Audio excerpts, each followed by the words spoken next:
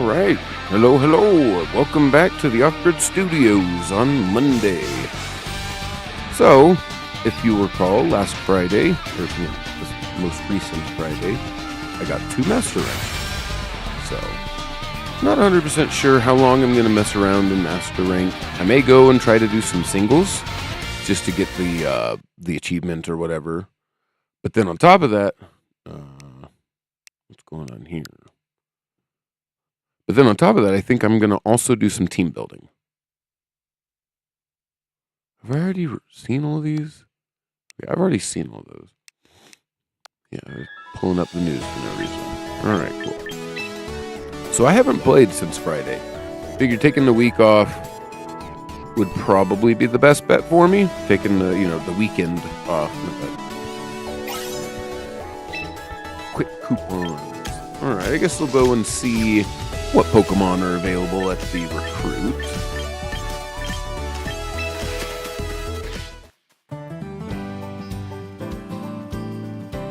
I may wind up popping over to Pokemon Photopia. I have not played that game in a while. I'm kind of interested to pick it back up. So, depending if we have some bad luck in some ranked battles or something like that, we may swap over. Or we may go play some Pokemon Legends CA or, something like that. Maybe not too much of that just because I have moved most of my Pokemon from that game over to this game. So let's go ahead and recruit. Let's get another lineup. I'm curious. Oh, wait. I got a Pokemon the last time. So if you don't get a Pokemon, I'm assuming that you will be able to go back to it until you choose to recruit a new lineup or pick from those. Alright, there's a Rhyperior. They're like, oh hey, I saw you brought a Rhyperior in, so we're giving you a Rhyperior now. They got the water monkey in this game? Oh. I mean, not only is this thing not competitively viable, but I don't think is even main playthrough viable. So, all of these, every other one of these Pokemon, I would say is totally fine. I mean, maybe not to Denny, but, support, something kind of support. Because it's nothing for attack. It's a little fast, I guess. But Simipour?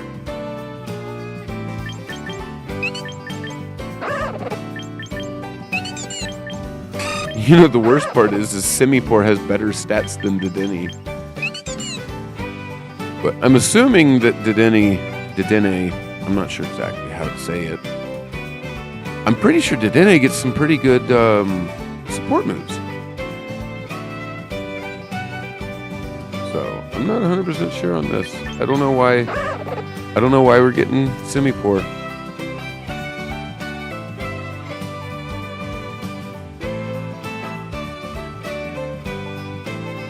Okay, well, disappointing Pokemon aside,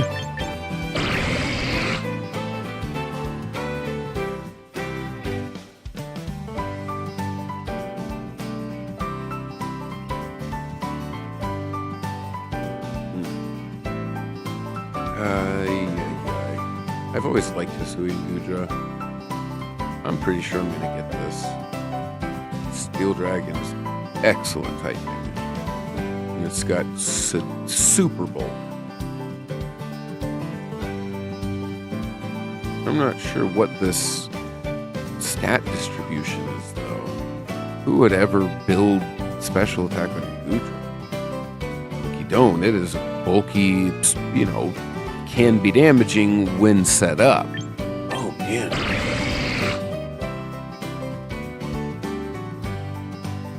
We'll get the Suian.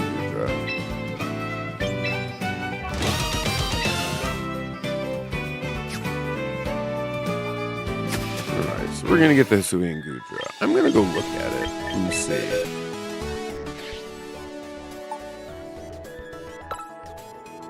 Yeah, and then we train it. So I guess we've got things called training tickets, but where How do I spend those? Maybe you have to use it from the start. Maybe you have to use a training ticket from the start. Replica teams. Build teams using teams ID.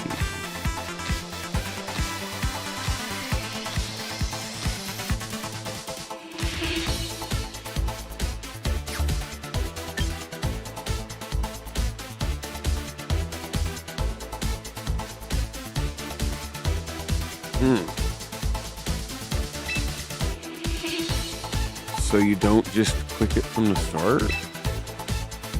It's the same menu. Well, then what are training tickets and why don't I have any?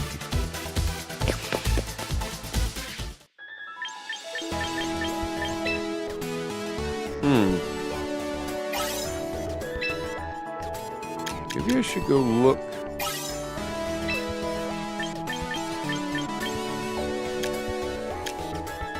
Okay, so the membership missions are weekly. It's good to know. So membership missions are weekly and weekly missions.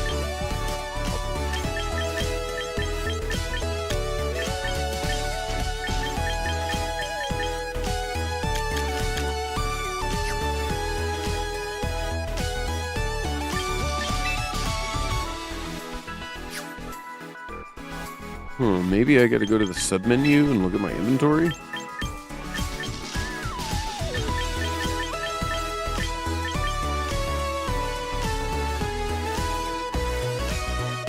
So where's my inventory?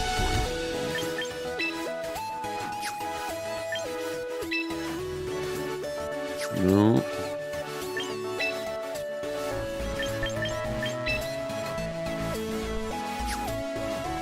Huh. Yeah, I'm not actually sure. Not actually sure where to go to find these items. Where to look at the items that I have.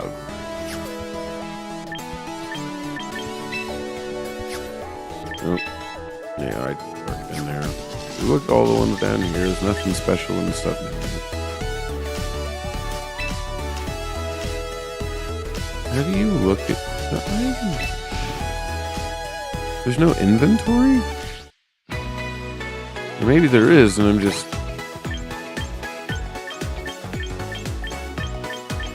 Huh. No, I guess we'll just...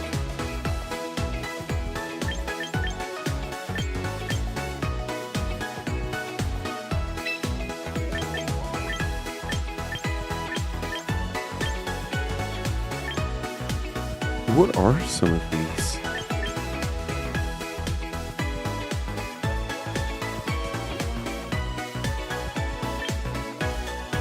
This is pre-battle. I just don't feel like that's at all necessary. Throwing style.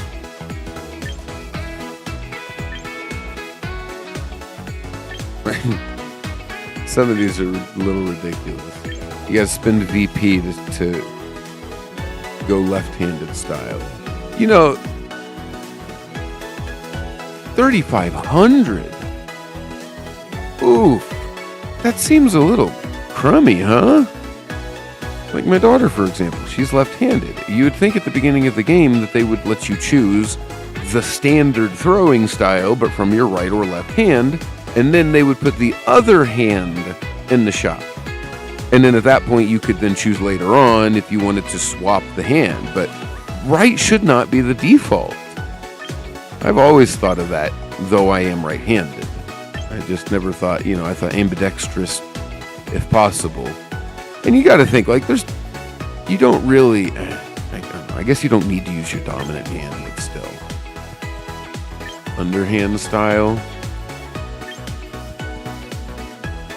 You're like, yeah, I don't like that.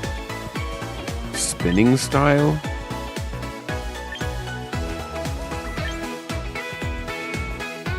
Does he throw both balls that way? Because I would actually be okay with that. I would no, okay. These are ridiculous. This is an absurd amount of PP.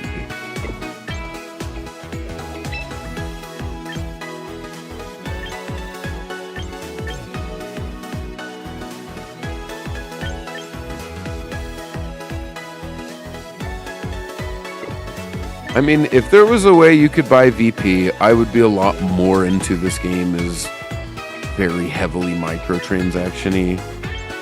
But as it stands, this is all in-game currency.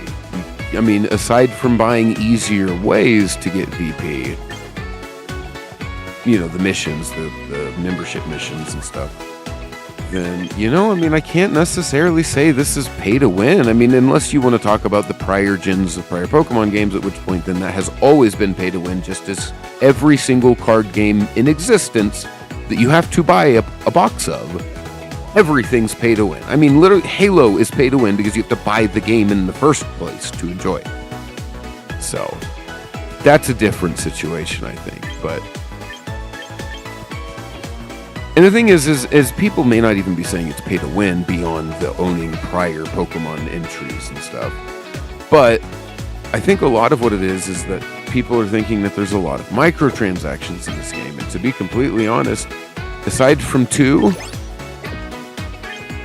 one of which is a battle pass, which is recurring, and I'm not a fan of battle passes, or at least paid battle passes. And if they're going to be paid, I would like them to be in the way that like Deep Rock Galactic was done. That's once again one of the most, you know, pro-consumer games I've ever played. There's a lot of games like that though that are just excellent games, and they know that they're excellent games. I mean, look at Hollow Knight and Silksong. You know what, $10, $15, $15, $20, I think, something like that. Excellent games. You spend money one time, and there you go. You have the game and everything in the game. And if they make a DLC later, then it's, you know, almost another full game in its own right. Worth of content and such. So, in that regard, that would make sense if this game weren't free to play. I'm considering it for my own personal thoughts in my own personal head. The 10 plus the 50, that's the cost that I'm going to use to, the cost I'm going to pay to continue playing this each year.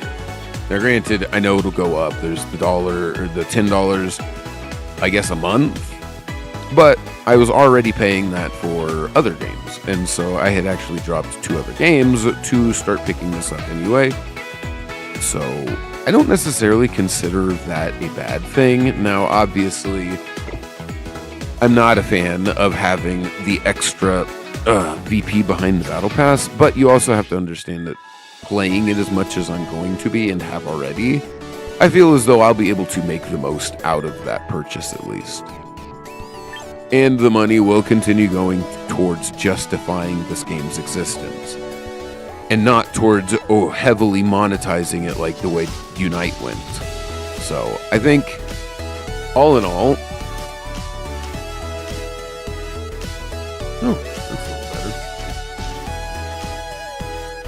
all in all, this game doesn't feel very microtransaction-y. I might honestly change the names of these. Yeah, I think I'm going to change the names of these titles. I don't necessarily know if I want to play ranked battles until it opens up and I can start progressing.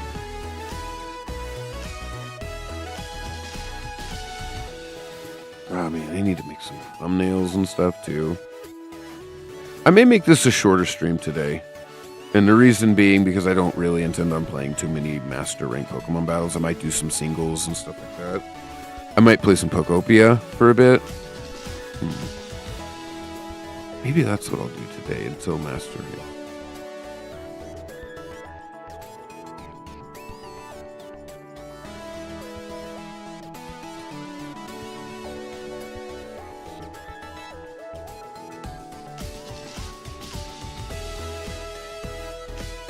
I don't know if I want to build a singles team, though, to be completely honest.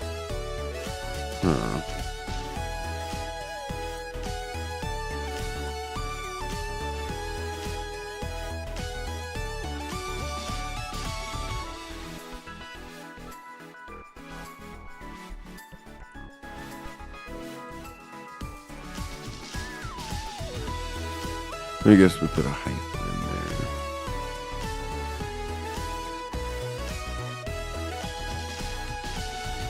there. Do we put a hype in here too? I guess. I guess.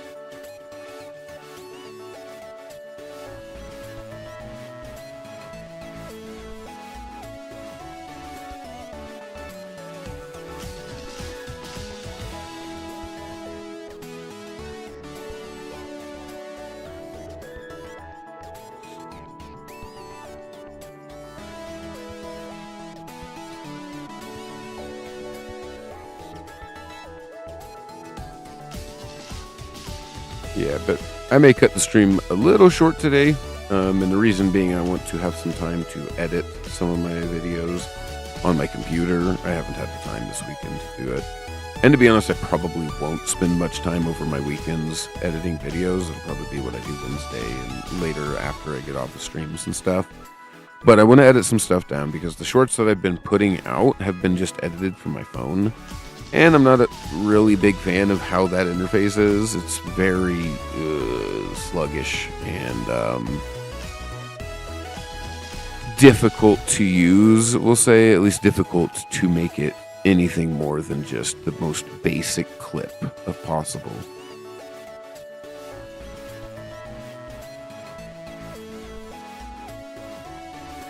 Oh, that's right. I need to...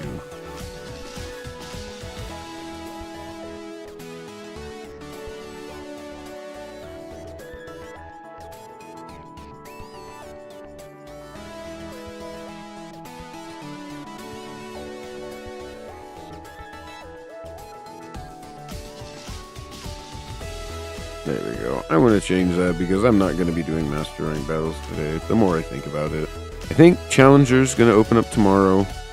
Oh, but it won't be out until later, so I'll be starting Challenger on Thursday. So maybe that's what I'll do instead. Because I'll just put this out here. We'll get a team built today, and then maybe tomorrow I'll stream Pokopia straight up. Oh, hey. Welcome to the stream. Oh, that's going pretty well. Just kind of determined that I wasn't feeling playing Master Ranked battles too much right now because the Challenger rank hasn't even opened up yet. So there's nothing to be grinding for until Challenger opens up and then you start grinding Elo. So I figure I'm just going to do some team building for now and then do a little bit, maybe even make a singles team, run through the singles ladder for a little bit just to get a few quests done. And from there, then I might swap over to another game. Huh? Doing pretty good, actually. Having a pretty good morning.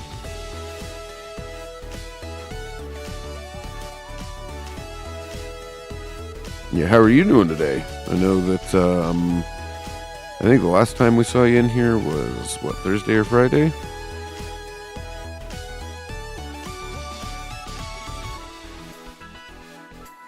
Yep, made it to Master Ball rank, though, so that was what I wanted to accomplish last week. And so now I've got a little bit of leeway time this week. Although part of it was because I played from Wednesday, and so I won't be doing Wednesday this week.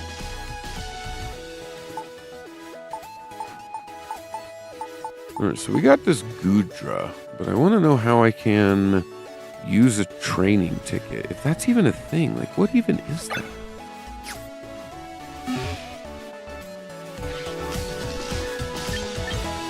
What even is the training tickets? Maybe it's in gameplay guides? There's a training tab. Nope, nothing about training tickets. Maybe training overview. Nope.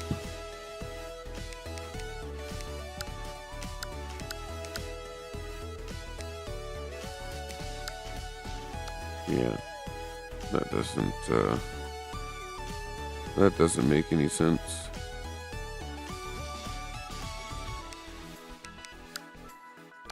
Man, I wish there was an item or like a tab or something that you could go and, I don't know, go and look at what kinds of tickets or consumables or whatever items that you can use, where you can go look at them all.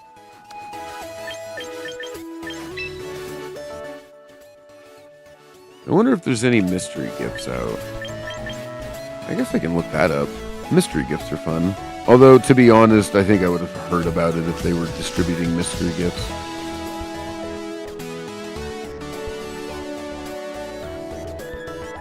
But it's worth a check.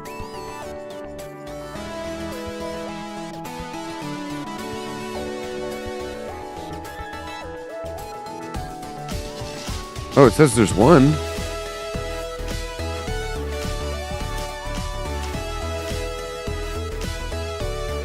Oh, there is one. Hey, look at that.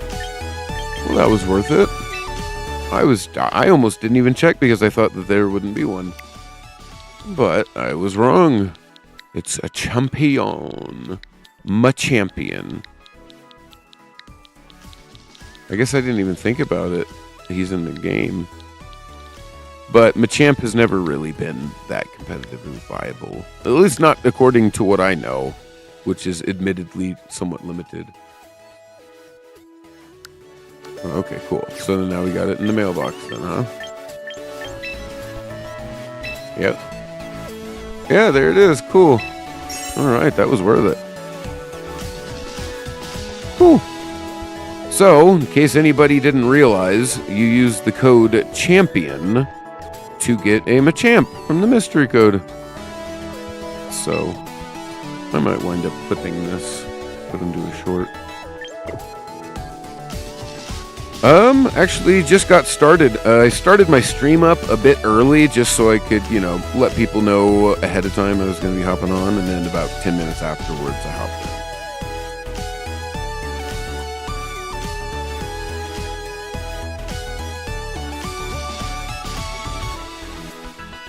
I had to grab my notebook.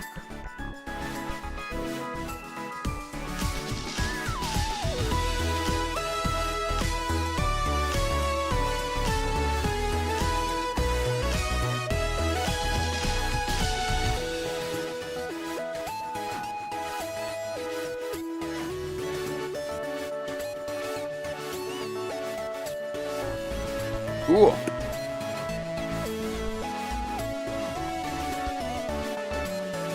Yeah. I'm usually streaming around this time. About half an hour ago or something is whenever the stream started. Yeah, it's a little over half an hour ago. But yeah, I usually intend to start around this time. Monday, Tuesday, Thursday, Friday is going to be my usual streaming schedule going forward.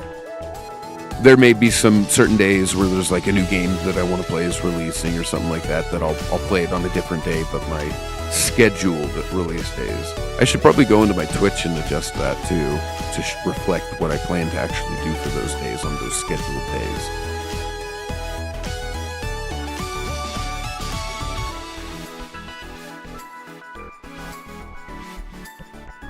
Cool. So we got a Machamp. Let's check him out.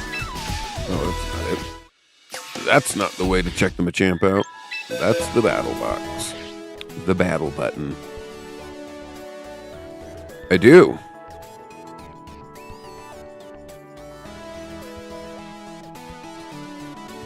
I do indeed. I can send you a link right now. I've got one. If you look in my profile, you can see I've got a Discord connection there as well. I'm not 100% sure if that one works, and if it doesn't work, then I can also just send you a invite to it.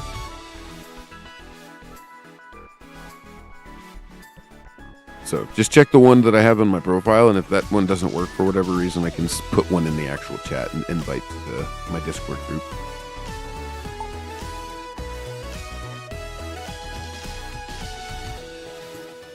Alright, so let's check this Machamp out. Dynamic Punch. Oh, because he has no guard. Oh, right. Stone Edge. Yeah, that's... Huh. He's actually not bad for Trick Room. Oh, the one on my profile didn't work? With the Twitch profile?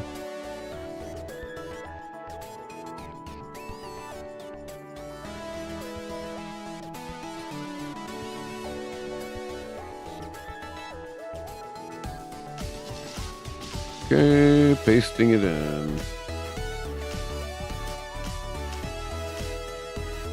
Alright, so yeah, this Machamp is pretty cool. mystery code Machamp. So let's check him out.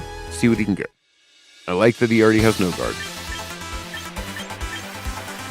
I didn't realize Machamp's attack was that high base. Seriously?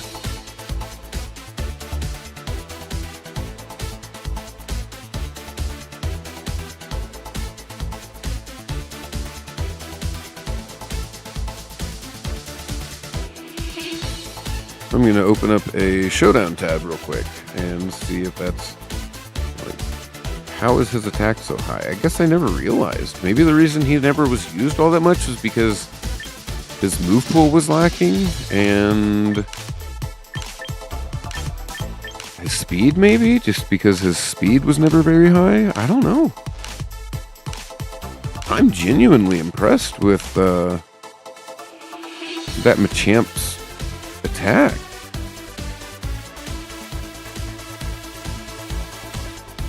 I wonder what the damage calcs on some of his moves are. Although it might be one of those noob traps. Looks like it's got good stats, but in reality it's not. There's no Mega Machamp, is there? No, that's right, it's a G-Max Machamp.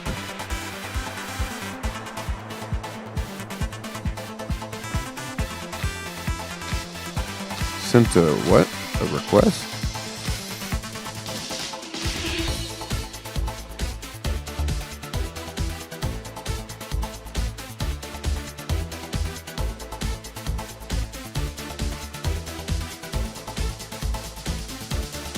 Right, so no guard. Of course. Oh, I hate that. Okay, so we just gotta do... Is there a Champions finally? Oh, there is, finally. Finally. Okay, so... What is his base stats? It is base 130, that's what I was thinking. Huh. It's 55 speed stat. I mean, he's not bad. Interesting. I generally don't. I will occasionally, though. Like, I just started streaming last week, so I haven't even had a chance to do so yet.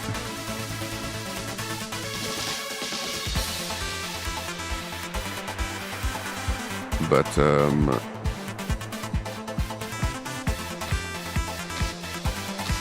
no, I'm actually fortunate enough that I'm not working. I don't have to work right now. I'm able to do streaming and then also pick up my kids and stuff like that on the side. So, or at least as close to full-time streaming as possible. 6 hours, 4 days a week is quite a bit of streaming, quite a bit of time to have dedicated to doing this. But yeah, so I should be around. Won't be necessarily disappearing. Okay, cool. So we could do a minus speed nature to really drop.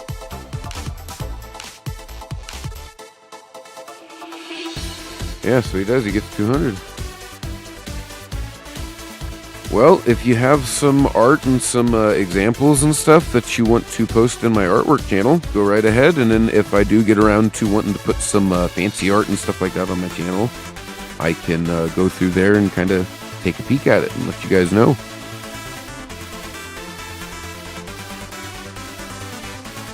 Yeah, 200 base, that's not bad. No guard's great.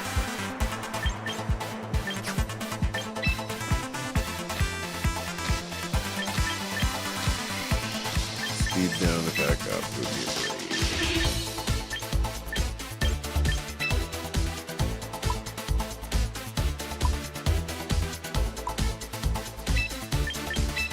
The defense makes it go higher. So he's just got even Stevens. Damage punch is great because you've got no guard. rock slide. Like, yeah, he does get rock slide. That might be almost worth it. Go run rock slide with, does he get sword stance? With bulk up, maybe? Bulk up might be, yeah, he does get bulk up.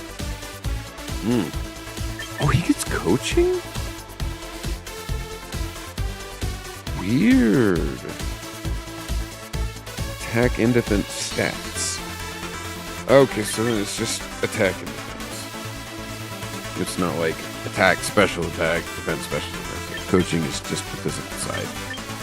I wonder if there's an equivalent to that on the special side. No, I get that. If you want to like edit out names or something like that, you could do that. Or even put like a watermark on it so you don't have to worry about somebody trying to take your work.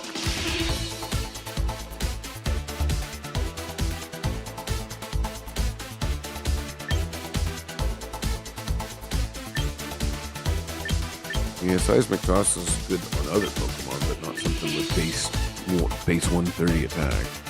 I mean, that's honestly pretty great the more I think about it. But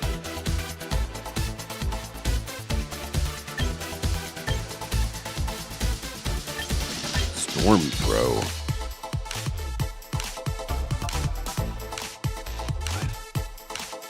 What is Storm Throw? I have never heard of that. Always crits. It's 60 base, so then that's like 90 base guaranteed because it ignores. It ignores the stat changes.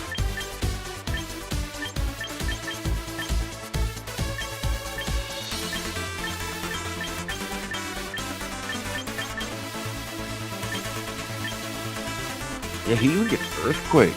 Now, granted, that's not great for no guard.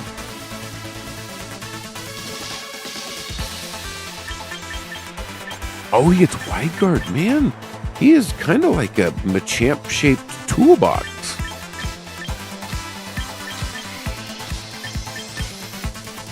I wonder how much his usage is. Now, I'm not going to worry about training or spending the VP right now, but I'm going to go and look at how much his usage is in VGC. Because that kind of interests me.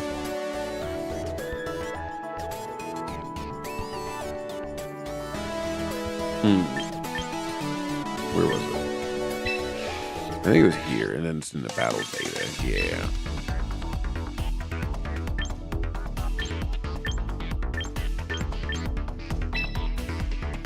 Oh, I guess there's that warm-up competition or something, right? Oh, I guess I'm actually a high 17. I don't know how that is regarding ELO. So, yeah, there we go, Pokemon. So I'm kind of curious where Machamp falls on this. Probably significantly higher just because he was distributed through Mystery Gift or Mystery Code.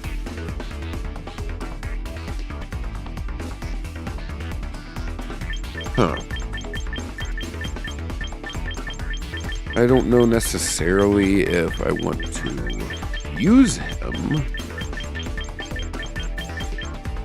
Did I already go buy him? I would have thought he'd been top 50 at least. Because, yeah, I would have thought he was at least top 50. Okay, but the closer down I get, these are better and better Pokemon, so probably not. So is he bottom 100? Or, yeah, bottom 100? The top 100, I guess. Yeah, these are the top used Pokemon, not least used. They're the most used, so they'd be the top Pokemon. Oh, Conkeldurr is used more than Machamp. I guess a comparison to Conkeldurr or Conkeldurr might be in order. Okay, yeah, Conkeldurr is both slower and stronger. Although Conkeldurr has higher defense but lower special defense. But Conkeldurr is slower, so Conkeldurr might just be a straight up better version of what I was already looking at. Although ultimately it depends on his move pool. Yeah, it depends on his move pool. Yeah, he got bulk up too. But seems like he goes down to a special type fart. He gets Mach Punch though.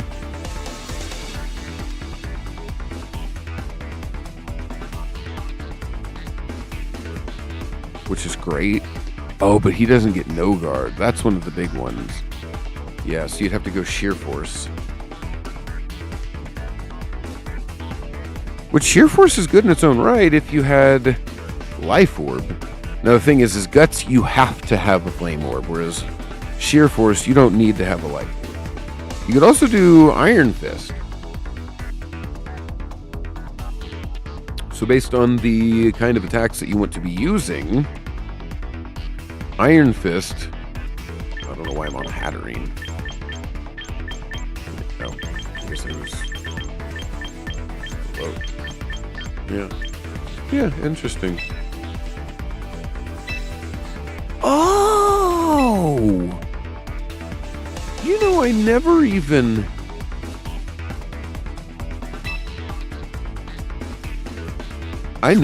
knew you could click A because it didn't show an A at the bottom of the screen. So you can also go in and look at the moves that those Pokemon usually run. Alright, well, let's see what people usually run for Goodra. Shelter, Body Press, Protect, Flash Cannon. That sounds pretty silly. TBH. Yeah, what does Lopunny get? Or Lopunny usually run? Triple Axle? Yeah. Oh, Fake Out. Yeah, that makes a lot of sense. Because it gets scrappy in the Mega form.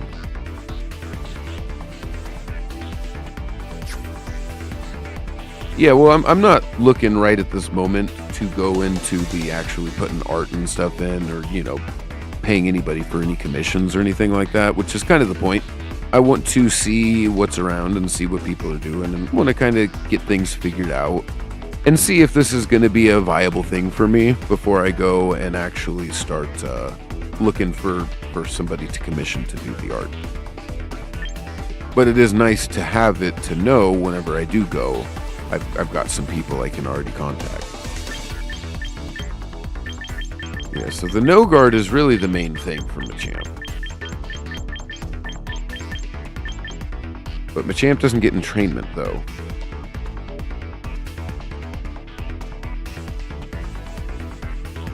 Nor does he get Sheer Force or any of that silliness. Evor. Wow. Okay.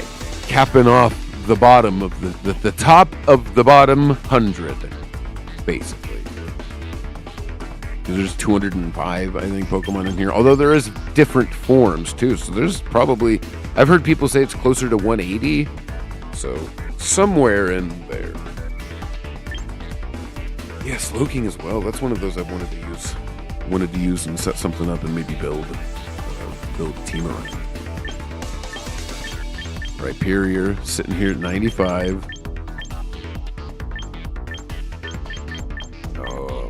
Yeah, I guess taking screenshots of the positioning is actually probably a good idea. Alright, screenshot. Abomasnow. Oh wait, I could have probably got both of them in the same one. Alright, we'll do this. So screenshot this. Okay. There's the camera up.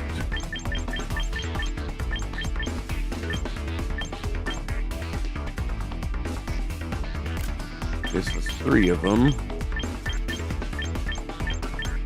Where's Oranguru? There's Oranguru, Hatterene. And the Sinistcha's in top 5, so. Okay, so screen captured. So that, and then we'll go to Sinistcha. Sinistcha's great. Sinistcha really is great. It makes perfect sense why it's in the top 5. But one thing that was crazy is that I thought Sinistcha that I had transferred had Machigacha. But maybe, I guess, maybe it didn't. Yeah. Most people run a Citrus Berry on it. That's what I had just come up with on my own. teammates. Yeah. Yeah, wow.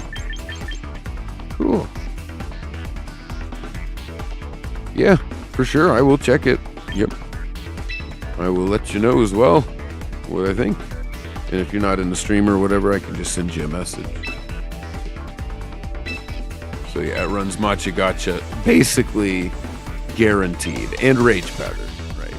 Trick Room, not as much. Yeah, because I didn't run it Trick Room on mine either. I already had Hatterene and Oranguru to set it up, so. Life Dew seems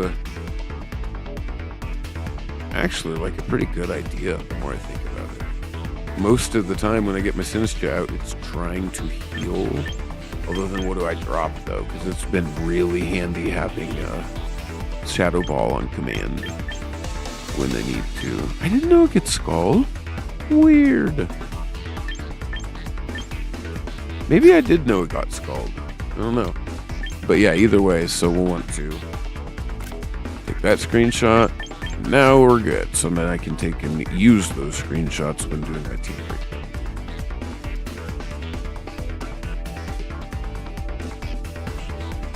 Yep, for sure. And an online competition. What was this? Oh, is it done now already? Yeah, I only played 3 matches.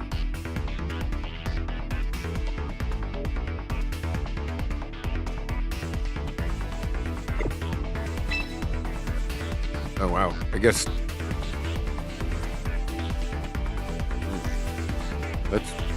that's crazy that almost, so just over 700,000 people entered, and I got, just by playing 3 matches and going 2-1. It was mosquito. Mosquito. But yeah, playing 3 matches, going 2-1, that got me 161,673. Interesting.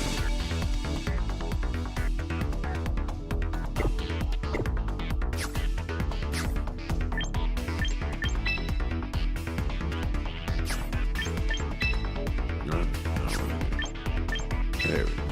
Warm up challenge.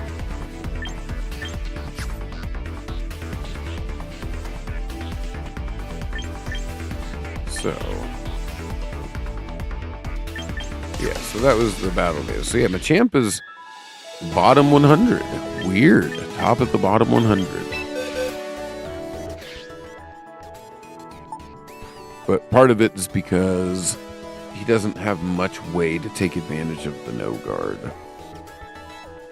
If he had a better move pool of better moves that were just lower accurate, yeah, like, what is it, that dynamic punch?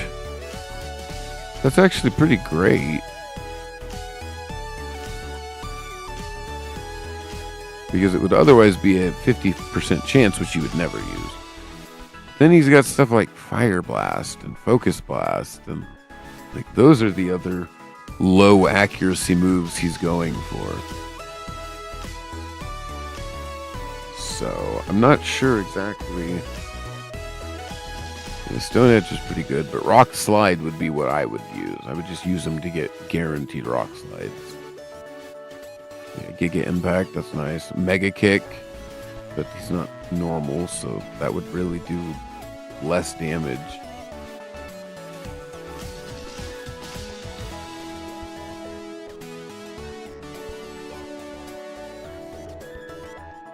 Huh. Yeah, he just doesn't have a way to take advantage of it, so it's cool and all, but it's just not worth it. It's not worth trying to mess with it and build into a team. So, then we won't. We won't even bother.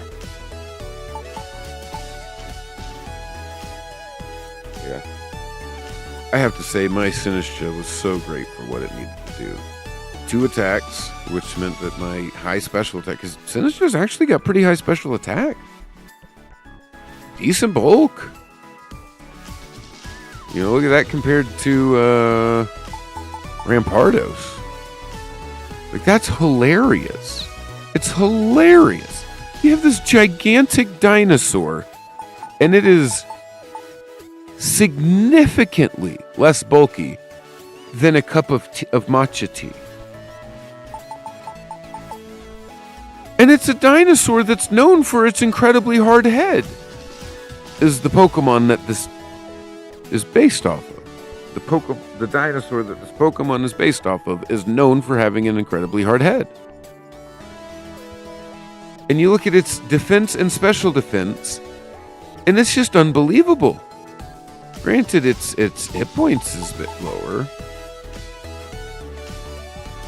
than Sinistcha's, but having 50 higher defenses? No, 30 higher. So would that be a third again? A third again higher defenses. Oh, and that's with investment. Yeah, I guess they're both invested. Yeah, I don't know. I was real sad Rampardos wouldn't work.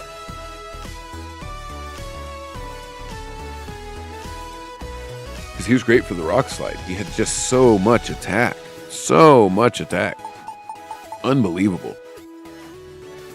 Rhyperior's great. Part of why he's so great is because he has significantly higher defense. Rhyperior has over half again as much defense.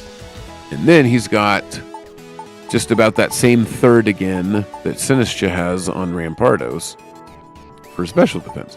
Although you have to fully invest in a special defense for that. Which is part of the point. He doesn't need to be as strong if he's a little bit more defensive. First turn he's out. Most people think he's just going to protect, but in reality he actually sword stances. Although I say that, but there's a lot of times somebody will do something in hopes that he's not protecting turn one out, but then he still survives. Now a lot of that is solid rock. Unless you're hitting them for 4 times super effective, it's going to be really hard to one-shot them. And it's also that hit points, too. I didn't even think about that. The hit points is just straight up, just significantly higher than Rampardos. Over half again as much defense. And then even higher special defense, too. But it's that attack. Now, also, Rhyperior's way slower, too. Rhyperior's great for Trick Room, whereas Rampardos didn't seem to be all that good. Now, I want to find some way to get Hydrapple in, but I don't want to do his inaccurate moves.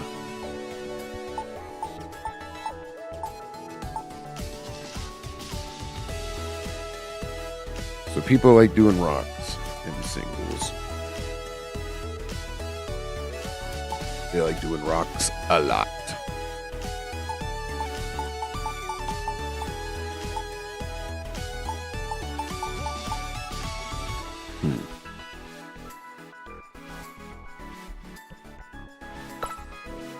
I have a feeling I should do some training on this Goodra, but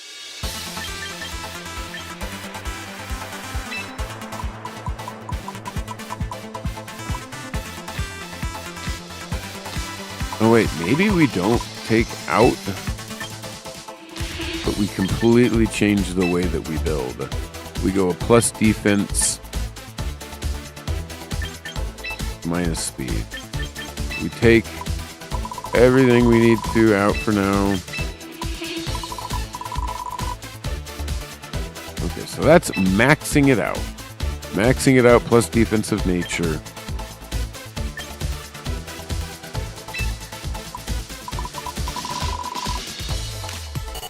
So we take all points out of the special defense and fill them up into the hit points. Okay, and then we just build it for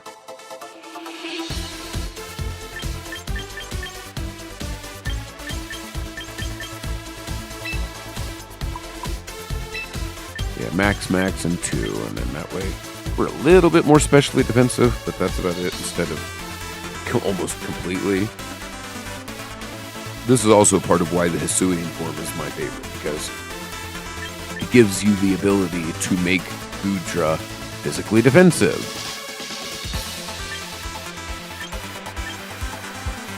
Okay, I don't know how well Heavy Slam's going to work. Shelter's great. I think we go with Protect. Right here, Protect. Okay. And then we can Body Press. And then we can maybe Steel Beam. I don't like that necessarily. Yeah, special attack's really not much more than attack. So then we just don't even worry about it. We just don't even worry about it. We just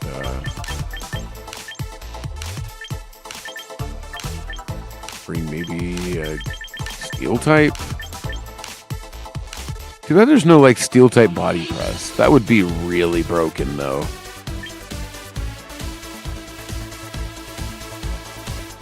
Yeah, that would be really broken.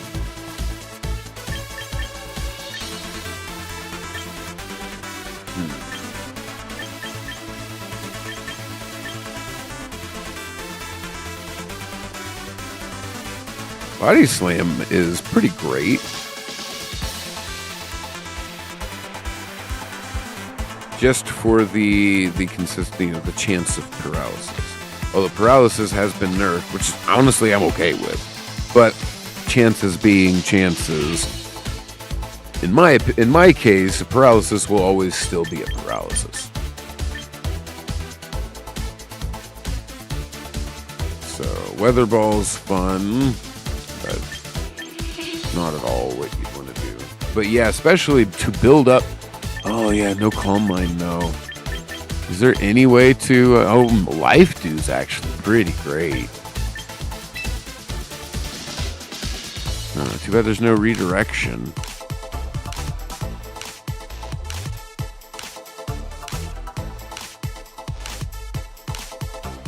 Wow, I mean, I cannot believe that costs so much VP. Yeah, we don't want Gooey. Sap Sippers. Pretty cool.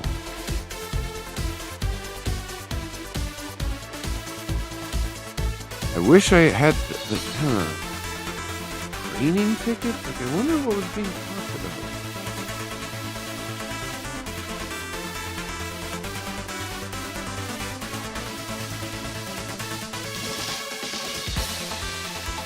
I guess I gotta pull this up. The training tickets. Pokemon Champions. What were they talking about?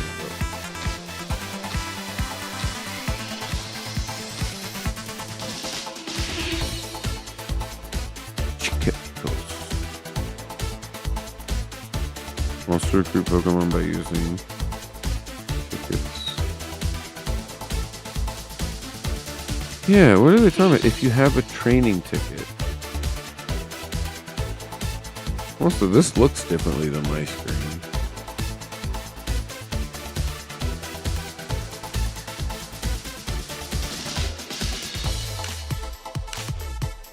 Why does this look different?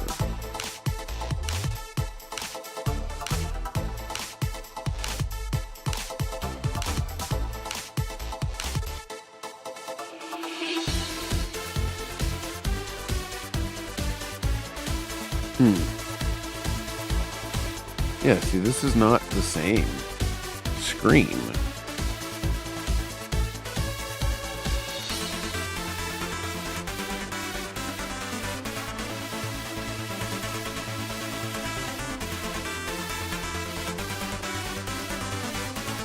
Yeah, it says if you have a training ticket, you'll be able to customize the Pokemon without spending any victory points. But how do you know if you have a training ticket? And the ability's 500. Like, this information is just straight up wrong. On Cerebi. Oh, because it's Cerebi. I guess I did that.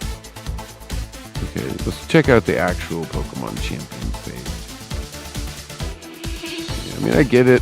Fan information is just not going to be as accurate.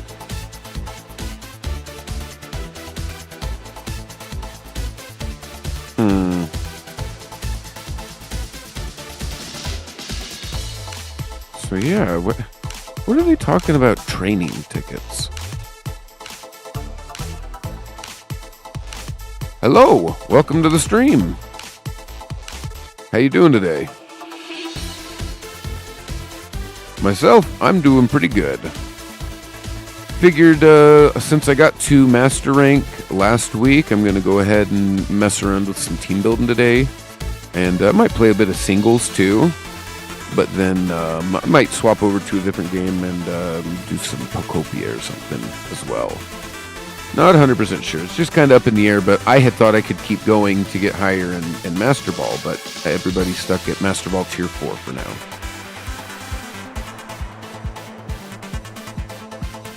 Okay, quick coupons and teammate coupons. Yeah, see, this is...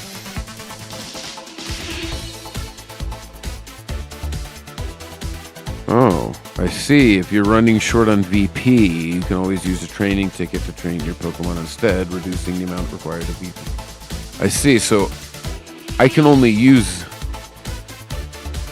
Oh wait, really?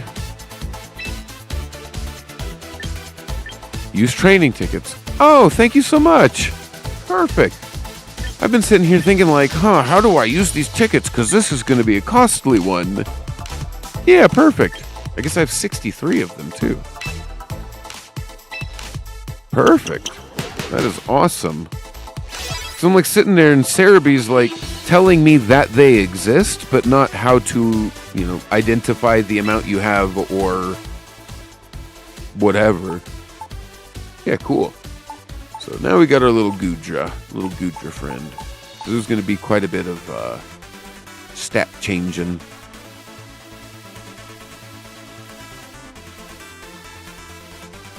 Now the thing is shell armor normally is ideal, but I think if I position the Goodra correctly, using the Sap Sipper, it would actually probably even be a better bet.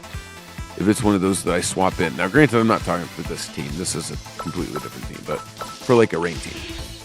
You could, for a rain team, for example, use Goodra for the Sap Sipper to redirect, or it's not actually redirecting, but to absorb the and it raises your attack, so I guess that doesn't really matter.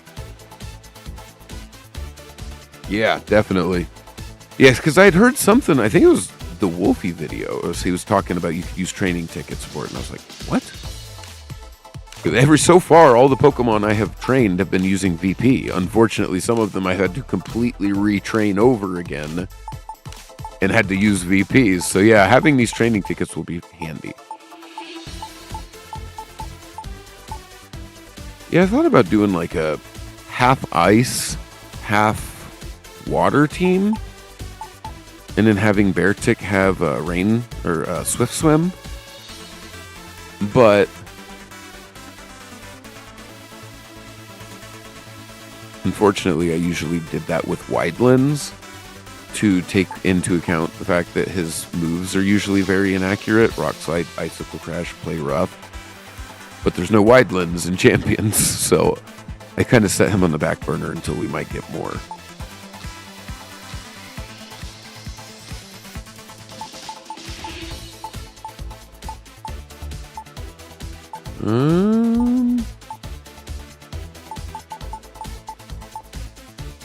Yeah, so Machamp's pretty cool. That was a cool little mystery gift. Though, unfortunately, where is he? Oh, I don't guess I even have one. A Conkeldurr, or a Conkeldurr, is just straight up better in Trick Room for a Trick Room team. Now, unfortunately, even Conkeldurr's not that great on a Trick Room team. His special defense is very low. And his speed isn't low enough to outspeed everything. Like, Mega Camerupt gets real slow. But then Mega Abomasnow, I think it's even slower. Hold on, I can actually check this.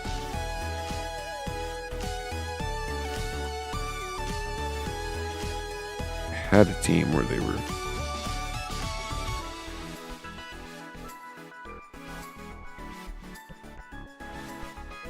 Yeah, here. Yeah, Mega Abomasnow's base 30. And then Mega Camerupt Is base 20. That's right. It was on par with Torkoal. Yeah.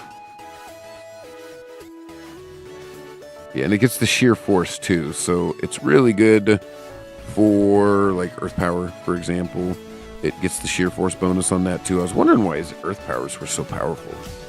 But so yeah, like those guys will always pretty much outspeed on Trick Room, and they're special attackers as well, which means that they're just gonna always crumple the Conkeldurr before he'll have a chance to do anything.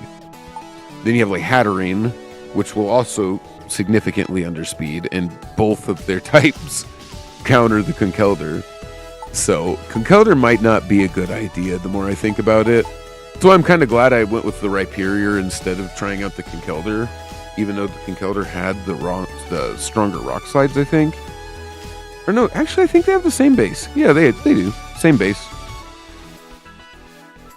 But Rhyperior wasn't weak to Fairy or Psychic. So that was the benefit to using Rhyperior. That and his rock slides were stab, so that was a lot of fun.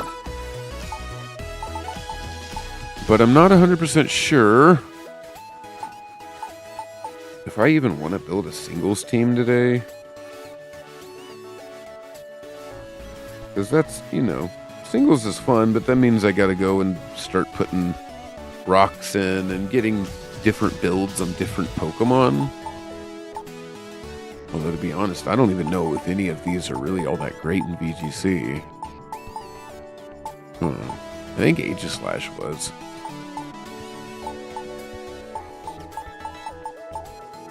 I think Dragapult was? Yeah, I don't know.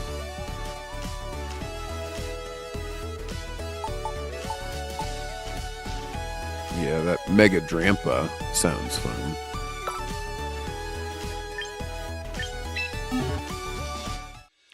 But I'm not too sure exactly. Because there's like the Wolfie build where you just speed swap with an Alakazam, and that's all fun.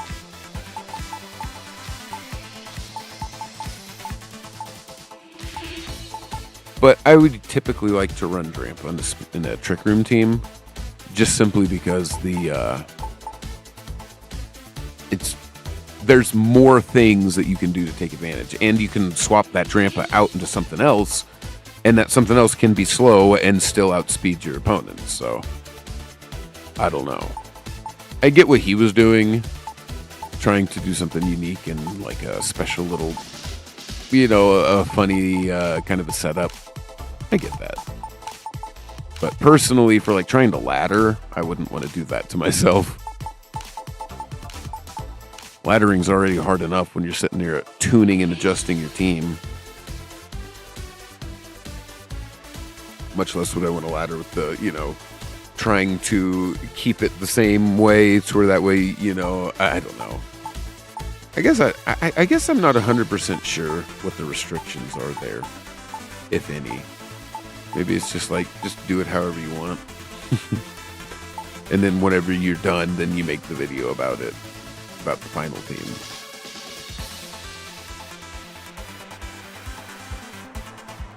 Yeah. I tried Floette for a little bit on this team, but then I kind of realized this team just needed a lot of work. And so then before I went to do the time to work on this team, spend the time to work on this team, I went and changed over to this team that I had built at around the same time. And this all being kind of a response to my Eruption team, which really helped me get through the early ladder. It was just based around Torkoal, Camerupt, Eruption, and then the rest of the team was trying to keep them alive or to counter their counters. But soon realized that it was just a lot better to have just a spam cube team. You have as many spammers as you can. You've got Rock Slide and Earthquake on your Rhyperior. You can even Matcha Gotcha on the Sinistcha because it's a 2-target move. It's one of the few grass type special 2-target moves. Actually, the more I think about that, I think there's a few others, but it has good special attack and stuff. But it has a good effect in things. But then I have the Rock Slide, Earthquake, Spam from Rhyperior. Still have the Heat Wave, or the Eruption from Camerupt. Then you get the Dazzling Gleam from the Hatterene, and then the Blizzard from the Abomasnow. What's funny though is I never wound up using Aurora Veil because I never thought it was going to be necessary.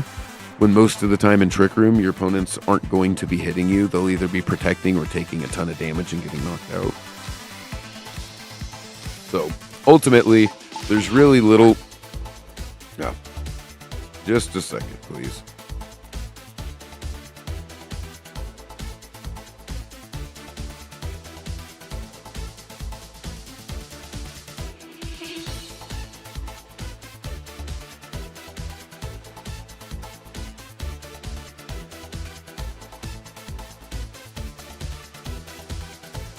Okay.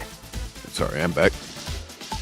But yeah, so this was all based around wanting to have spammable moves because we had Oranguru. Oh yeah, I guess that makes sense.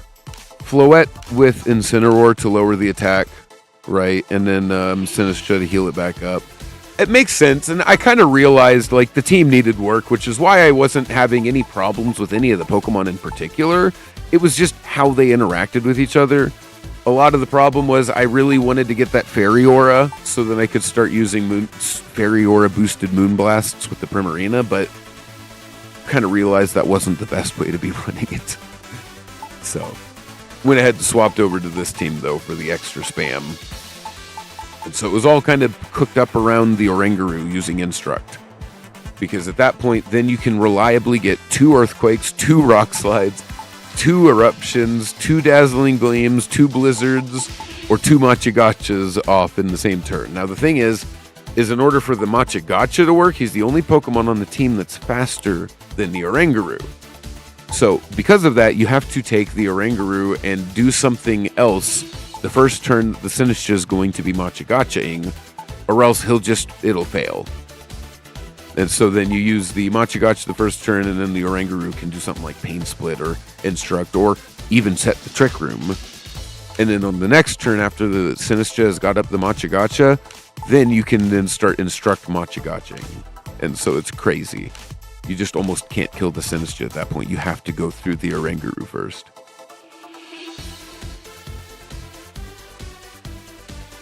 Yeah, that makes sense.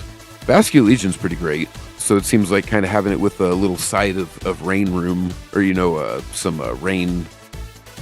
Seems like that would help. Yeah. Yeah, this seems like a pretty solid team, to be honest.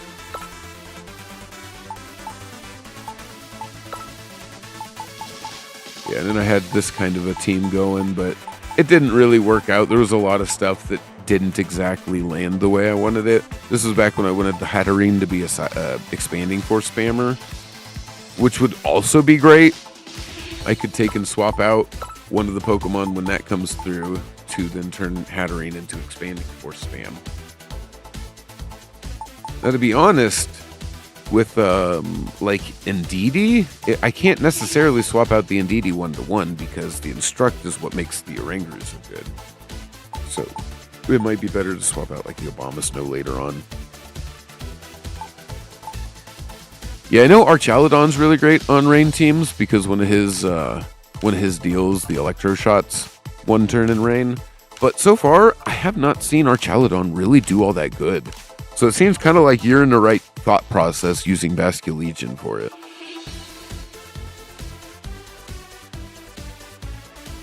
Oh, seriously? So he's gonna like have to manually set the electric terrain with like a Prankstermon or something?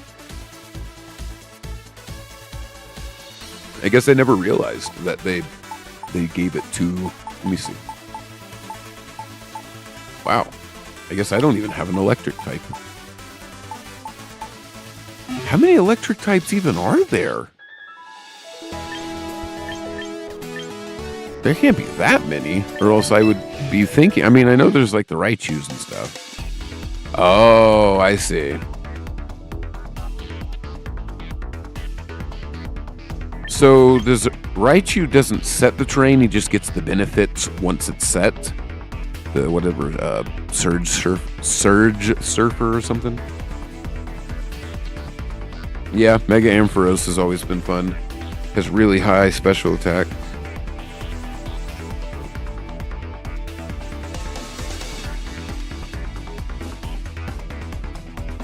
Yeah, and pretty low speed too. Yeah, thing's actually pretty scary. With Mold Breaker, yeah, that's pretty cool. So that's one of those, if somebody starts using like a Lightning Rod or something like that, you can get around it. Yeah, I guess I never realized that Ampharos had this great stats for a Trick Room Pokemon.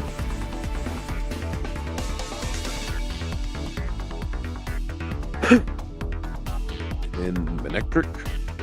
See, I don't think I've ever seen his stats, to be honest, or at least looked at them seriously. Yeah, okay. Fluttermane speed, Fluttermane special attack, lowers special defense and defense. Attack's not great, and decent hit points. Actually, better defense than a Fluttermane, but attack's irrelevant. Better hit points. Intimidate, though, that's good. Makes your defense feel a little higher. Yeah, go ahead.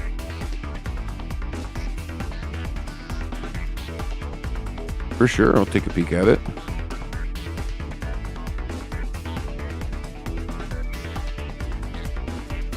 I wonder, is my Automod catching it? No?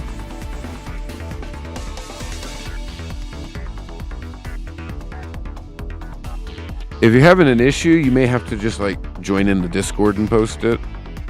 If you're interested, but that may be a good place to just put it in there. If for whatever reason you can't put it in the Twitch chat. But yeah, so there's Mega Manectric, so he's probably got a decent move pool at least.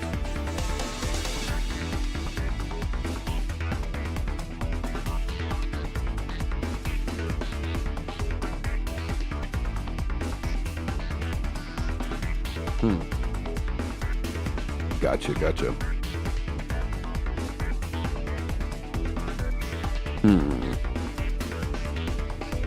Yeah, Volt Twitch is pretty great, especially for a Pokemon with Intimidate and that high speed stat. That's actually really good.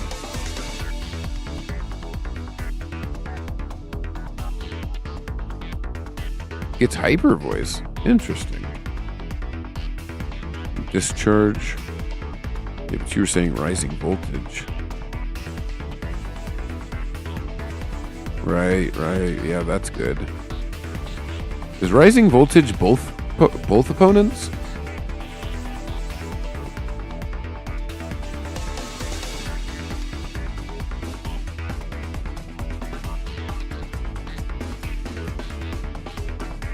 So that's both opponents. That's actually pretty great. Now, granted, you couldn't just single target. Yeah, but single target 140 is also pretty great. Assuming that you can guarantee electric terrain because nobody else has has a setter for different terrain, and so the only way that they would be able to set the different terrain would be manually.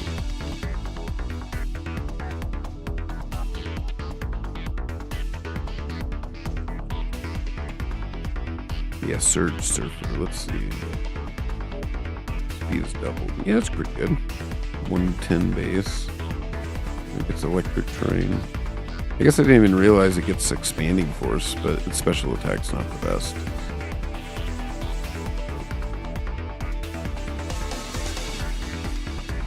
I do not.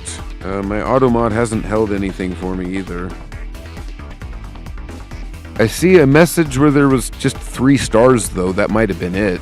That might just be a Twitch itself problem, something that I don't have any control of.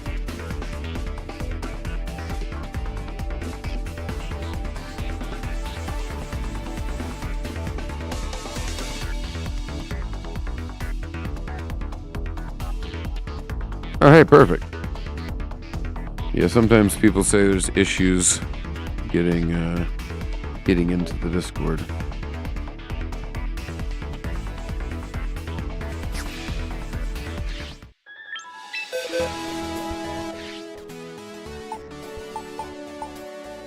Yeah, Primarina's fun with that liquid voice, hyper voice.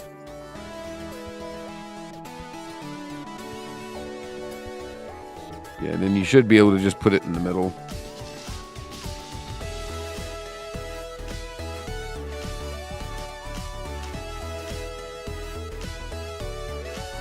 in the general chat.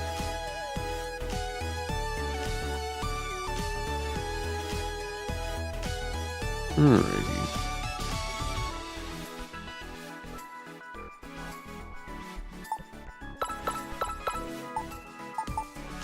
Yeah, Tinkaton fake out mold breaker.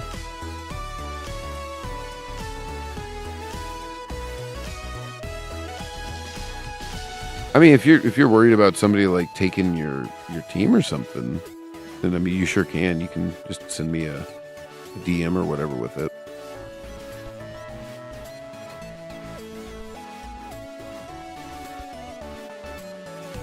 Hey, what's up, man? How's your day been?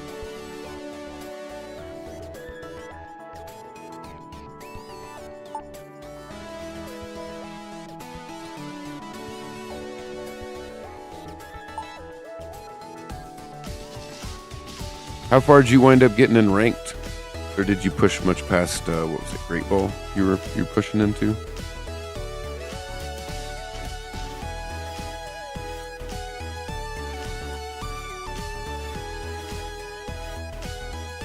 Oh, gotcha.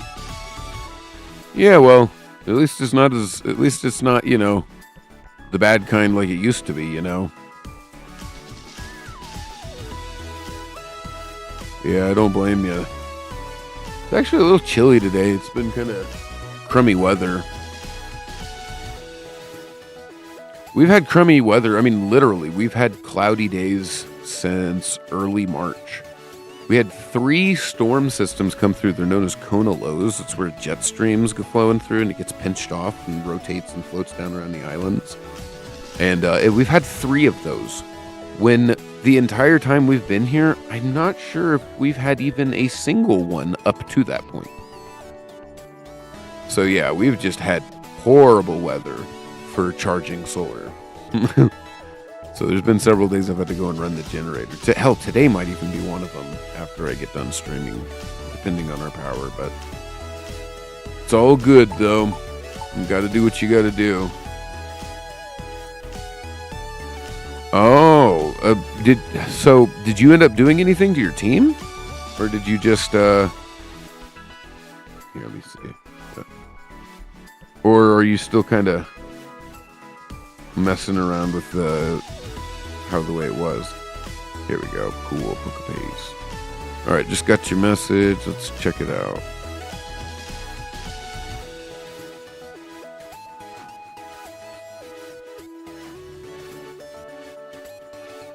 Oh yeah, Lightning Rod, nice. Has Lightning Rod in its first form. I guess I didn't even realize that.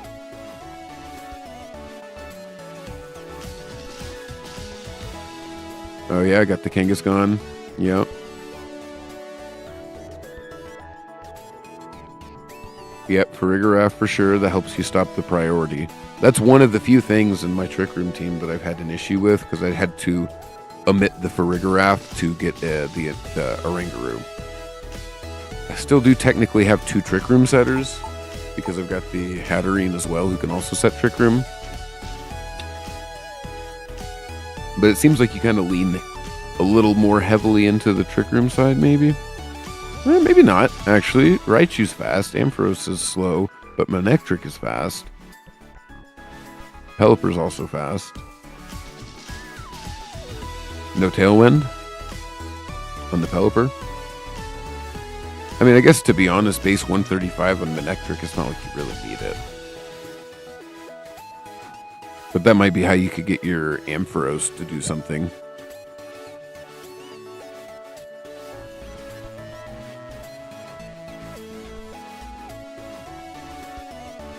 So you got a Choice Scarf on the Pelipper? I guess that's probably why you don't have Tailwind. That's interesting. I would be caught unawares by a Pelipper with Choice Scarf if I wasn't, you know, running like Trick Room or whatever. Yeah, well, I wouldn't get locked into a single team, you know. I gotta move this aside. Yeah, right. Yeah, fake out is great. Fake out's one of the few ways that you can almost guarantee that you get the you stop them from setting up Trick Room. Something like Oranguru, though, with that inner focus, you just can't. You have to have the Mold Breaker fake out. So Demon, one thing I would suggest is diversifying, taking the base of the team that you have right now, taking the part that you like this is exactly what I did. If you watch, here over here, I took the base of the team that I liked, the Oranguru and the Camerupt, and I set them in their own team, and then built the team around that combo. And so, because I liked how strong the Oranguru and Camerupt were in their matchups, I wanted to be able to do a similar thing, but for matchups that Camerupt was not good into. And so what I basically took was this team, which was actually decent in its own right, but had some problems, ended up transferring to Sinistcha straight over, but had some problems in its own right. Actually had a lot of problems, I'm going to be honest. And so I tried to fix those problems in my new team. So that's a good way that you could take and try out one of them, one of your next couple of teams that you go to build, is by basically just making your first team but better. And then for your other team, then you can go do something zany like this that from my perspective, oh goodness, what am I even trying to say? On my part, whenever I tried to make the second new team, I ended up coming up with something crazy that just doesn't work. And so I went and did the kind of the tried and true Oranguru Camerupt Erupt combo and just added on to that. And that's what kind of helped me flesh mine out.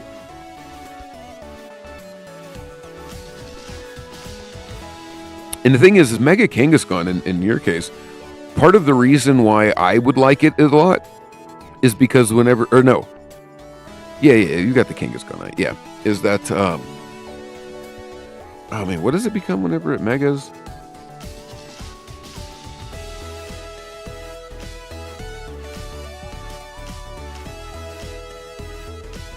I knew this at some point. When everybody was talking about the best Pokemon coming out with champions. Parental Bond, that's right. So it loses the Scrappy, which is okay, because the Parental Bond, yeah, right, because it makes all your moves hit twice. But it also lost Power Up Punch, right? Yeah, it did. It lost Power Up Punch. So one of its most broken ways to be used in old VGC got nerfed, unfortunately. But yeah, Mega Kangaskhan still has a lot going for it. Because like you said, you can do that first turn Scrappy fake out if you don't Mega. Get to guarantee most things get flinched. And then on your next turn, then you can do something else. You can Rock Slide once you Mega and have it, what is it? 60% chance to flinch, I guess, would that be? Because it's a 30% chance run twice. Yeah. Either way, though, I get it. Mega Kangaskhan's great. But yeah, Pelipper, that's an interesting choice, I have to say.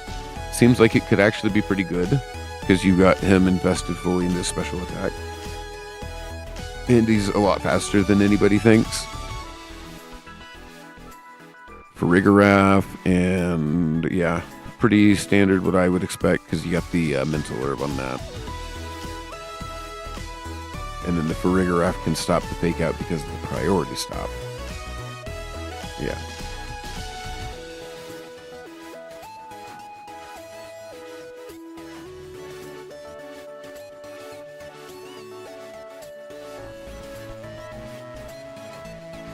Oh, yeah, it doesn't get returned because the moves aren't in the game anymore. Return and whatever the other one is for the ink frustration. Yeah, fair point. So yeah, Double Edge isn't as good because it has to take the recoil damage from it. Yeah, Sun is just a nightmare in general. One thing I learned very early on, I actually made a short about it, is that when people set up the Sun in front of me, doesn't matter with what, I one-shot their entire team from that point forward whenever I'm using this one. Because the Oranguru and the Camerupt, it can move, yeah.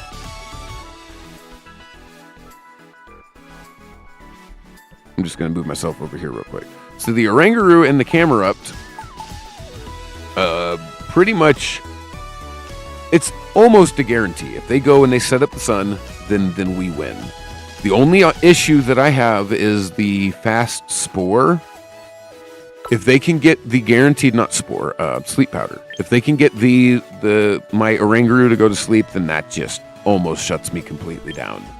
And I've noticed now that Aaron has made that video that that's something people do. And so there's no way to avoid that now because we don't have safety goggles in. And so short of having a grass-type Pokemon set up, all Trick Room setters are going to be vulnerable to that. But if they don't get you, or they don't recognize that you were setting Trick Room, the only thing that I would do at that point is to set Oranguru and Hatterene and then run Trick Room on both. But yeah, whenever they go to drop Sun, then their Sun boosts my eruptions. And then it one-shots their Charizard. Every single time. I've done it like 3 or 4 times. They go and they Mega Evolve to set the Sun, and then I just one-shot them with the Camerupt Erupt. And then if they have a Venusaur, that Venusaur goes down too. Sometimes the Venusaur will like protect turn 1, and I'm just sitting there like, oh man, that was the one chance you had, man. That was the one chance you had to stop me from getting Trick Room up.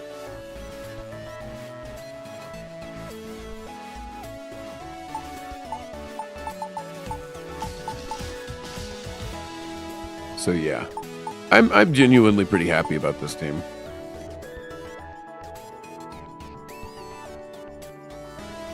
Oh yeah, fair point. I guess I didn't even think about that. That's what you've got going for your advantage. Now the whole thing is that can you get your electric terrain up before a chlorophyll boosted Venusaur can sleeping powder?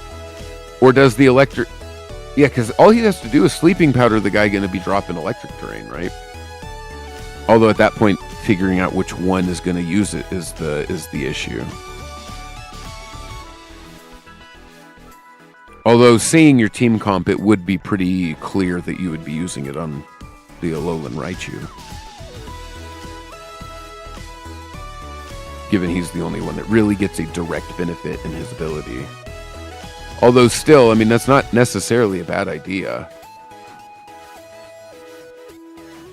Might almost be worth doing the Choice Scarf on there because really, short of having Tailwind up, there's almost nothing that you can do to outspeed that Venusaur. Like, that was one of the few things that was just a pretty big problem, was the Venusaur with the sleep powder. Yeah, let me see some stats. Because the Venusaur, even without any...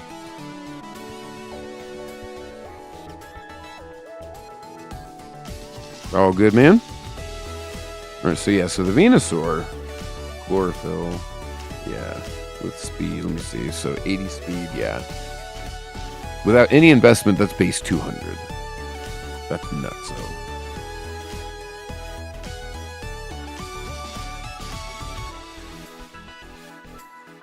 But Demon, with you, if you're still there listening, I would suggest you take that Excadrill Tyranitar core, because that is a very solid core. Both of them can Mega, depending on what you need, and both of them have quite strong niches in their own right. Now granted, Tyranitar is going to be just a bit better, because he's a rock type and gets that special defense bonus from the sand, but Excadrill also has... What's his ability? He gets Mold Breaker, right?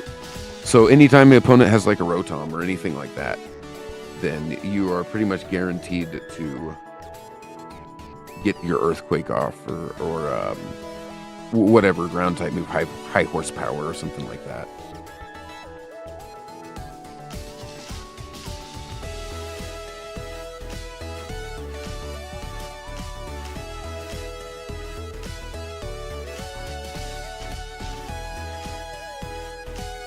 So, I know the Gargasnackle is going to be fun.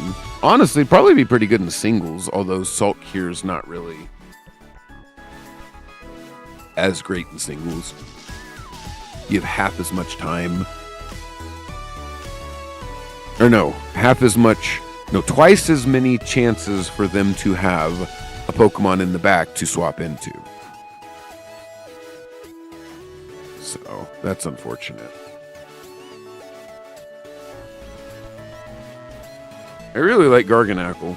I'm just not sure he's going to be as good. Honestly, almost want to do just a really bulky team and just see how it works, because I know the bulkier you get, even with like Trick Room Mons, if they're extra thick, then they just don't have as much attack.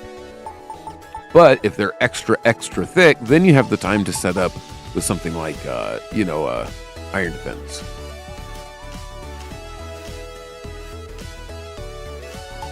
And then you got Melodic. Melodic's excellent. Melodic really is excellent. It is a perfect Incineroar counter. So if you're having issues with Incineroar, Melodic is just basically like designed to counter it, even though Melodic came out prior.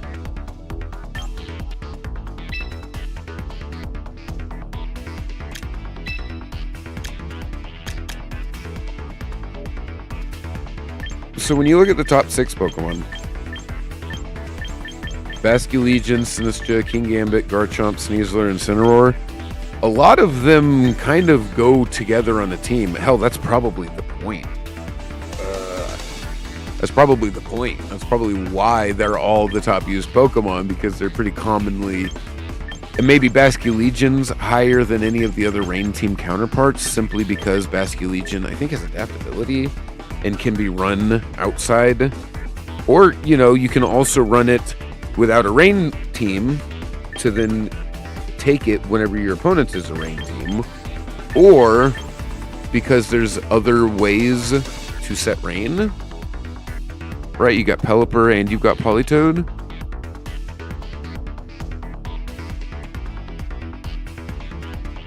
Yeah.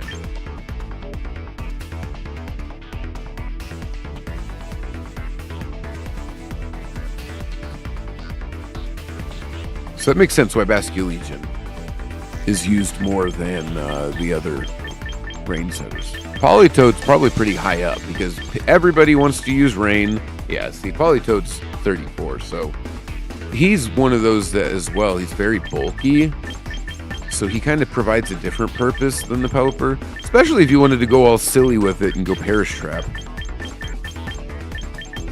You could go Politoed, Mega Gengar, and then guarantee you get your Perish Song up. Hello. Alright. So yeah, I think there's a lot of reasons why Basculegion's higher than any of the other Rain counterparts. Even Archaludon. Archaludon got seriously nerfed. Right? Didn't he? I thought it was that he lost stamina, but the more I think about it, he's still got stamina. What was the thing that he lost? That Archaludon lost that everybody said killed him?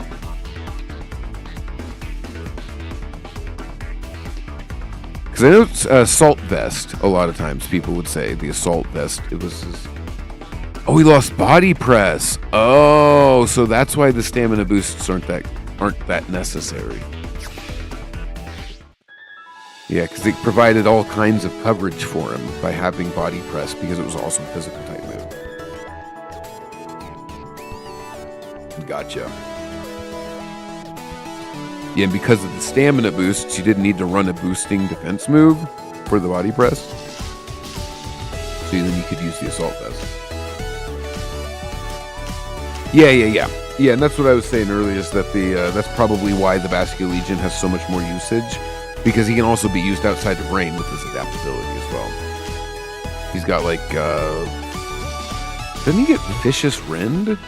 Or am I like misremembering? I know that was the signature move of Arctovish, or no, Dracovish?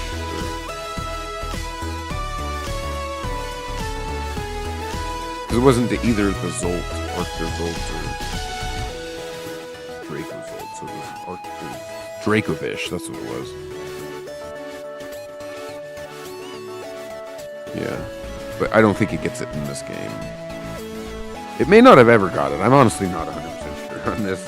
I just wanted to say there's something else that made it even better.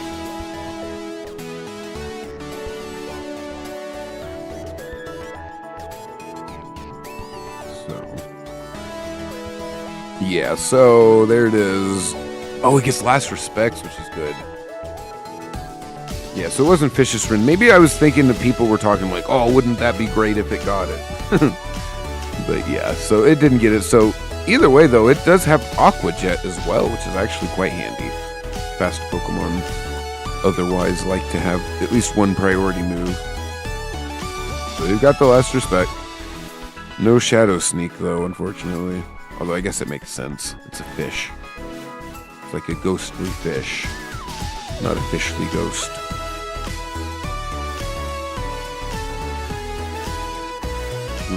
Yeah, that makes sense.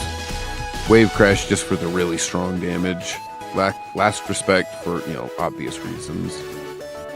Flip turn. Yeah, see, that's why it wants to be banded. Choice banded.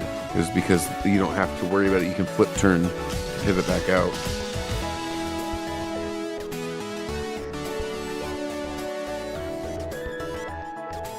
That's another one of those unfortunate things. Now, I kind of understand the reasoning, but to drop the choice band and choice specs is a little unfortunate. Because there are Pokemon that I would want to have with one or the other of those. Even Life Orb, I would prefer Life Orb to maybe the choice items, but, I do have to say that forcing you to pick and choose less ideal items is actually a little bit better. It can provide some more creative utility because there's not as much emphasis on having the right item.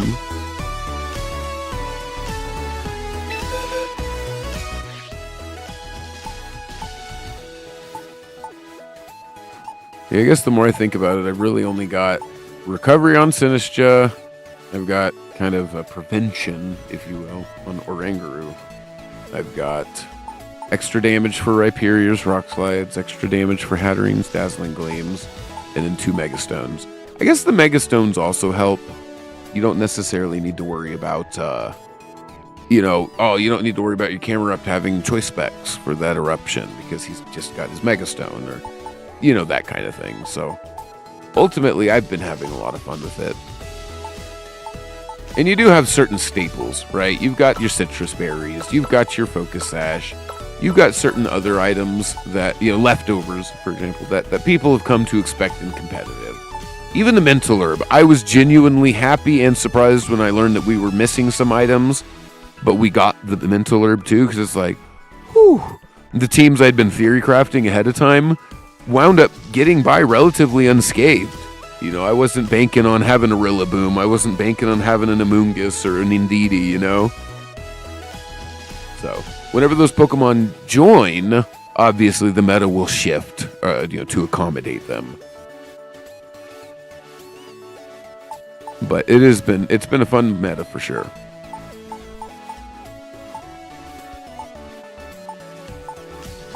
Lets you really kind of get creative. And without being punished, too. There's certain points in certain metas where you're just straight up punished by not running the meta or certain archetypes that counter the meta. And I'm not necessarily that big a fan of that. Whereas with this, literally, I was just able to kind of throw a team together with some fun mechanics that I liked. I always liked Palafin. You swap them out your first turn or whatever, or you don't. Then your opponent tries to read that you're going to swap them out so they think that they've got an extra turn without 2 attacks coming, and now suddenly, boom, your Palafin just wave crashed from his base form. So I always liked Palafin. Melodic's great just to counter Incineroar, which I was already getting tired of. And then Sinistcha's been one of my more favored Pokemon since it came out in Scarlet and Violet. And the fact that we got it with Machigacha and the hospitality and stuff like that. So I kind of threw this team together and it started working. Got me all the way through Great Ball into Ultra. And then I went from there, then kind of struggled a little bit right at the beginning of Ultra as I was adapting and making new teams and stuff. But even then, at no point did I ever feel like, oh man, I'm not going to move forward unless I go and I find the meta teams online and I make those. Like, always at some point I'm like, oh, well, I just need to fix this and I'll be better off into these other matchups and stuff, which is great. There's not a lot of metas that you can do that, at least on your own, with your own Pokemon that aren't also what everybody else is using, hence also being part of the meta at that point.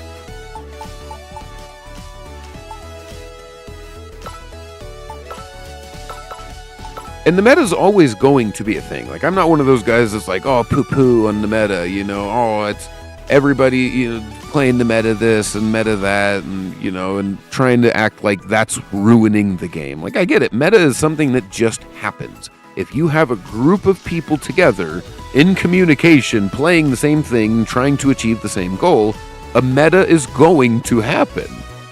That's why it was like Gen 1, I think. I was watching a video a while back, but somebody was talking about in Gen 1 that they had gone, the competitive scene in Gen 1 was very different than what we kind of see nowadays on Showdown and stuff, simply because people hadn't realized yet at the time there wasn't as many people in contact, for one, and for two, of the people who were in contact, that were playing competitively, they kind of had their own meta between them, a smaller group of people. So when enough people came out and started playing the game later on, whenever Showdown had it as a format, the meta completely shifted because there were so many more people, and of those people playing it, they were all in contact suddenly. So a meta kind of settled on that game just way later, and so I always thought that was amusing, the fact that the metas will always happen.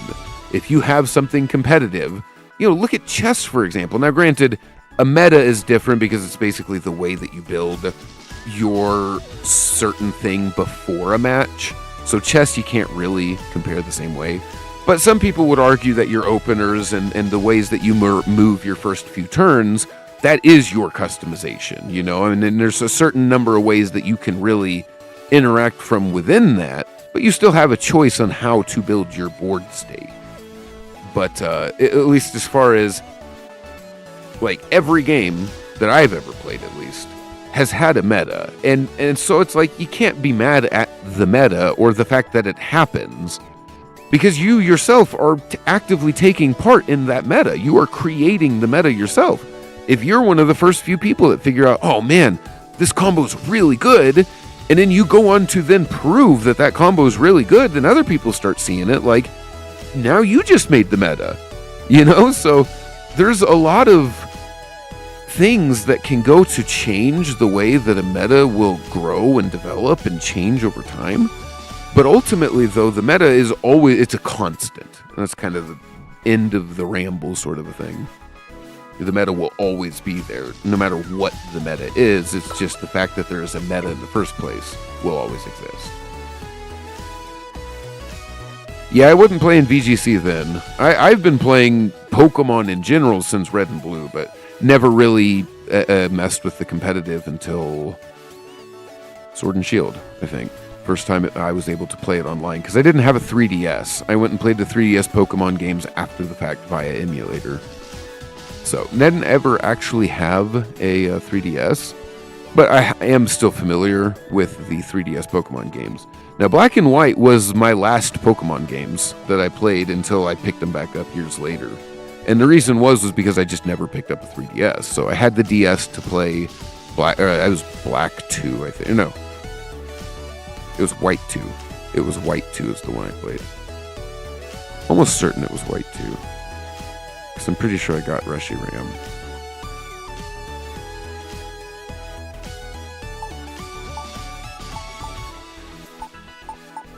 But yeah, Gen 5 VGC, from everything that I'm now familiar with and aware of, was a wild time. Wasn't that right when Landorus first came out? Or was that Gen 6? I kind of get mixed up in retrospect. The weather bras.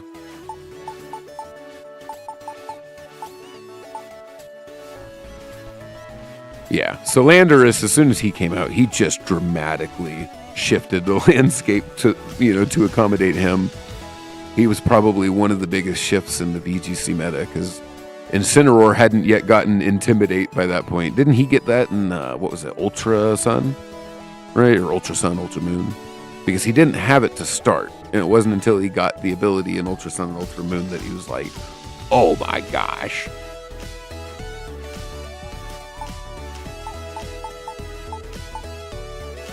Oh yeah, there's the Finn Cineroar, the Wind Cineroar.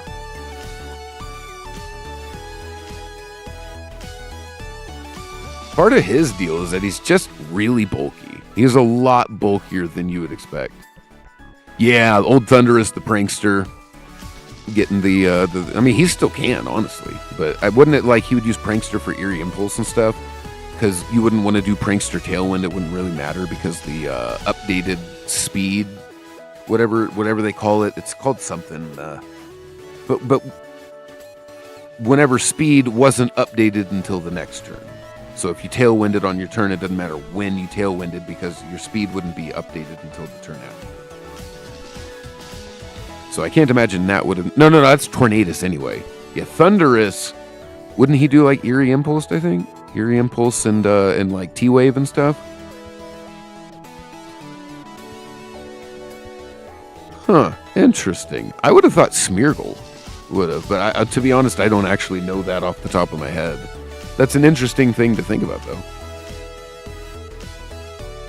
I remember at one point thinking, why doesn't Thundurus get Tailwind and Tornadus does? But I guess it makes more sense to kind of differentiate them because if Thundurus got Tailwind, there'd almost be no reason to use Tornadus.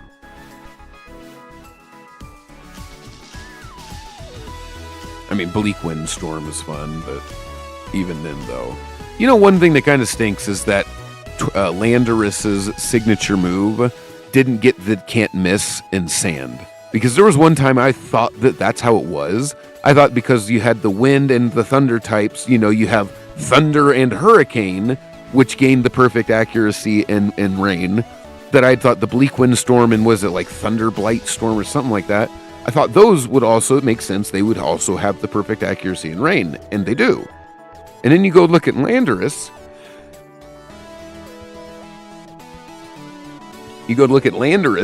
And now suddenly he gets Sandsteer Storm. Cool. So his Genie form, yeah, cool. He gets great physical or great special attack. Yeah. Nope, rain.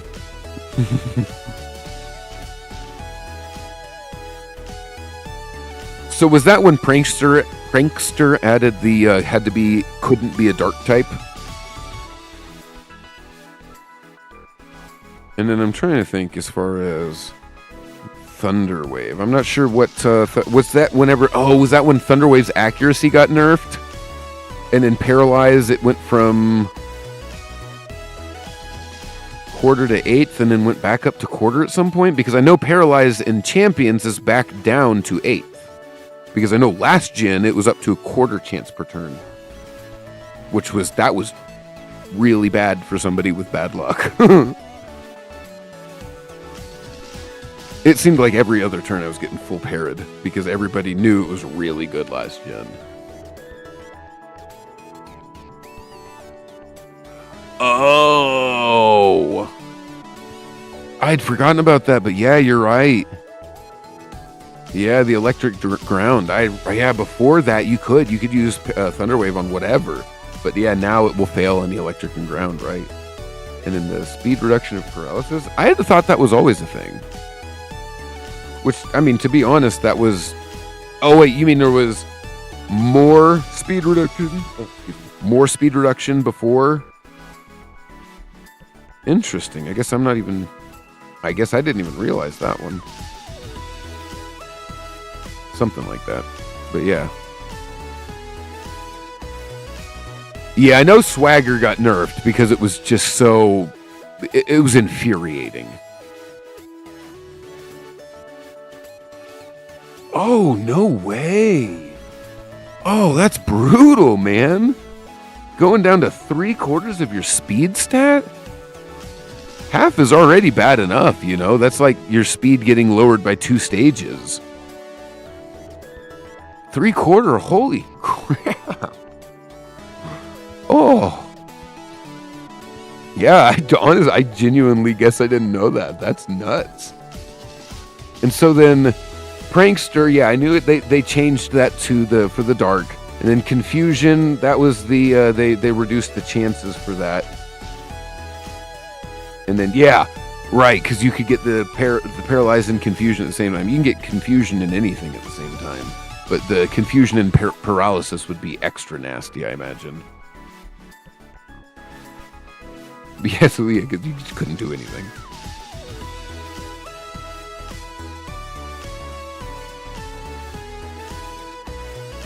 And you know what's funny is that even after all those nerfs, Thundurus is still, at least last time he was allowed in the format, was still used very frequently because of his prankster plus, you know, whatever, all kinds of toolkit stuff. Yeah. And you know, one thing that's kind of a good question about champions, but since the in-game way to acquire Pokemon is the recruit mechanic, how are people who are only using the in-game methods, people on mobile, for example, who don't even have a Switch and couldn't pay or play the other games, how are they going to start getting these restricted? Is there going to be like an extra tab on here in some way that you're going to be able to go and determine, hey, I want to do a legendary recruit this time or a mythical recruit? Like, that seems kind of bad. Although I guess the pool would be significantly reduced, and so therefore you have a much higher chance of finding the one that you were looking for. But yeah, so something like Thundurus, Landorus, you know, Tornadus, and Enamorus are all introduced back into VGC. I wonder how we're going to be able to get them. Now, personally, I have past Pokemon games. I can just go grab my other ones from home. But I'm just talking about for other people, you know, people who aren't as entrenched into Pokemon as, you know, people like you or I. I hope so. Honestly, I'm not a big fan of the random nature to begin with in most games, but the way that they did it in here, it feels like there's always at least one Pokemon that you can make do with. Now, one thing I don't know for sure is if you already have a Pokemon in your box, if they'll give you another one to recruit. Because if you're seeing the same, you know, thing over and over and you recruit all those Pokemon, you would hope at some point there'd be like a mercy rule where they'd stop showing you that Pokemon if you already have it. Oh, gotcha. Yeah, well, and the thing is, ZA actually I had quite a bit of fun with. But no, for that specific reason, like, I don't have Legends Arceus, or Arceus, or however you want to call it, but just never picked it up. Heard from a bunch of friends it was great and fun and stuff like that, but whenever Ursaluna, whenever it was allowable in Pokemon Scarlet and Violet, I had to go and trade to get one in order to then run an Ursaluna Trick Room team. And that was a pain in the butt in its own right. So I definitely get it. I do.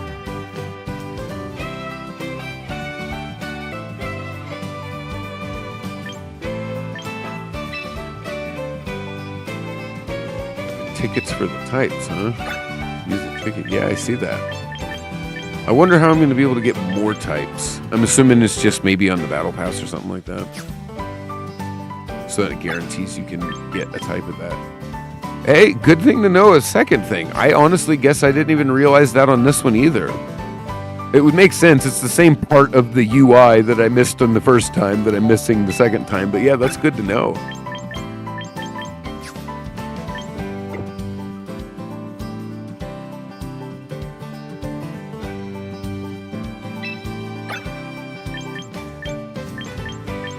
Well, then let's see. Will you do a fire type affinity? Just one.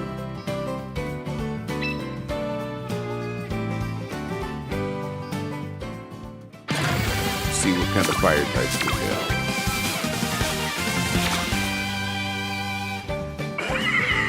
Slazzle. Oh, Ninetales isn't bad because of Drought. So you're guaranteed 4 fire type Pokemon? Or maybe Pokemon, no. Weird. So you can use a fire type ticket to guarantee at least some fire type Pokemon, I guess.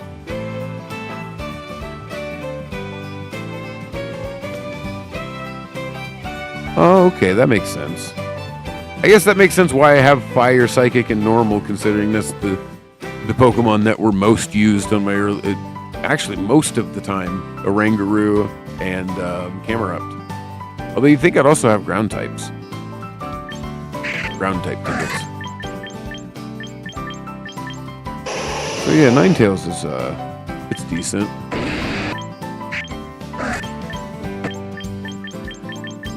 I've got an Emboar already in here though. I think I do. But I do not have a Ninetales, so we'll just grab this Ninetales. Boom. Yeah, cool. Yeah, those tickets are pretty handy whenever you don't realize you have them.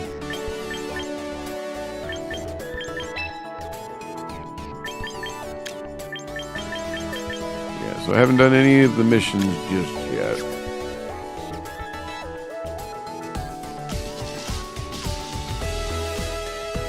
Oh, okay, yeah, fair enough. I get what you're saying. So it would be... I'm trying to think. It's, I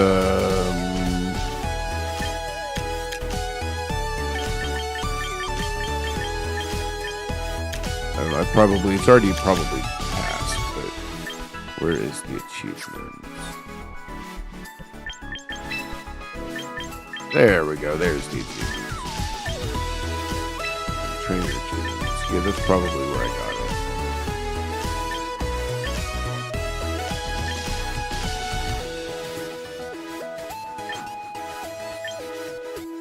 So, winning with fire types.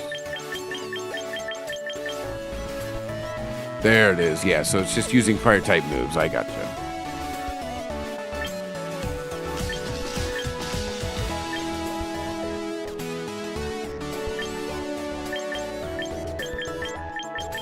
Victorious with fairy types.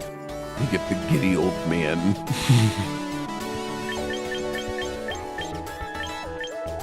Yeah, so that's cool. So that's interesting to know that as you start to use more of these moves, that you'll get tickets to help you get more of those Pokemon.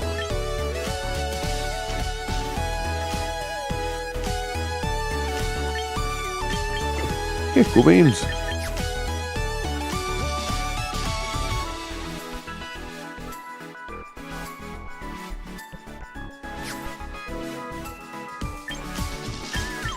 Alrighty, so I guess I'm curious what this guy's stats are.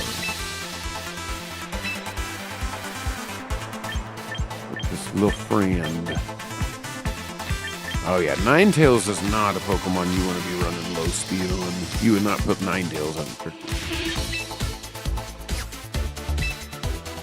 So you want to probably go the opposite, huh? Probably max speed, low attack.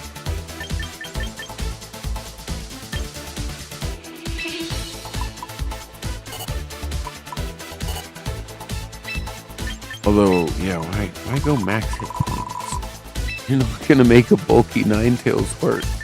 It's not going to happen.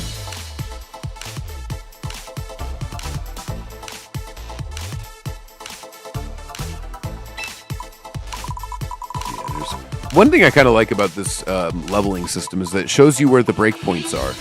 You got 163 now, boom, 165. And then 60, so it shows you the extra points that you're getting by having the plus nature.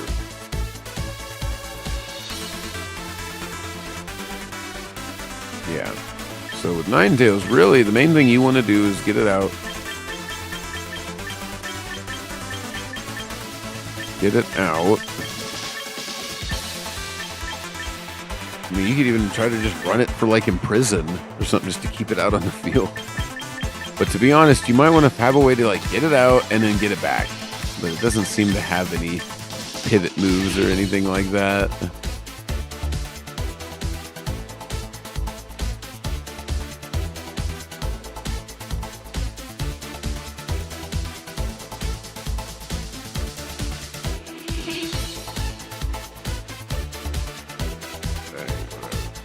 Sorry about that. Yeah, Helping Hand's not bad. Helping Hand could be pretty helpful on a Ninetales. But what was it in place of?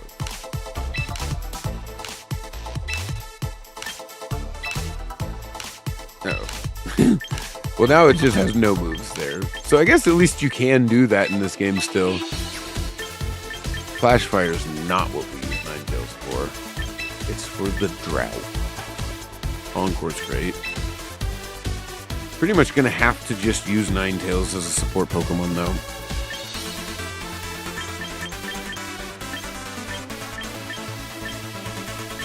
Hypnosis. Ugh. Ugh.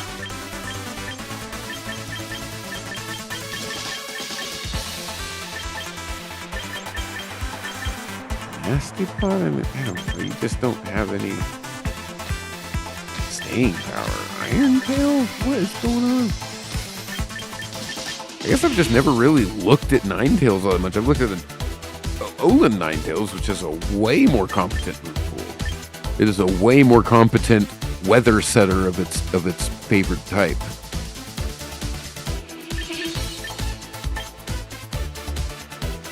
Snore? Oh, right. That's it's like Sleep Talk kind of, but it's not. You could use this or Sleep Talk.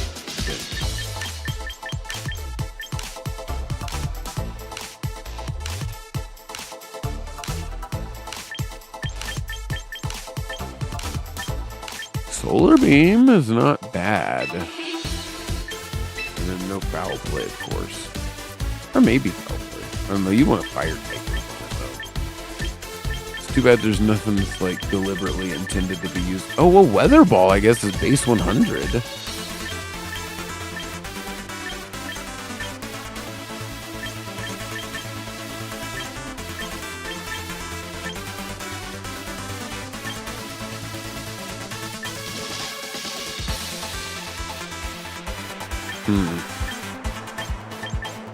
Will-O-Wisp is almost worth it too.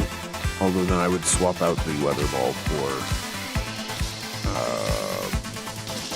Solar Beam. Because then there is no reason to run the Solar Beam. Solar Beam is just there to provide additional coverage if I've already got a fire type move. Well, the Weather Ball is pretty much going to always be the better fire type move, I think. Yeah, Heat Wave's great too. Except it's just that 90 accuracy. I hate it. I hate low accurate, or at least not 100% accurate moves, because you just can't reliably guarantee that it's going to do what it's supposed to. Yeah, that Encore, I guess, could also be a Protect, though. Although you don't necessarily want to be protecting first turn out.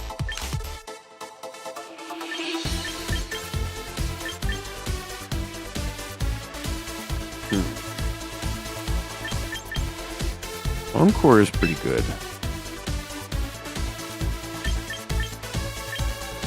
Especially because it doesn't get taunt.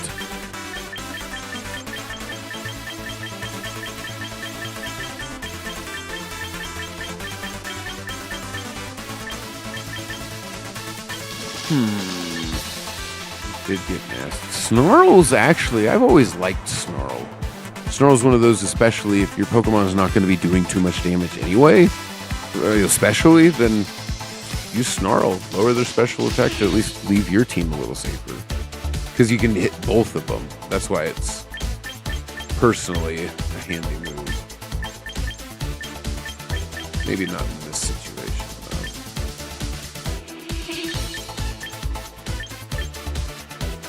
though. Oh, Baby Doll's Eyes has priority. I guess I didn't realize that. Interesting.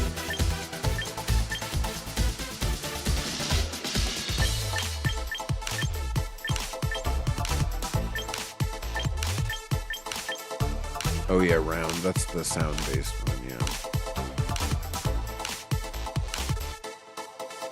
Oh, I didn't realize it acts immediately after the first user to use it.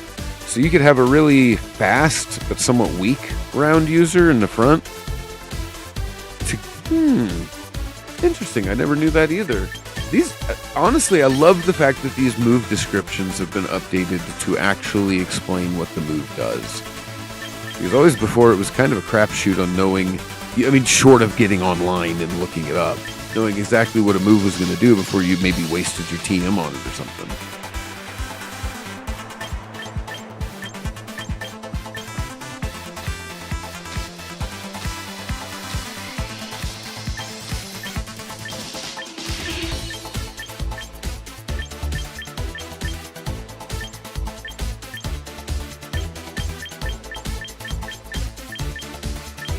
Scorching Sands is pretty good.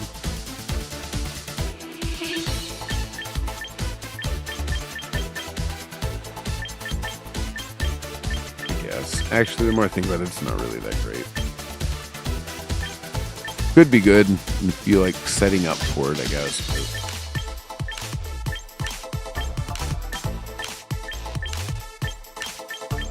Oh yeah, Snarl sound based too. Interesting. So you could like Snarl throat spray.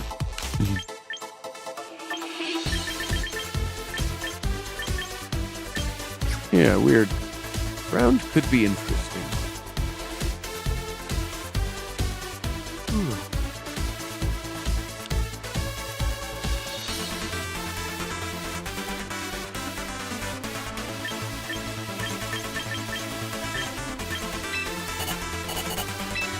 Yeah, I think I might just set up the Ninetales.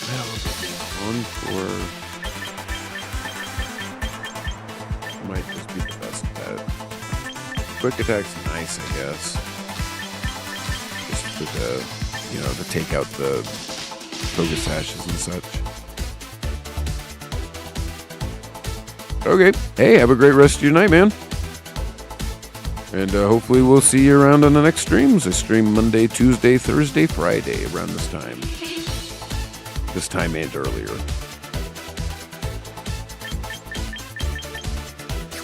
Alright, so we'll just go ahead and do this. Use a training ticket on that. Just cuz, might as well. Cool.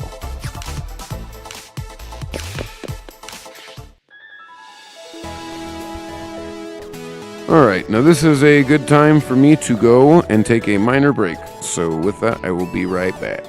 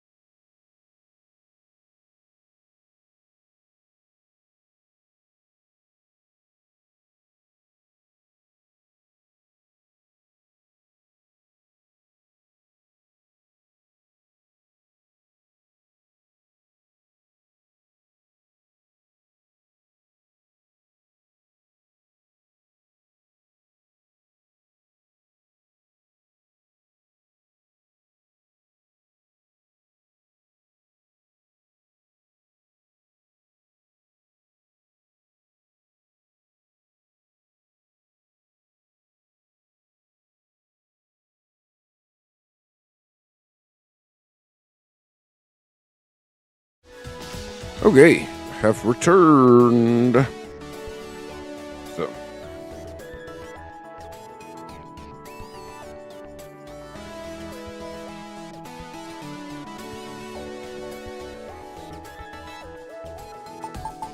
I'm not 100% sure right now.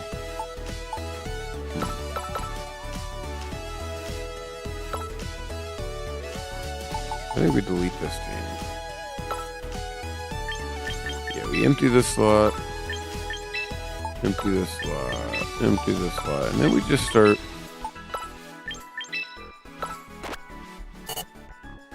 Okay. So we're just going to have to kind of replicate it. And then that way then I can have my other Pokemon.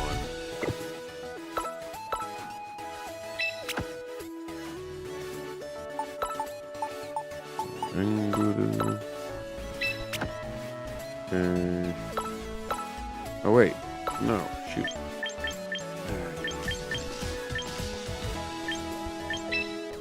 Gotta empty this slot, empty this slot. Okay, so.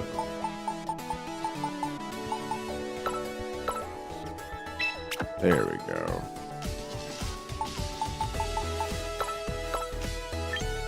There we go, this is better. Okay, so now I can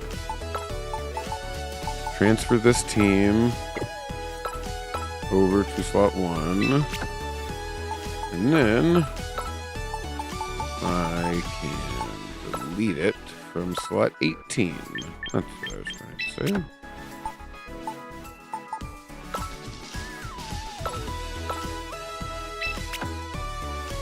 And the last slot is that got carried over. It got carried over. So yeah, Sinistra's cool. But yeah, so now we got 1, 2, 3. Okay, so Torkoal had charcoal. Item to hold. The charcoal. Charcoal. Charcoal. Where's the Mintuller? Nope, that's a whiter. That's not a Mintuller. There's the Mintuller. Camera up. He wants his Mega Stone. That's what he wants. Palafin wants Mystic Water, right?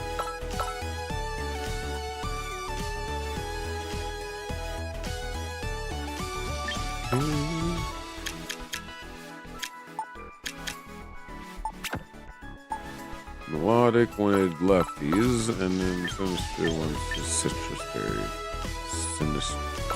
Sinistrus Berry. So there's Melodic. Sinistra wants his Sinistrus Berry. Okay, so now I can delete this game.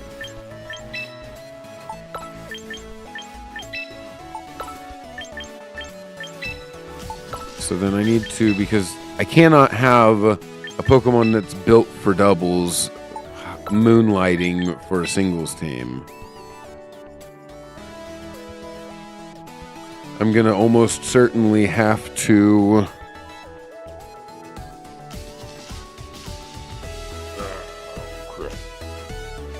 I'm almost certainly going to have to recruit new Pokemon, which means that...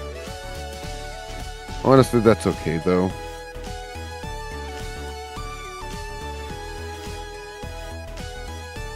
That is okay, though, to be entirely honest. I've got enough extras that if I recruit a good enough singles team and then train them up, I should be actually fine.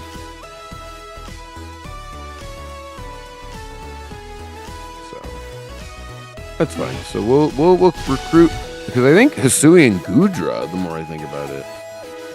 Maybe not for Sapsipper, though. I might have to swap that.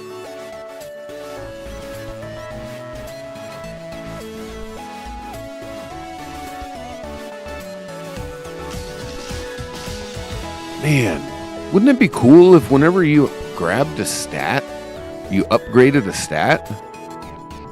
No, what was I going to say?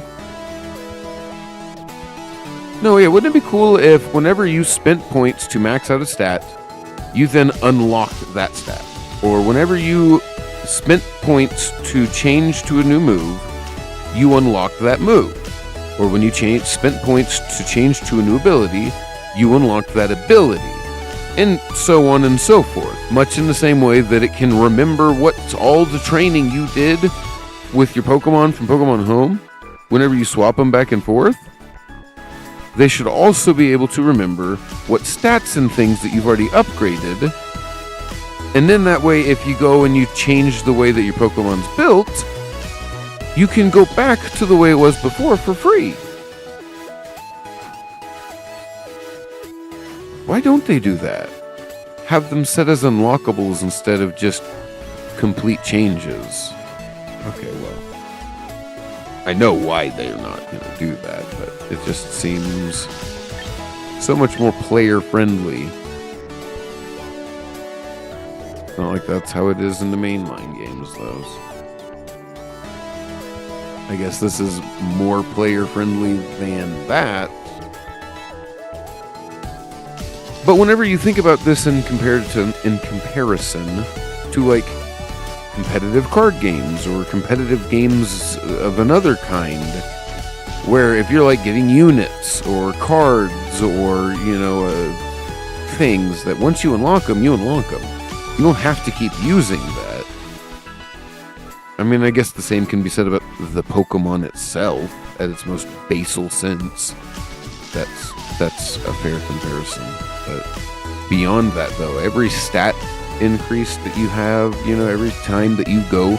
Now, obviously, you still only get your 64 points. You unlock 32, once you've spent a full 32 in the stat, then it goes blink. And then at that point, from that point forward, using your allotted 64 points can fill or remove any amount of stats on that without needing to spend VP. That's the whole point I was getting at.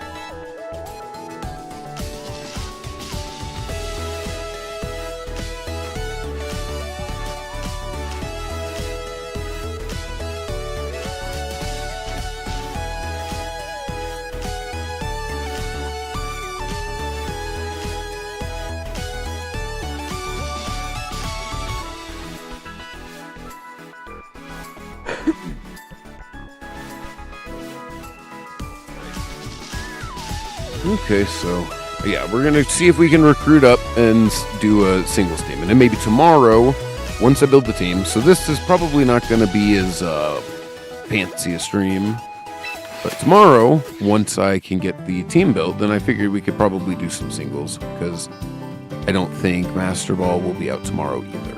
It'll be out Wednesday, which I won't be streaming Wednesday.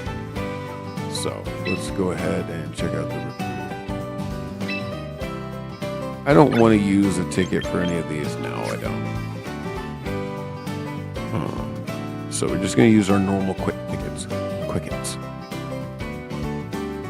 Wow, 22. I guess you get a good enough singles Pokemon, it can kind of carry you, but it's got to carry me to Great Ball though. I'm just not honestly 100% sure how to go about getting a good singles team built. Maybe you could do like a Slowbro Chili, or not Slow King, isn't it? Slow King Chili Reception into Mega Crab. Or no, you have a Slow King. How much neg priority does Chili Reception have? Maybe I need to get a Slow King in the game.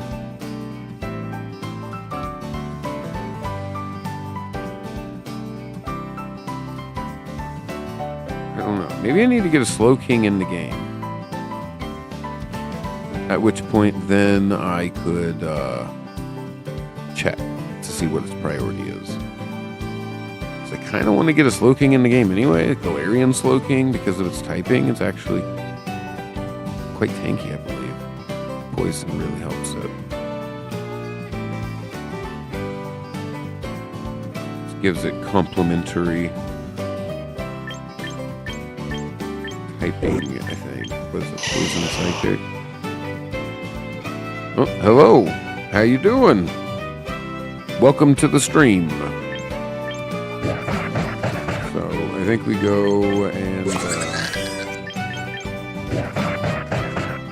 we've already got a crab.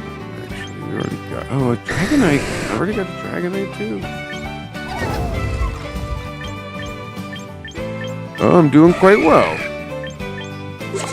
Yep, got up to Master Rank the other day, on Friday actually, on my last stream, so now I'm just kind of messing around, maybe gonna build a singles team to go into, go up the ladder for a little bit, or I might just swap over to a slightly different game after a bit. I'm not sure. Yeah, I don't like really. Okay, I can come back to get it. Yeah, I can come back to get it. So I need to check. Do I have a Venusaur in home already?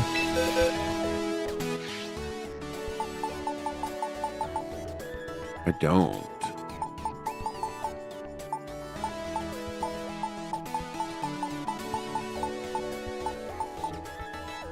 That might be a good idea. Actually. Right, no, that's the bug, not the lineup. Now we go to the lineup. Go back. Let's see what we have. You already got a Beartic. Don't really want a Blastoise, to be entirely honest. It's just not slow enough.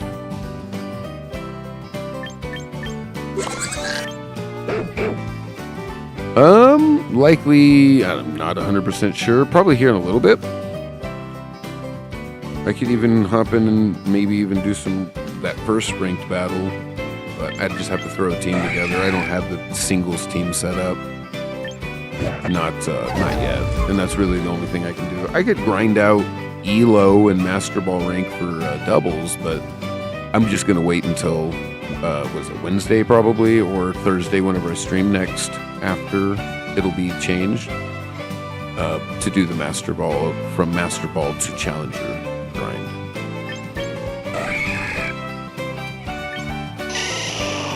And once that goes on, I'll probably be going against some serious contenders, like the top content creators and, people who regularly go and compete and stuff in Worlds. So it's going to be really hard. And there's a very good chance that they'll all know exactly what to do against the team that got me to Master Ball rank, or something similar to that team. Everybody's kind of seen Eruption Spam, but my variation on it, I think, is probably what's allowed me to get to Master Ball rank. Either way, though, we'll find out once we're in Master Ball rank and we start trying to actually actively grind up to Challenger. We'll find out just exactly, how well the team does do.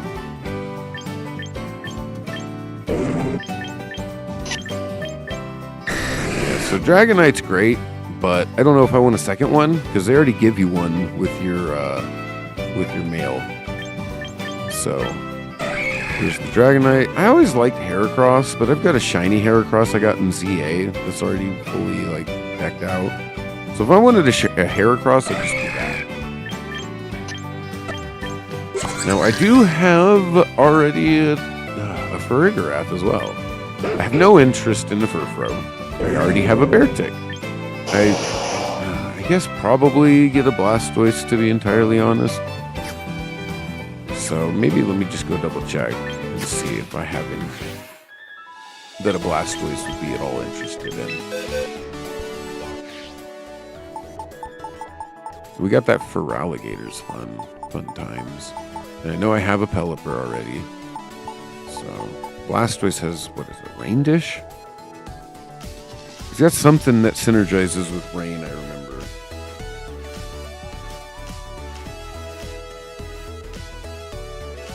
Rain Dish, yeah, it's Rain Dish, which means that you just gotta, you would want to be building him bulky in order to, yeah, I mean, he's decent bulk. Max bulk, or max hit points. Yeah, but then at that point, then you also gotta go max special attack. And yeah, 78 speed's just not really slow enough for Trick Room either. Unfortunate as it is. So man, which of those do I even want? I wish you could get a lineup that then it would give you a discount to refresh them if you don't like what you get.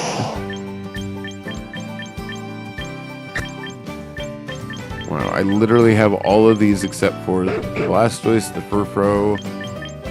Oh, I guess I don't have a Venusaur in game. I have to get that one too. Although you never really use Venusaur for the Mega either. You use it for the Sleep Powder. So fine, I guess I'll just do it for the Sleep Powder.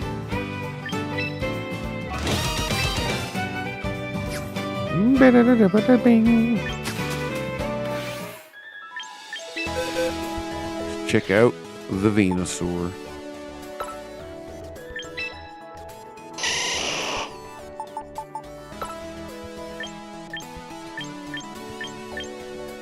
Terrain Pulse.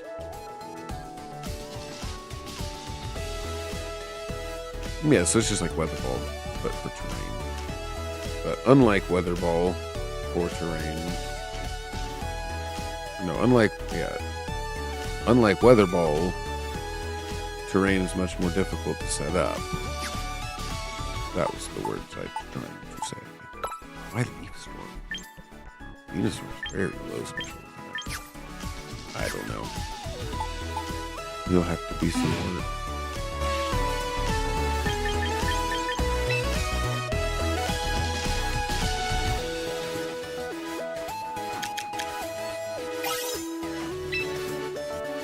Very cool.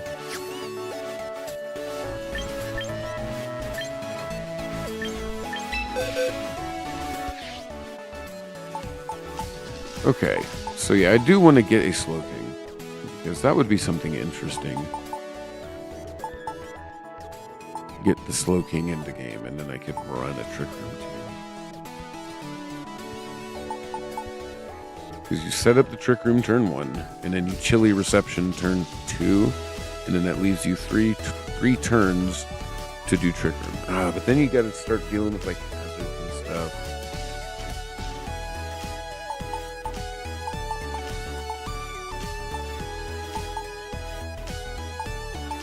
Yeah, Azumarill was actually pretty slow too, to be completely honest. Yeah, he's slower than the Sinistcha. And that's with 2 speed investment for some reason. That's kind of silly though. Azumarill is actually quite tanky. Very tanky indeed. Yeah, wow. And it's pretty slow.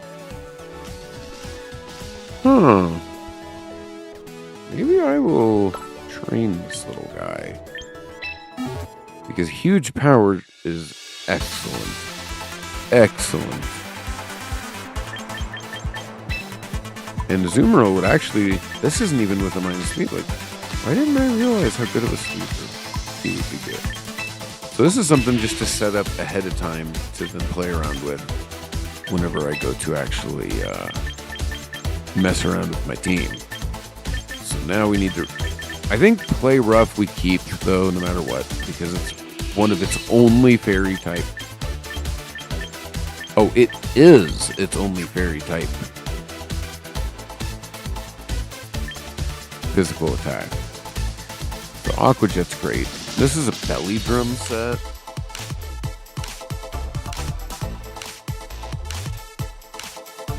Seems crazy, considering how high his attacker already is. Seems like Belly Drum is way too much. Like you just don't need the Belly Drum. No Sword Stance, so maybe you do need the Belly Drum. Because I don't think it's going to get Bulk Up. I don't think it gets Bulk Up. Waterfall's not bad. Liquidation is just better, though. Except for the flinch. I guess if you're really going like a Serene Grace or something sort of a build. Although, no, you wouldn't, because you want huge power. That's the only way he works as a physical attacker, so I don't know. Bulldoze. Oh, never mind. I was thinking high horsepower.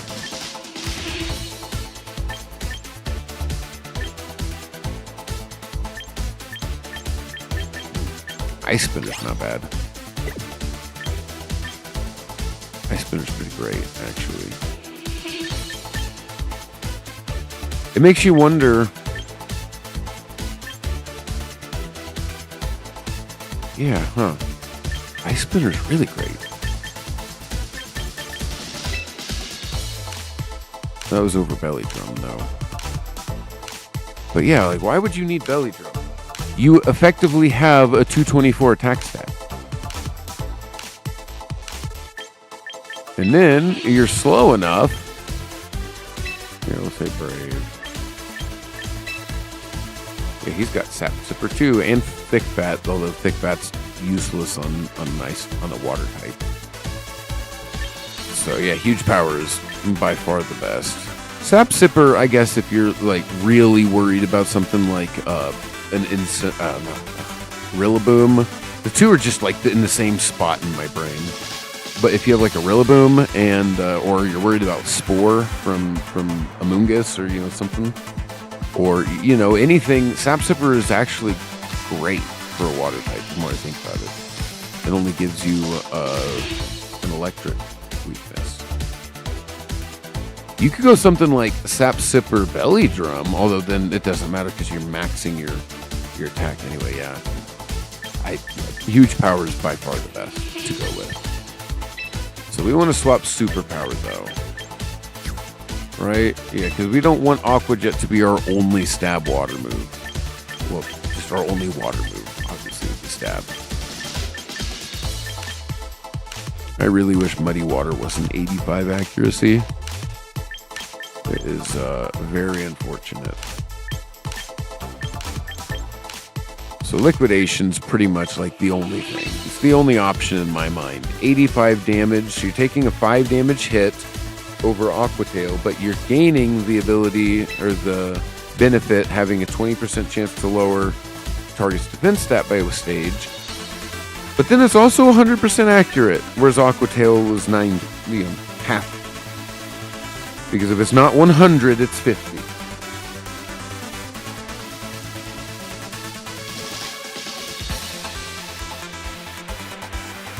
Okay. I have to take a minor break. I will be right back. I'm so sorry, people.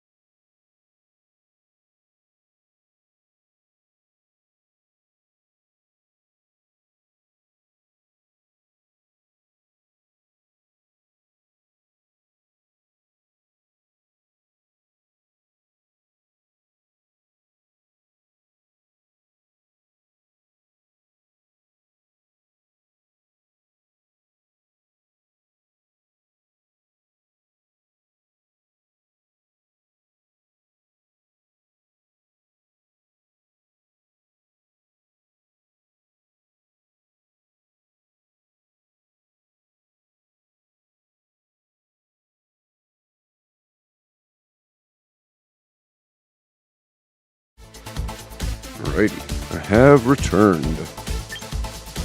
Sorry about the longer one. I'm thinking I'm going to have some different be right back screens, basically.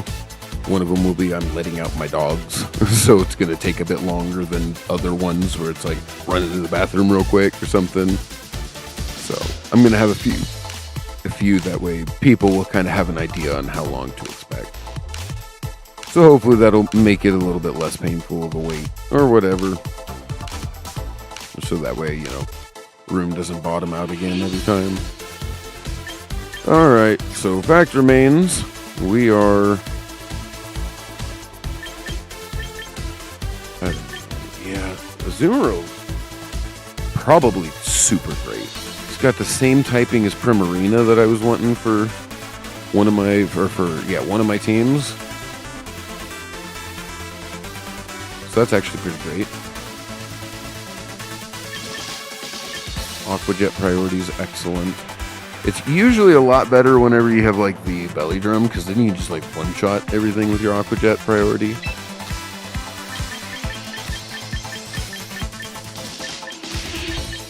Yeah, there's not much point in running fighting type, honestly, because it's going to be on a team with other fighting types. So yeah, I think we'll just do this. And I think we'll use VP for this, so we're not wasting the streaming tickets. So we'll just use VP.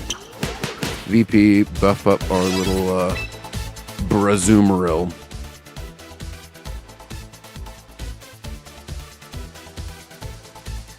Hello, hello. Hey, it's going pretty good. Nice to see you again.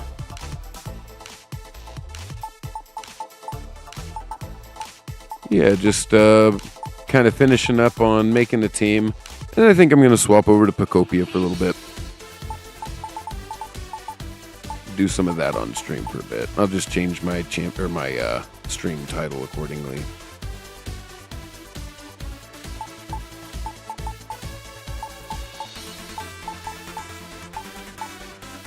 Yeah, I want to build a Delphox, to be honest, a Mega Delphox. Trying to think though, it's hard for me to want to build a super like hyper offense team if I'm not sure exactly what speed tiers I need to worry about. But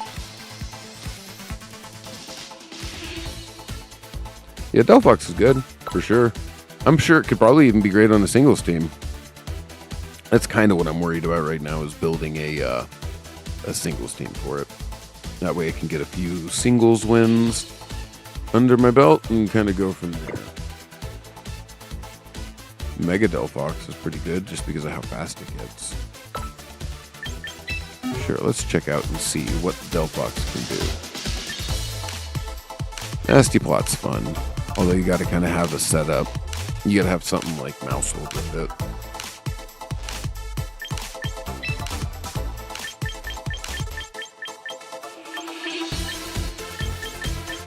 You already have I already have a special fire type.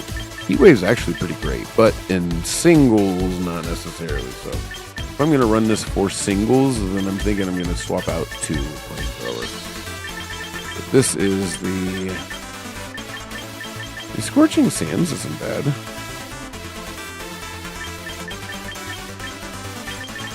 Yeah, I wonder if Fire Spin would be better in singles. Honestly, I'm greatly out of my depths in singles. I will be the first to admit. Bound. That means they can't switch, right? Yeah, that's a good idea, actually. Yeah. Good idea on that one. Probably be better than Solar Beam because you can't guarantee you're going to have Sun Up. Now, Nasty Plot might be a good idea as well, because in singles, I know you do have a chance to kind of boost up more. You can set up a little more. Psychic might be great, to be honest. Single target. Blaze.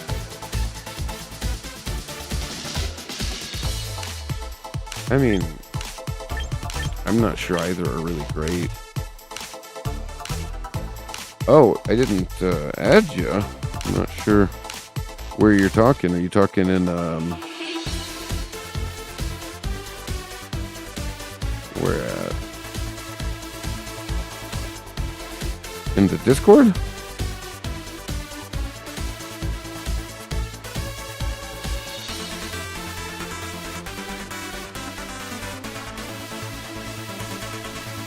Here, let me go in here real quick. It shows that you're in the Discord. I don't think I got specifically a friend request from you.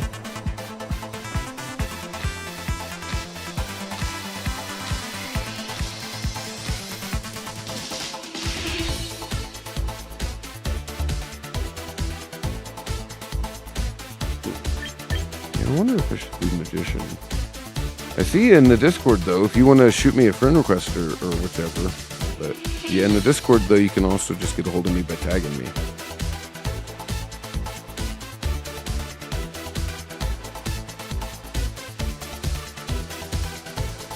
Oh, there we go. Okay, I got somebody else from the stream. I don't want to just be sitting here answering Discord and stuff the whole time, though I'm on stream. So I'll be kind of paying minor attention here and there to it.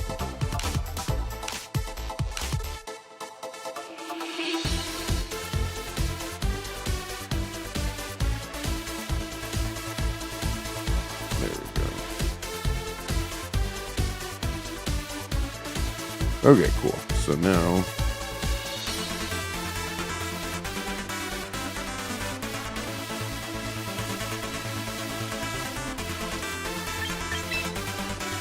here we go. I think I want to change up the heat wave. We've got the fire spin, yeah. I guess maybe we just do like a flamethrower. You don't really run protect much in singles. So yeah, max. And actually, I think I'm gonna drop that and then go double and defense just to get a little bit bonus. Well, I mean, what's the necessity for me to add though? Their shapy doodle.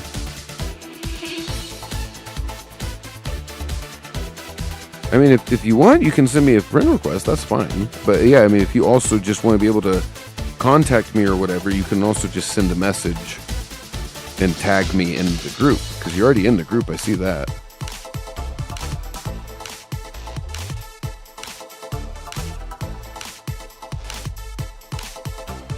There we go.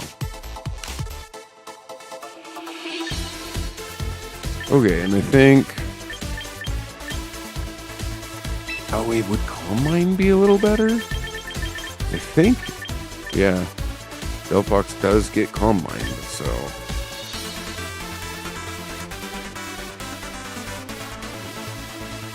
Calm Mind? Yeah, but it's only one stat stage, and we're not trying to tank any heads.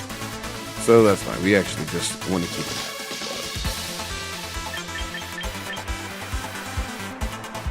Maybe the speed would be a better.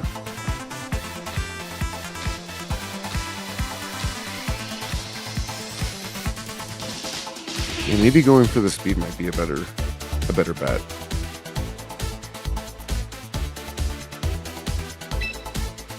Yeah, timid would be the best bet. Oh, I guess I can actually just see the calc. So if we run the calc,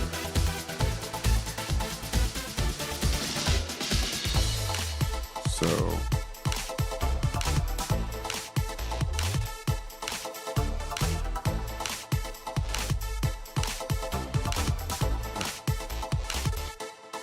$134.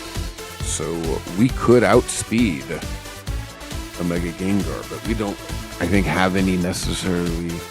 Oh no, Psychic does. Psychic hits super effective. Although I don't think Mega Gengars really run all that often in singles. So I don't want to get too crazy with this team, to be entirely honest, because I'm not going to play it too much, so I don't want to sacrifice too many resources on it.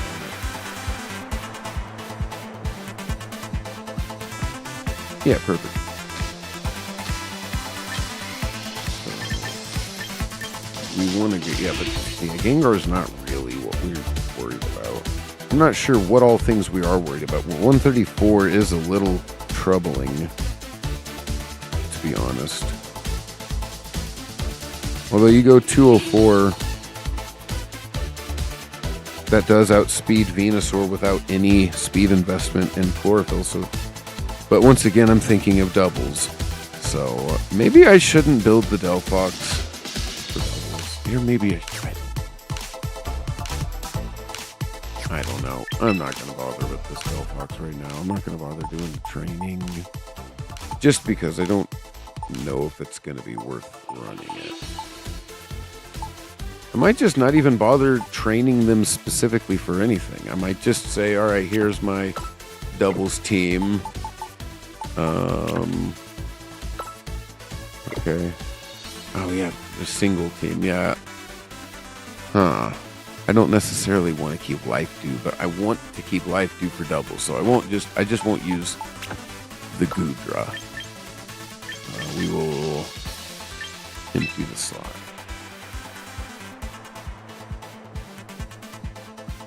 Yeah, it's the same as my Twitch. The one with the picture, the same as the picture on my Twitch as well. So we've got Talonflame. I think Talonflame's pretty good in singles, actually, isn't it? That's probably pretty good. Protect's not necessarily. Oh, maybe it is, because if somebody has a fake out to break sashes and stuff.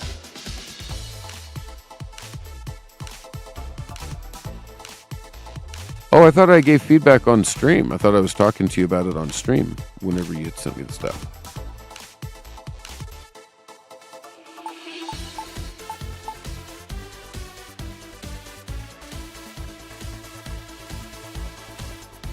Yeah, I mean, I was pretty sure.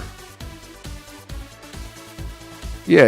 I had seen this on stream here. When was this? 4/9. So it was Thursday. Yeah. I'm almost certain I was talking to you about it. One of the first people to start sending me stuff.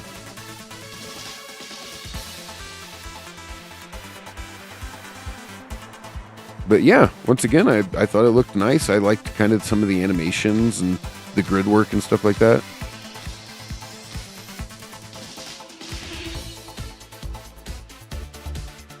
Oh. Well, it seemed like you were hearing other things I was saying well. So, but either way, yeah, I think the art looks pretty nice. I think it's interesting, and I like the colors and stuff like that. Yeah, you put it in the art channel. Well, there you go. So yeah, I got you, and I'm certain I've explained and gave some feedback on it.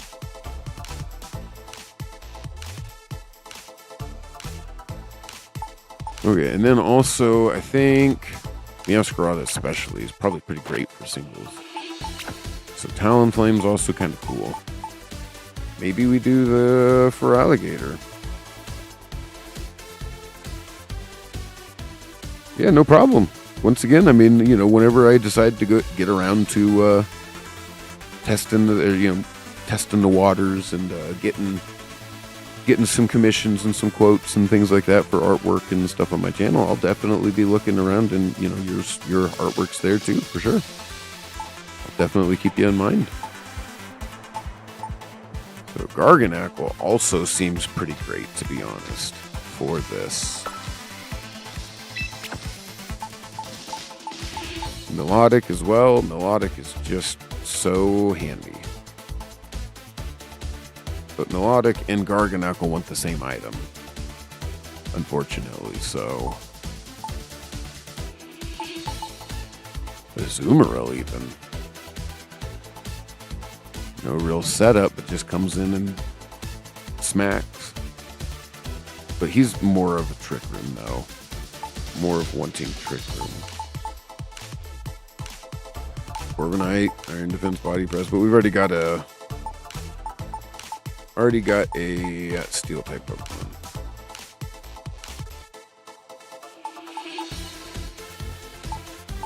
Feraligatr could be fun. I wonder, does he get slower when he megas?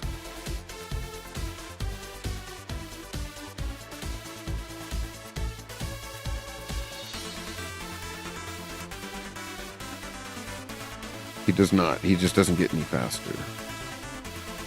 Yeah, Slowbro's good. I enjoy Slowbro a lot. He's a fun guy. Scald is great. Amnesia's great. Actually, he might be really good for the to provide the trick room side if necessary. But then that would also be a Zoomeril, so it would be too much water. It'd be too much water. Maybe it would be. I'm not actually 100% sure. Pelipper. Pelipper's kind of in his own category, though. I don't know if weather setting is all that great. Mousehold's basically useless, same as Oranguru. Even Whimsicott's not the best for singles. I mean, I'm assuming Incineroar's fine in singles, but he's not as great as in doubles. Maybe Chestnut. Maybe Chestnut. But we've already got the grass covered. So maybe not Chestnut.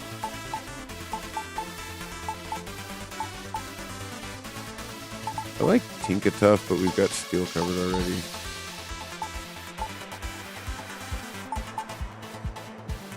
I feel like Mega Frost last Beartic.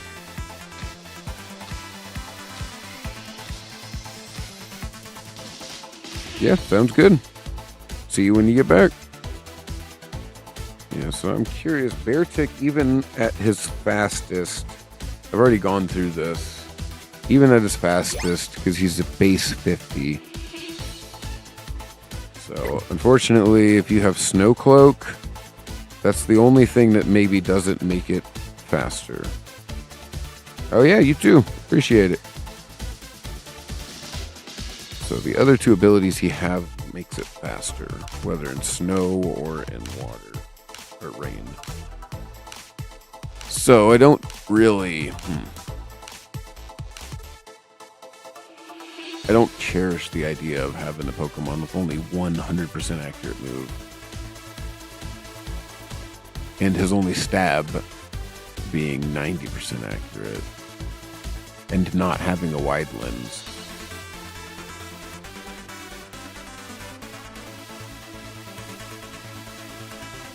Yeah, perfect. Sounds good. I wonder if Emboar might actually be a good idea. Maybe not. Palafin. Yeah, Palafin. Yep, Palafin. Although I don't have any speed investment. I've got... Oh, and then Dragapult, actually. Dragapult seems pretty good.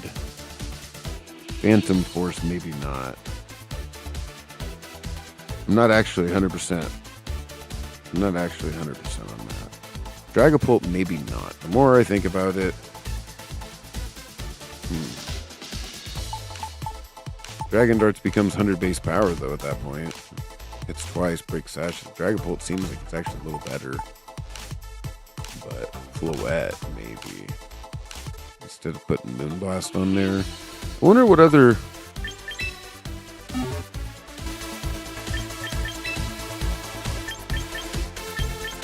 What other coverage moves? Maybe... Well, Psychic is kind of already covered. Chilling Waters... Not Giga Drain's alright. Energy Ball's alright.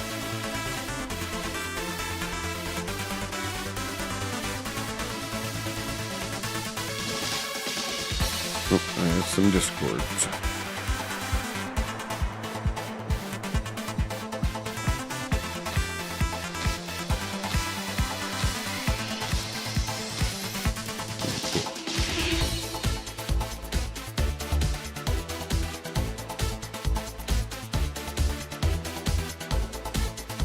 All right.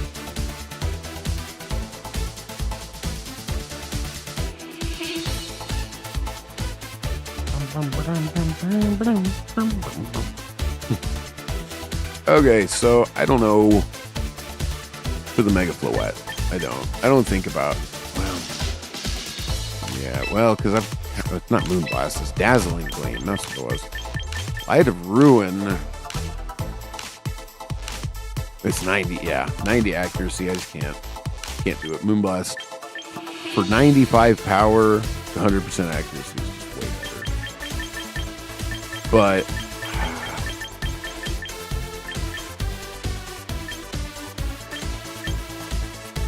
I wonder if Petal Blizzard would proc.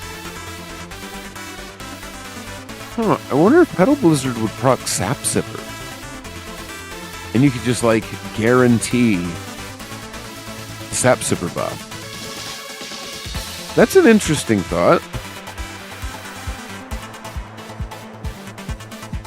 Sap Sipper Petal Blizzard. Because you get the damage on your opponent and give your teammate a buff in the same turn. And Petal Blizzard's actually base 90 power. That's like Hyper Voice for your opponents if your teammate doesn't take any damage. But a grass type Hyper Voice. Interesting. Okay. Either way, so we don't want Dazzling Gleam. I don't know. I don't want to change my Floette, to be completely honest. Hawlucha is kind of funny, but he's already got his base is covered by other Pokemon. So, Machamp, he ain't got anything for speed, though. Meganium could be interesting, though. I am curious about the Meganium's ability, like what it exactly does, the intricacies of it. I don't know. Primarina's fun, but I've already got water coverage. Wonder if I just go Goodra. No, right, but I have to change the life too, which I don't want to do. Oh yeah, I've already got the other life Ninetales as well.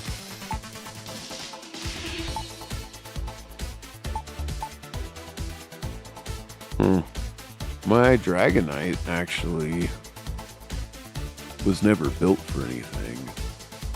So that might actually be pretty much the rest of my team resists ice. So I could probably get away with doing the I could probably get away with running Dragonite the more I think about it. Like a Mega Dragonite. Just because it's so bulky. As soon as it goes Mega, it's so bulky. And it's going special attack. That's the build it is from the get-go. That's the build it came as. Special attack. I like that idea. Give an item to hold. Where's your Mega Stone? Dragonite. Okay, you're going to get a Mystic Water. Because that's really the best thing I can think of for him. It covers 2 of his moves. Okay. Garganacl.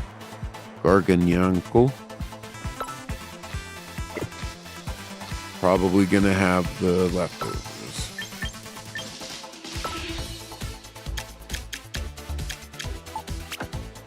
Talonflame, I think, should probably have the Focus Sash. Meowscarada should probably have... Why is this Aegislash built completely into defense? I'm going to have to train him completely.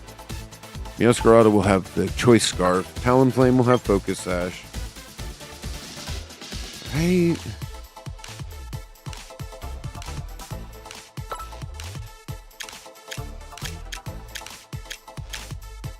Yeah, basically ensures that he doesn't go down before he does the thing he wants to do.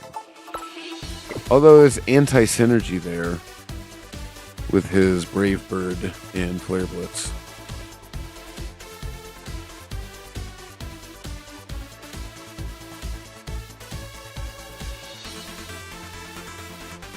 Yeah, there is a bit of anti-synergy here with Focus Sash.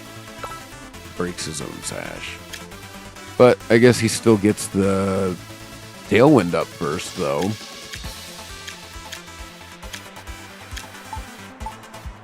Maybe give him a Rock Resist Berry? It doesn't matter. He's not resist. He's not a tanky.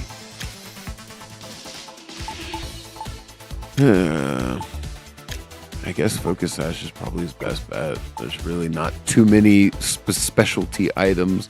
You know, like you'd want to do like a Covert Cloak or, you know, maybe not Clear Amulet, but, you know, there's several other items you'd want to run on Talonflame. Although, Focus Sash is something used on Talonflame. So, yeah, so you get the Choice Scarf. And then you get to go get trained.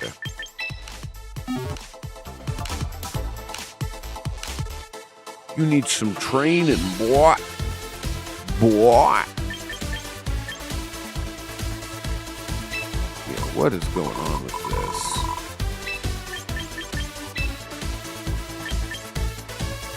Okay, so we should probably be going Adamant.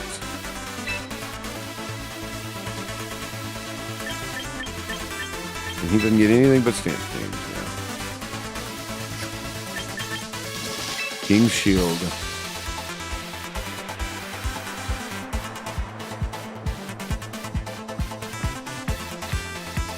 So it's just Protect. Okay, so. Yeah. Okay, so it's like Spiky Shield. Right, that's right. Okay, so King Shield's great. Like one of the only reasons to kind of use it. So why are we going Ironhead Shadow Ball? I mean, Flash Cannon Shadow Ball. Is his move coverage that poor? Does he not have very good move coverage? Swords Dance? Why does he get Sunny Day and Rain Dance? I guess he gets Solar Blade, though. That's pretty good. I'm not sure what else, though. What other reason?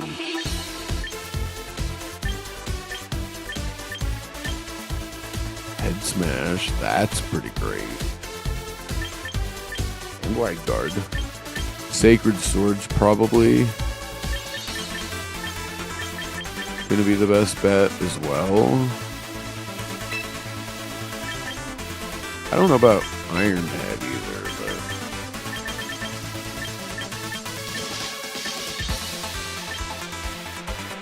oh, Head Smash is 80. Right.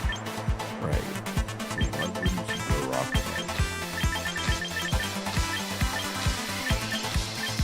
So can you get a Swords Dance off while still in shield form?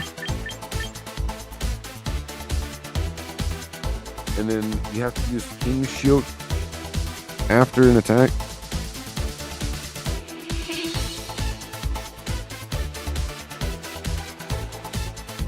Ooh, maybe the Swords Flame.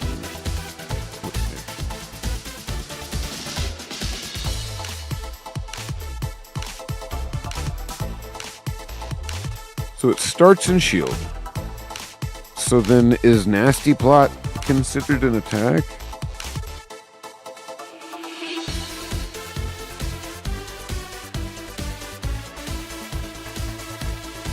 Yeah, it was like bulk is all fine. But I can't even figure out on here exactly.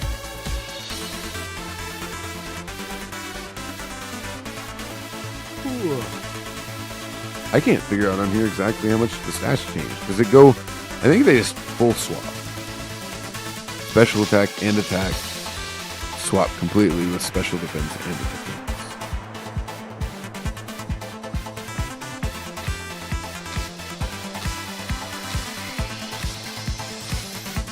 So, does Nasty Plot count as an attack? I guess we'll find out.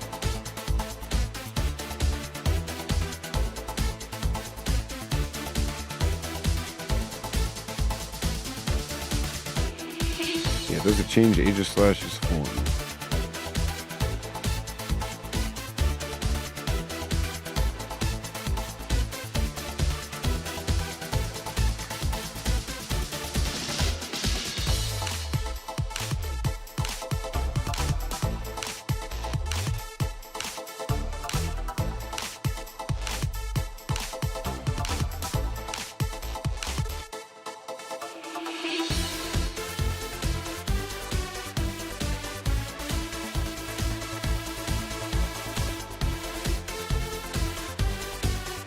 Okay, so then Aegislash is a pivot according to this little form I just found. Whee, cool. So then we'll use it as such. So we don't want to necessarily nasty plot anyway. Yeah.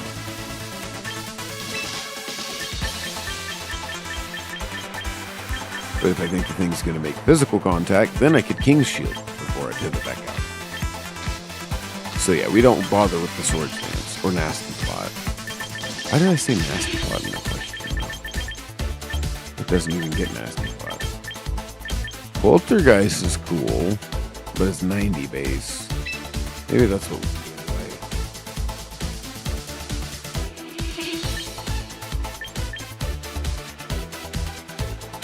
anyway. Yeah.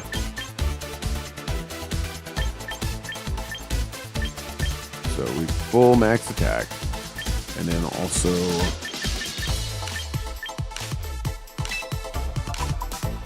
I guess we go with the 2 extra in here, and then we max out his hit. Perfect.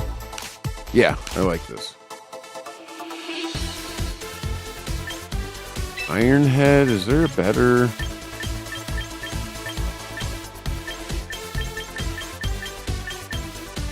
Gyro Ball's fine, but Steel Beam is special. It's a special.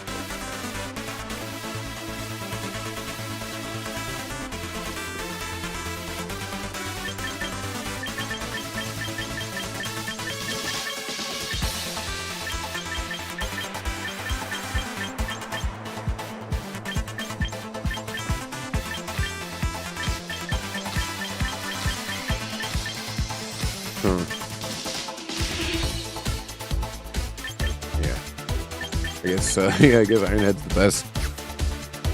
Okay, so yeah, we don't worry about speed with them. He's a pivot. And then I guess we just use some tickets again.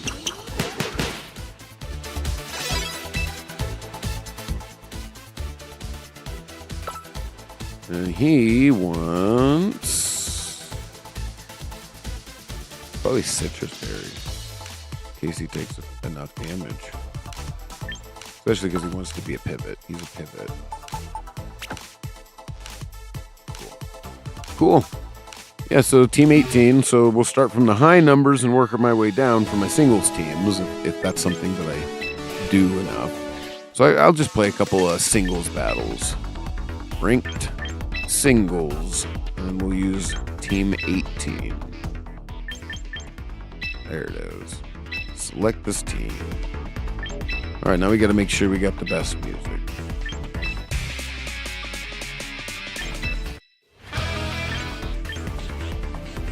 Or we could actually go back real quick and get some new music from the shop, depending on the price. The VP.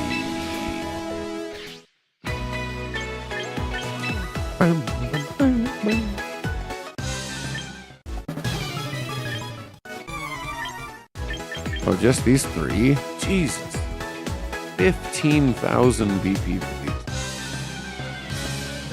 These are just the remakes anyways. That's fine. I really like... You know what? I might, for these, since it's a singles battle, I might go Emerald. I might go Pokemon Emerald battle data.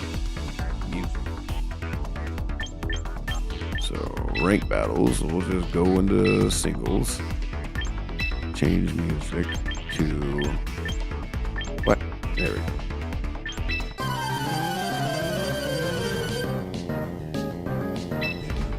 Yeah, we'll do that for this one.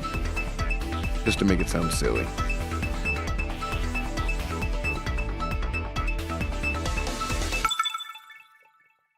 Okay.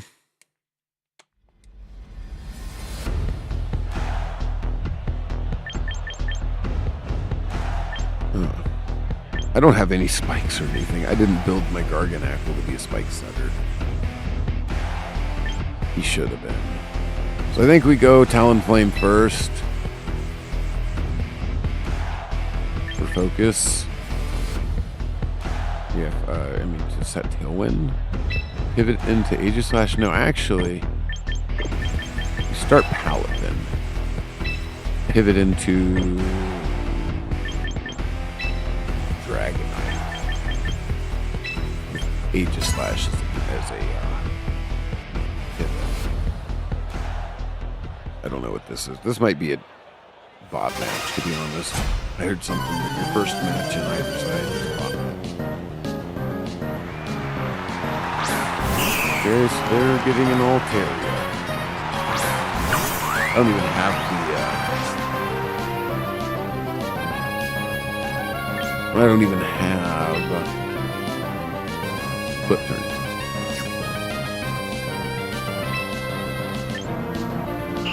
Maybe just protect turn one.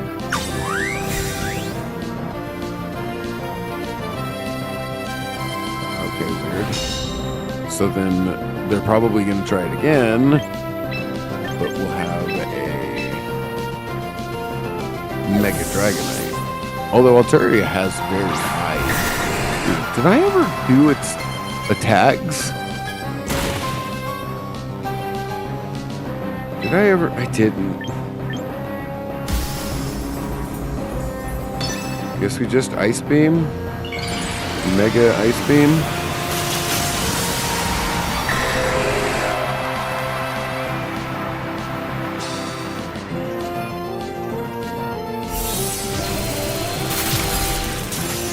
Unless I had Focus Sash, there's no surviving that.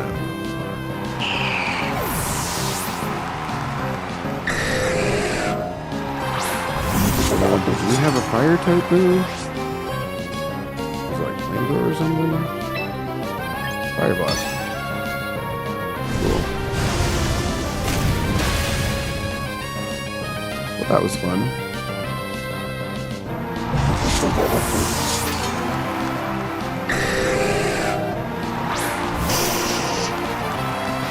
I guess we just Draco Meteor. That probably won't knock him out.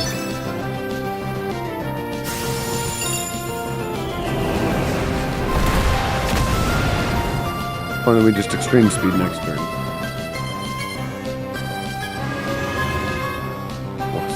Wasistas. Good thing Extreme Speed doesn't care.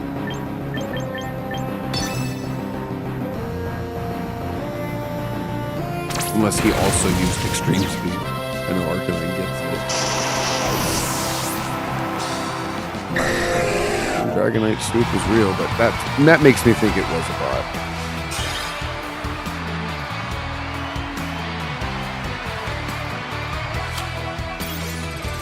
Alright, cool. I've got a whole chunk of missions completed.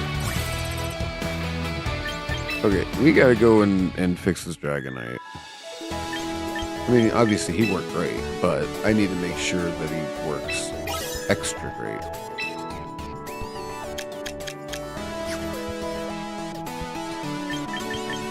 Okay, got my daily missions.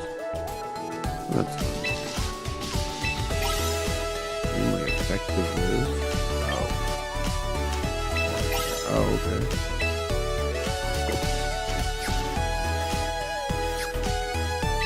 Okay, I did that. Cool.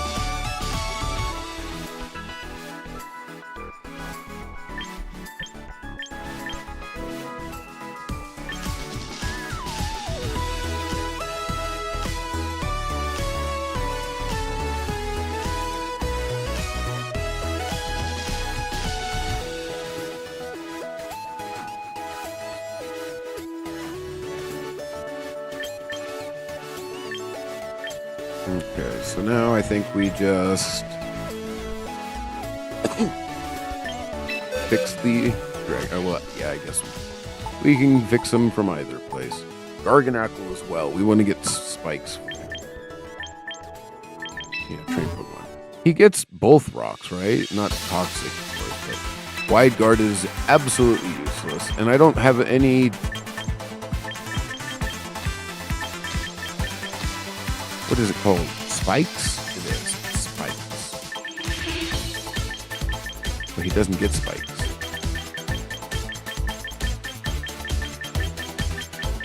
Wow, weird. He gets Stealth Rock.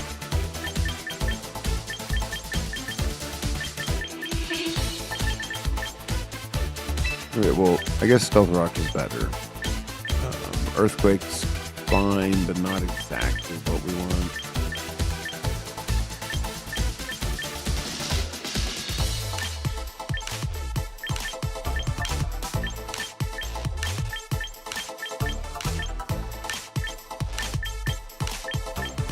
Okay, so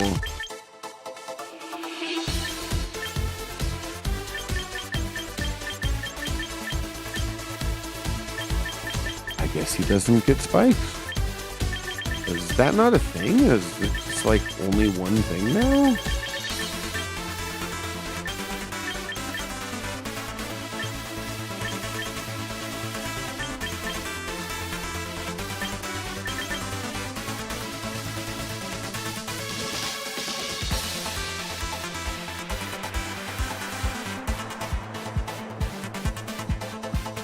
Yeah. Interesting.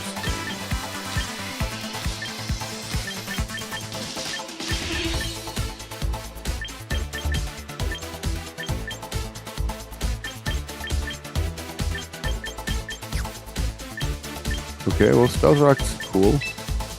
Don't want Sturdy. Probably want Clear Body.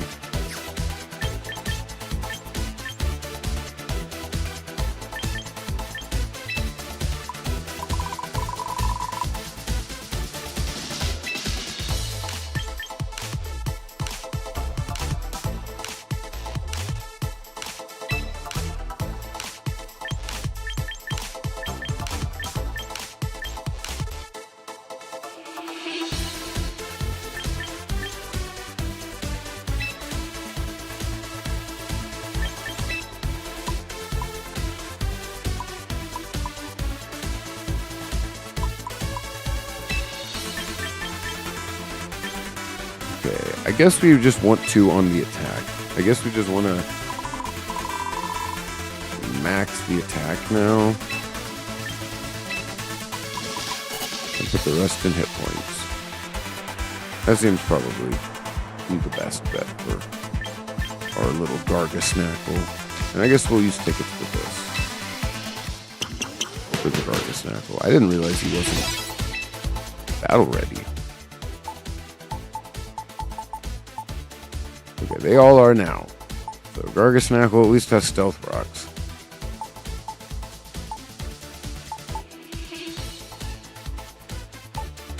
Okay, right.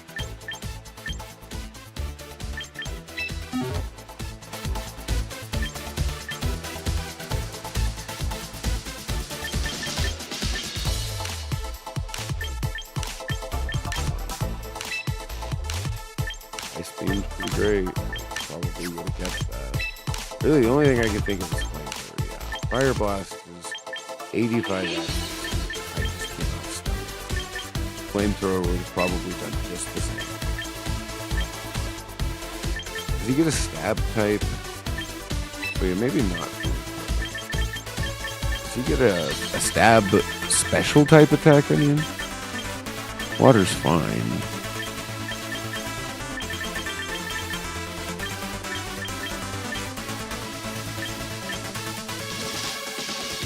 Not the best. Air Slash is not the best.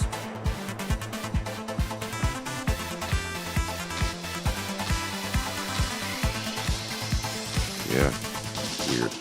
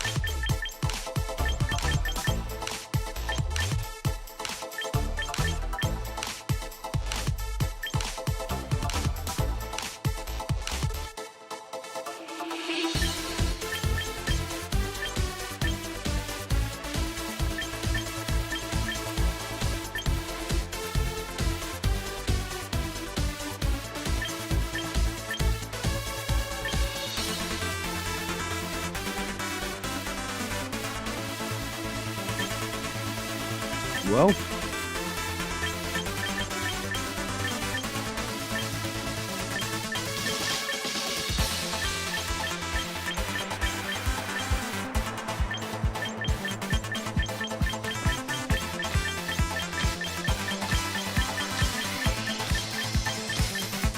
Really, he does not have a... He got a hurricane. I guess air slash is better than aerial ace and fly.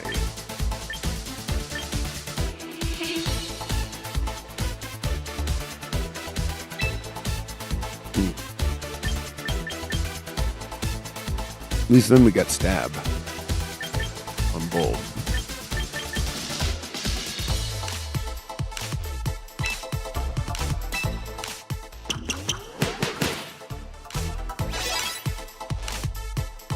Okay, cool. So now...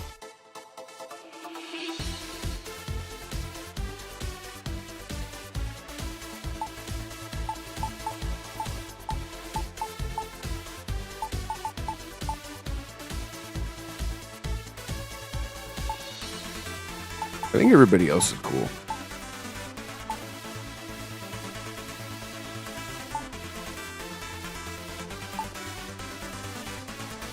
Yeah, cool. I wonder, do I have... If I don't have that mission to get to Great Ball tier, then I probably won't do that. Get to Great Ball tier.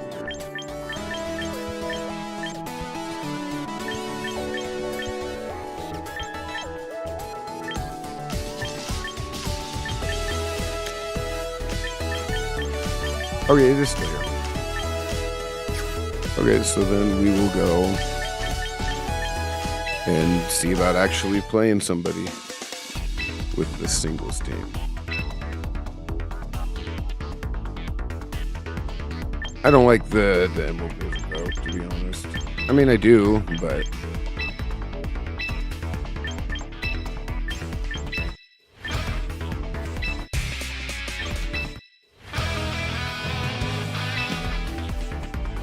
Okay.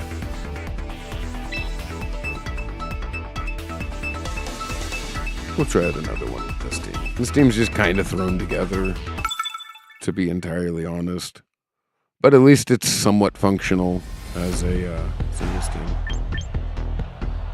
So we start Gargasnackle for the rocks. Because we don't think we'll need a Palafin. I think we bring...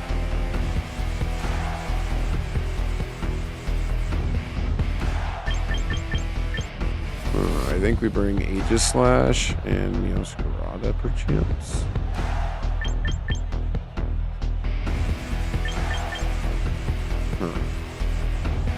I don't think we want to do Mystic Water.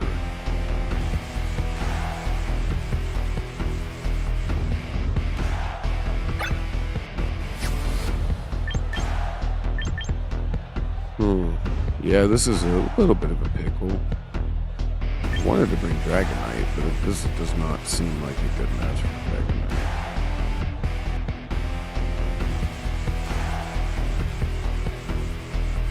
Yeah, so we'll start Garganacl, go into Meowscarada with Aegislash in the back, because even Palafin's not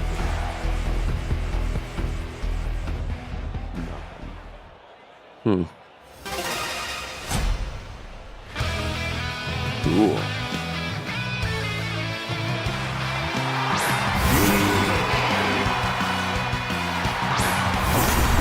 Okay, it's like a blizzard team or something.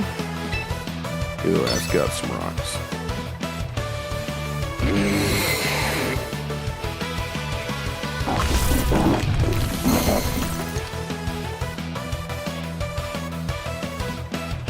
Okay, and now we just protect.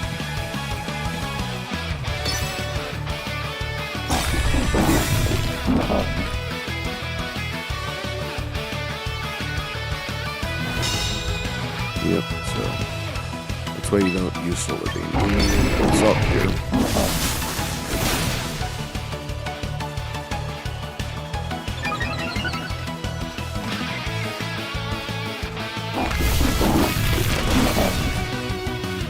quite a bit of damage, and then in 4 turns now, he'll be out. Cool. Abomasnow is being salt cured. So at this point, I think we just... I guess we could just pivot, actually. I think we just pivot into the Aegislash.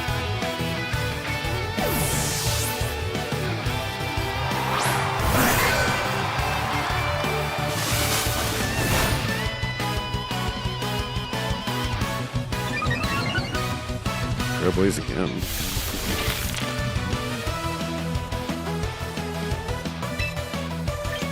I guess we just Sacred Sword. Maybe we King Shield first, and then we Sacred Sword.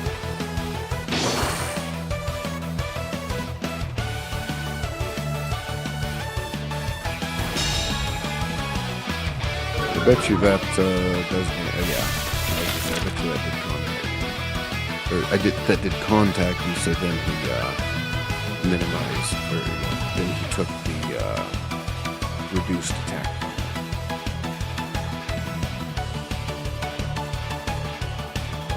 Alright, yeah, I guess we just iron.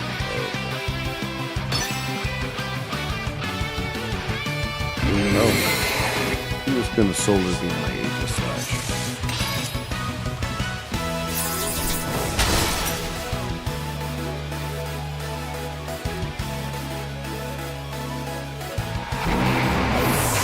I wonder if they changed the salt from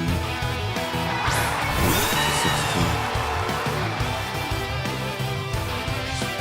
Oh, there's the stealth rocks coming in handy.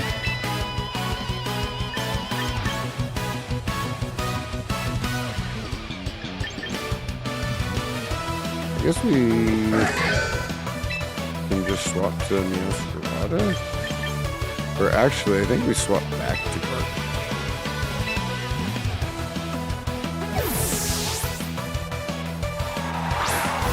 Why do I have Clear Bottle and not Purifying Salt? Ouchies, he plucked my leftovers. What a stink face. I thought he just plucked my oh, it's a berry. Never mind. So now we just Salt Cure him. So we can just Salt Cure Gardevoir. Or no, use Salt Cure on the Gardevoir. Because now he's a Steel type, he'll take a lot more damage. Oh, it's supposed to.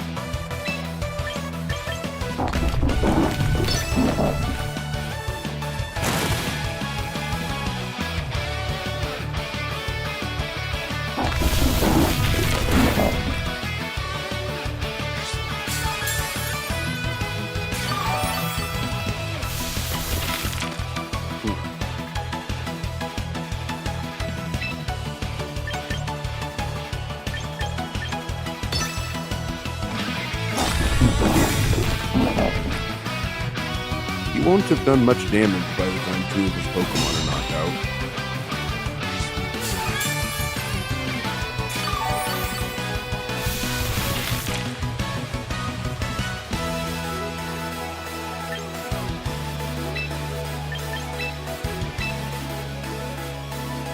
Because he's going to try to Skill Wing me now that he knows it's super effective.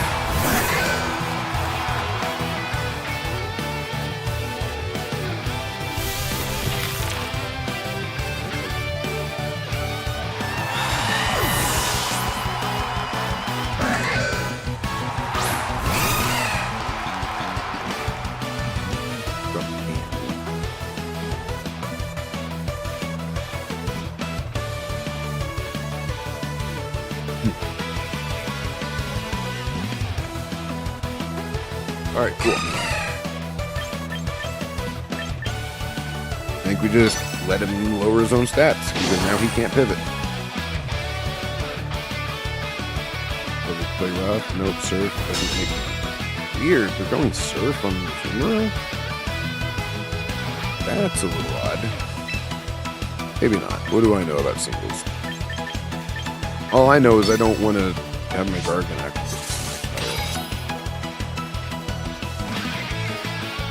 Oh, really? They don't have an item? Oh. So this almost can't be a bot then.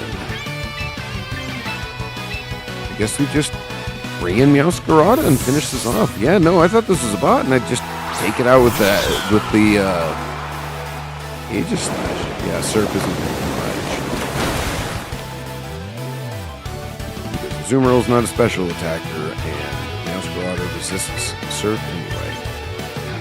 So I would guarantee outspeed it. No doubt in my mind.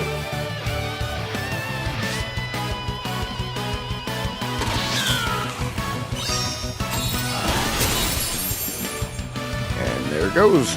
It's the second bench. That was significantly easier than it should have been. I might have just completely misread my team or something, though.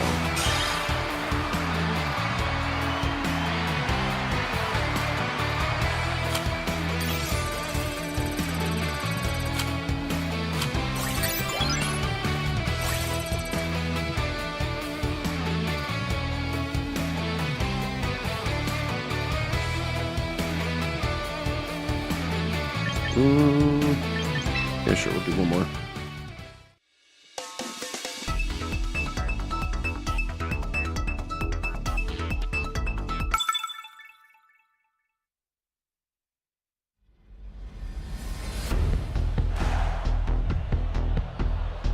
Okay, cool. Cool beans. Okay. What is this? I guess Palafen's pretty great into their team. Dragonite's decent into their team.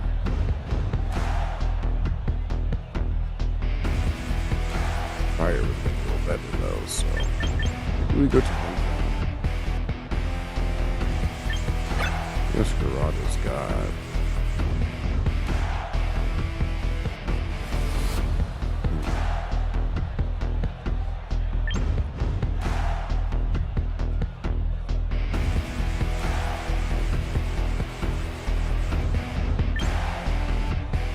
Maybe we start with the Meowscarada. U-turn first turn into the Palafin. No, I don't like that. I don't like that. Start with the Palafin. Bring the Aegislash and Meowscarada. I can't think of anything that would work better for this team comp. Dragonite's not a good fit. We'll do this. We'll do this and see how it goes.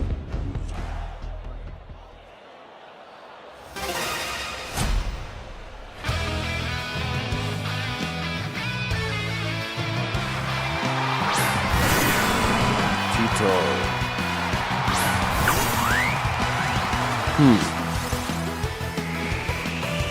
I wonder if we just one-shot it with the close combat.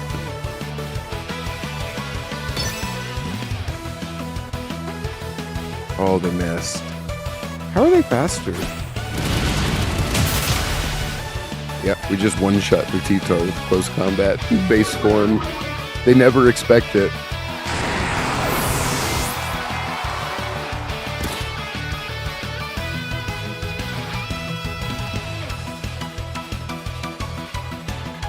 They never expect it. Close combat on the T-Tar. I mean, they never expect you to stay in with the Palafin.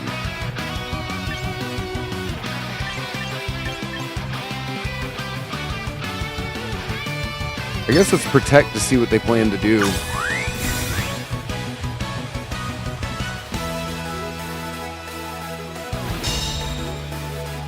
quick attack then isn't going to be a very hard game. So then we bring in the Aegis Slash. Great pivot. Oh hey, welcome to the stream. A couple of these are ones I got from the actual... Oh wow, how did it call the swap? It was about the quick attack and use fairy on this. Okay, well either way, what was it they used? Shadow Ball? I'm not sure. Yeah, so I brought some Pokemon from home, and I have also grabbed some from in the game as well. So I think it's pretty obvious we just go Iron Head here. So there's another Shadow Ball. Luckily, I think the Iron Head will knock him out. Which is always helpful. Let's see, is this still beyond survive? It does not.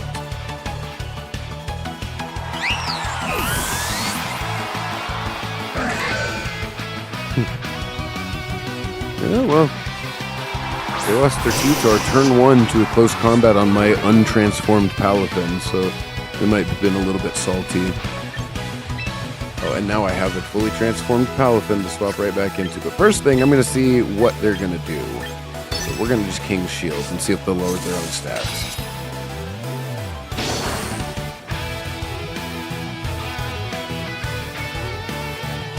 Well, now he lowered his own stats. So, task failed successfully. And now there's no more Sandstorm to worry about buffeting my Palafin either, so now we just swap on into him. Alright, Palafin the battle champion. Yeah, didn't do anything.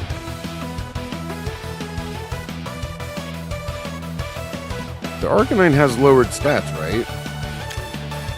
Yeah, okay. I thought that's what the King's Shield did. So now I think it's just a matter of just wave back. Oh, and we outsped it too. Yep. And there's that.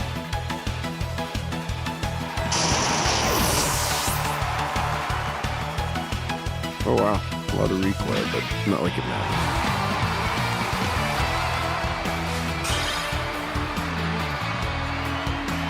Yeah, they never expect the unevolved Palafin close combat. Very cool. Got some more little achievements. Hey, thank you. Yeah, I just honestly kind of threw this team together out of ones that I had in my box. I play doubles. I'm in Master Ball and doubles right now, but not going to bother grinding out Master Ball until they open up the final tier to Challenger. And at that point, then I'll go back to doubles and start grinding that out. I was just going to do this to get to Great Ball and singles, so that way I could get whatever the starter mission.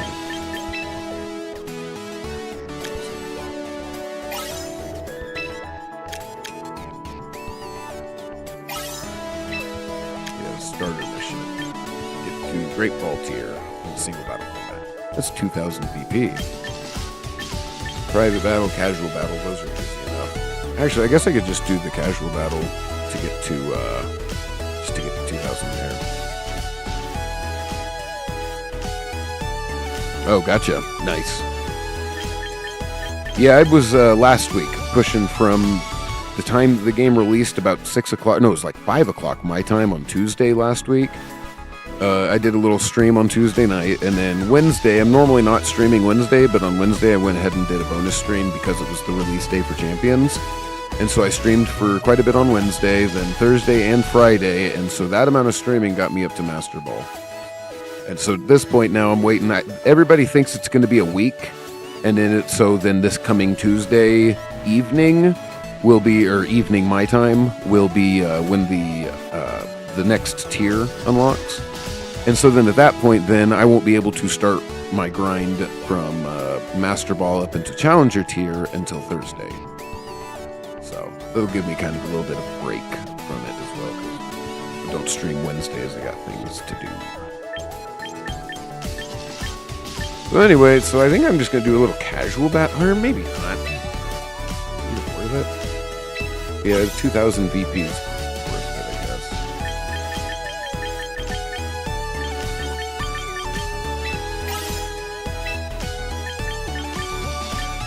Okay, cool. From here... Yeah, I don't think anything needs to be swapped. I like the way this plays. Maybe having an extra mega to kind of option out for would be nice. I'm honestly not 100% sure on which one I would want to be a mega, though, or which one I would want to choose. Because I've got several options for another mega that I can have. But I really like Palafin for that exact reason. Nobody ever expects it go in, fly in with a close combat and one-shot a Tyranitar. Or with a wave crash, you could knock one shot, something's 4 times weak to water or something. Maybe not a Rhyperior, because he's got really high defense too. But, something, maybe a Garganacl. Oh yeah, speaking of which, I do actually need to change his ability. Yeah, Fire Red on Switch was great. The thing is I haven't actually got it on Switch. I've just heard people say it was a great port. I played that back whenever it was released. I had that on the original Game Boy Advance. Played Leaf Green personally. Because I normally play the red versions of the mainline games, but of the remakes, I play the opposite ones that I didn't play. So it lets me kind of experience the other side,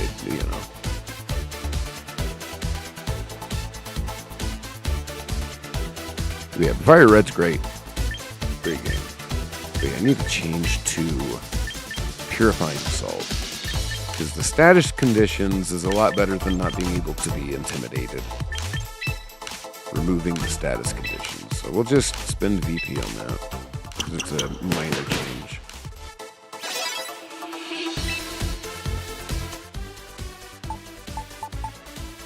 Yeah, and then Meowscarada, while a fast Pokemon in her own right, has the ability to use the Choice Scarf to then go way faster than anybody's expecting it.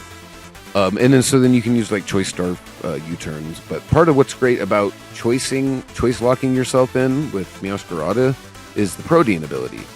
Once per time that you go into combat, your type changes to whatever the move that you use's type is, and so because of that, you use a Choice Scarf, and because you want to keep swapping it out anyway to change what choice you're locked into. So every time you change your choice, you change your stab type with it. So it's super handy. And I can't take credit for that. I've seen somebody else make the claim that choice items are great for Meowscarada, but fact remains though, it is quite good with the Protean.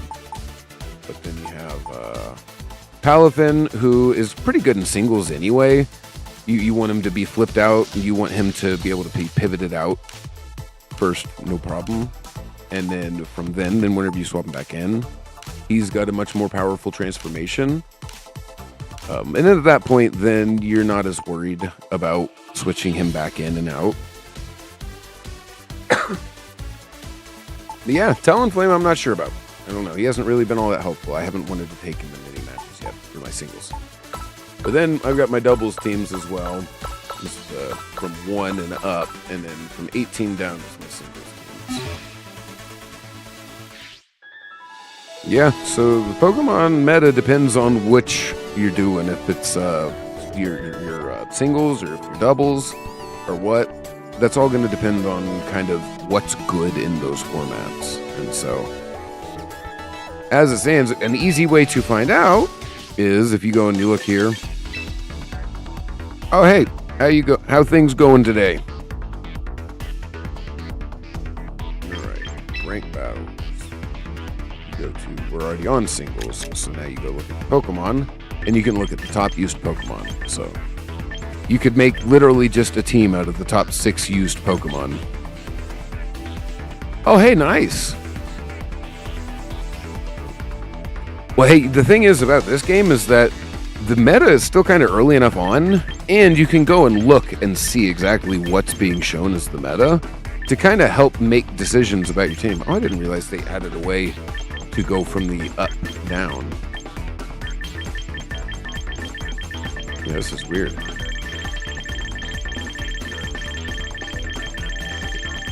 But yeah, so if you want to play a meta team, I mean, there's ways you can very easily identify it. And also, if you want to play a team that counters the meta, there's ways to easily identify what Pokemon you should be countering. What team did you use to get to Master Ball there, Tuzum? Yeah, well, the thing is I got to Master Ball with a team that was basically counter meta. I mean, it wasn't counter meta because there wasn't really a meta, but whenever you look and see what the established meta was in the doubles, my team was pretty much entirely in the bottom, not bottom, but was not in the top 50. Aside from the Sinistcha here, the Sinistcha's the top 5. I mean, it's a great Pokemon. But aside from that Sinistcha, the next Pokemon down that I used on my doubles team doesn't start until like after 50. It's a Oranguru. No, it's Hatterene and Oranguru. So then I've got those 3, and then there's Camerupt at 79, and then Rhyperior is even below him at 95, and then where was the other one that I was using? Where was the other one I was using?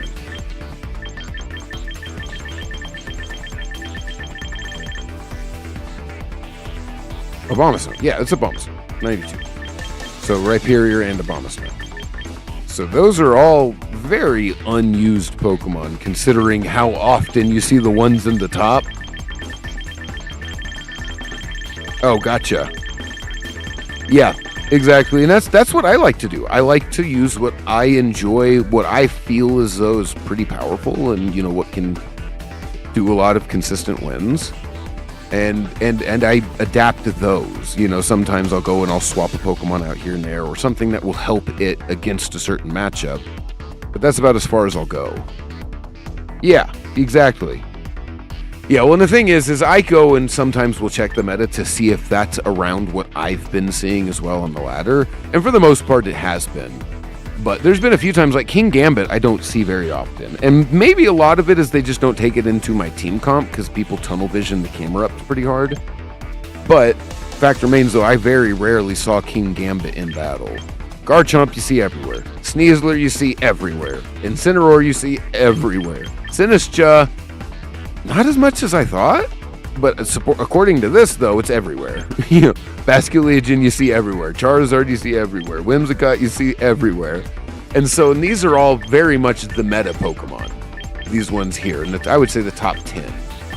Although what's interesting is since that Wolfie video talking about using the Rotom to help balance out his other weaknesses on his team, this Rotom is shot into the top 10.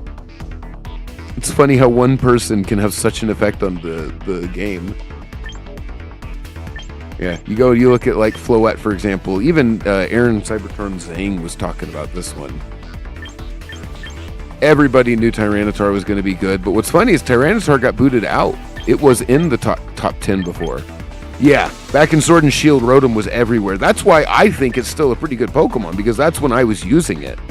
I used Rotom with Choice Specs. Choice Specs, nobody expected him to just hit that hard right off the bat. I think it was a pretty common build because he had Volt Switch and stuff too. It was built to be used with the specs.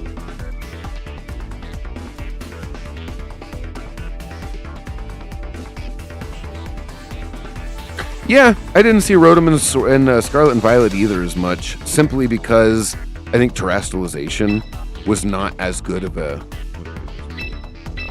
Terastallization was not as good for Rotom as it was for certain other Pokemon.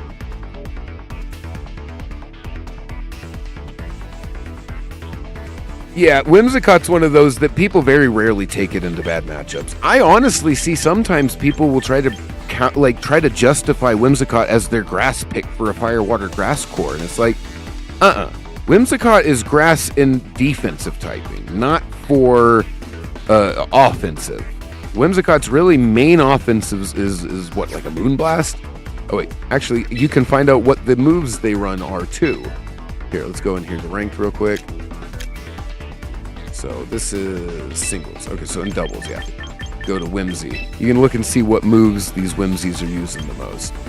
So Tailwind, Moonblast, Encore, Sunny Day, Protect. So Moonblast is really the only thing Whimsicots are using because its base power is 95. Yeah, look. No other attacking moves in the top 10. The only one, and it's the second move on there, is Moonblast. Every other one is a support move. And then, of course, Focus Sash. I mean, everybody runs Focus Sash in the Whimsy. And in top teammates, you go look and it's like just a mirror of the top 10.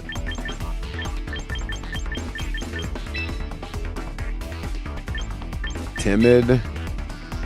What's that? Point distribution. Oh, wow. This is a lot more in-depth than I thought it was. Yeah, Prankster's by far and above the best. Wowzers. Yeah, so that's interesting.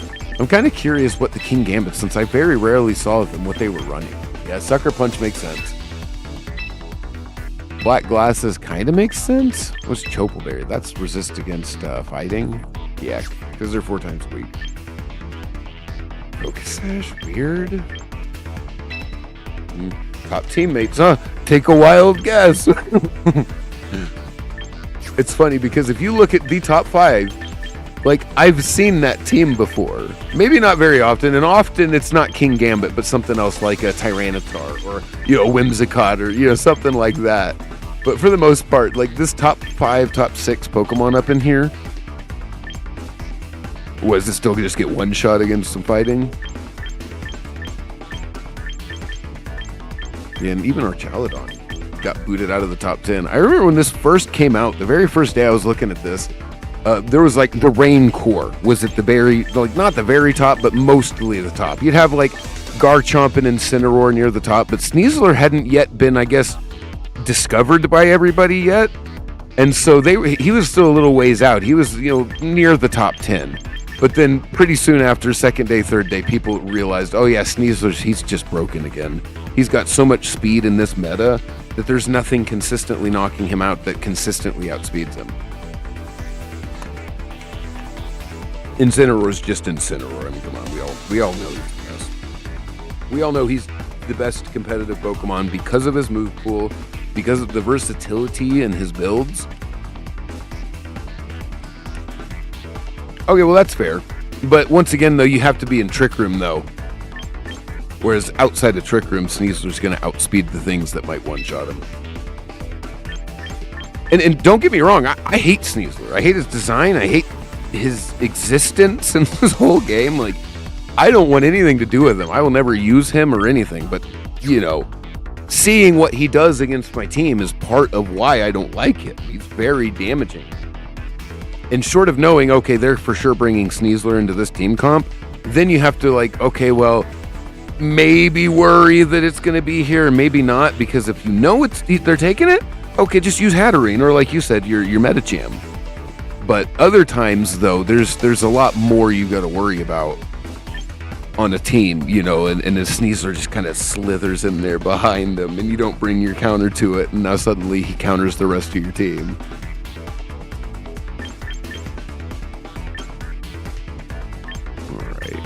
Yeah, so that's pretty cool. Floette makes sense. Are people using Light of Ruin? Yeah, probably not, because of the 90 accuracy. Well, I mean, it's at number 6. Draining Kiss. People are using Draining Kiss over Light of Ruin on it. But yeah, if you look at the top 4, this is the Aaron Cybertron Zang set. Aaron Cybertron Zang set. Here, and with the Mega. So it makes perfect sense why this is the build that you see. Like, this right here is the exact build.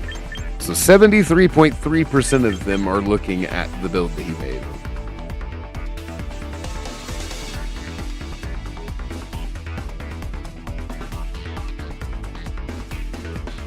Yeah, fair enough.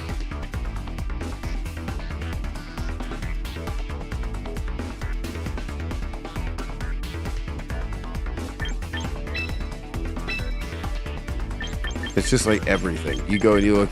Weirdly enough, Aerodactyl, I've been seeing a lot. Like, why is Aerodactyl so high up there? I have never at any point had any issues with Aerodactyl.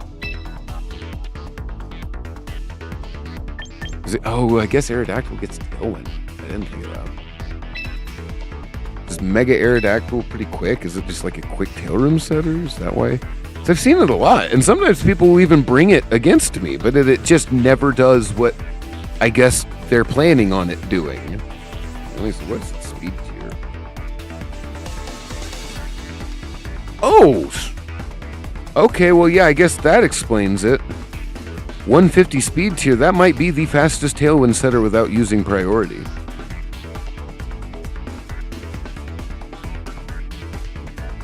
Yeah, wow.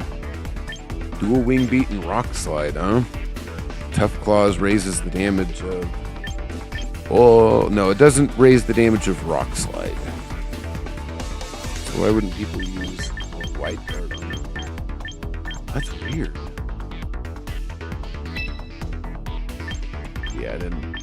Oh, Aerodactylite is used 15% of the time. So what is base Aerodactyl then? What is his speed? Base 130? Yeah, I guess that makes sense then. So... I guess you kind of have to go with Rockhead. Does it get, like, Head Crash? Is that what the move is?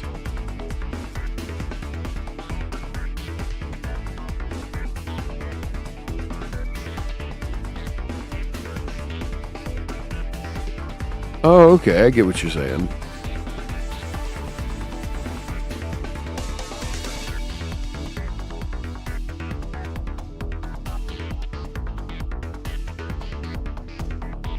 Yeah, I do like the telepathy, or certain Pokemon that have like soundproof, and then using Boom Burst Pokemon.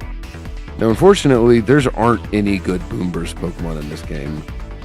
I mean, right now in the regulation. I'm sure others will join at some point, but for the time being, there's just not very many good Boom Bursters.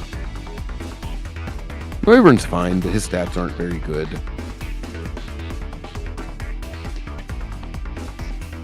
Yeah. Right, and then of course if you've got a ghost type and stuff too, then you're all set in that regard.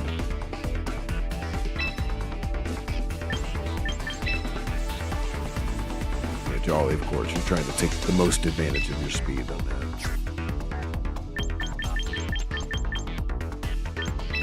Basculegion. Let's see what they use here. Yeah, 4 moves. Choice Scarf, Basculegion. That makes sense. And Charizard always Protect, Heat Wave, Solar Beam, Weather Ball. I guess that makes a little more sense. You'd think they would want to go with Air Slash, though. Air Slash, because Heat Wave, I get. You want to have the spread. But you'd think you would want to go Air Slash over something like Solar Beam, or I guess you want to have the guaranteed fire. Solar Beam's good too, because you can knock out your water worries, you know. Drown away your water worries with the Solar Beam. But otherwise, yeah, I don't know. You know, Charizard's one of those, wow. Charizard Y is pretty obviously much better, at least in this meta. Charizard X seems like it's just maybe not cut out for competitive. Who knows? Maybe it's good in singles or something like that.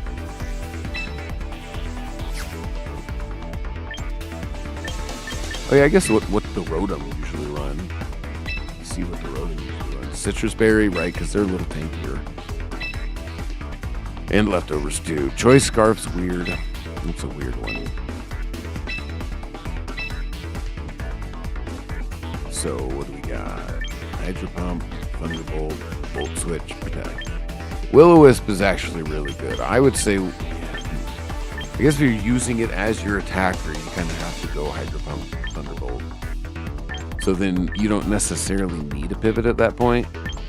Although with Rotom especially, you can actually be kind of a slow pivot. Using Volt Switch, you can kind of be a slow pivot to ensure that the Pokemon you're pivoting in doesn't take much damage. because the Rotom eats the hits before it pivots.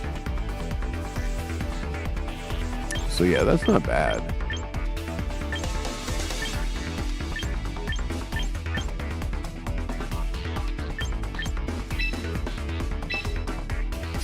It's weird that Rotom Wash is getting up this high though.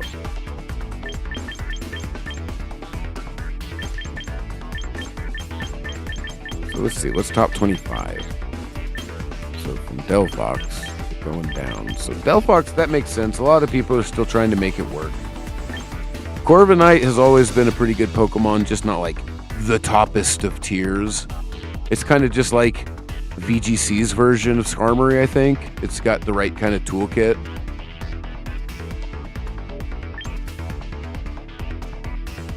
Yeah, see, I haven't seen Wash the whole time I was on the ladder. Like, at all. I saw one Mow, I think. I think it was, I saw a Mow. And then a Rotom Fire. But yeah, I did not see any Washes on the way up. Excadrill is pretty clear. You see Excadrill alongside T-Tar a lot. Talonflame's great because you got the priority Tailwind. But that and Whimsicott, I think, are the only two you can use priority Tailwind on. And Talonflame, between the two of them, Talonflame counters Whimsicott. But more things can counter Talonflame than can counter the Whimsicott. And the Whimsicott has a bit more of a toolkitty approach. Mousehold's great support, great friend guard, all kinds of good stuff. Froslass, huh. I know there's the Wolf video. I know there's a few of them that are, I've seen some good stuff, but it just, to me, seems kind of gimmicky.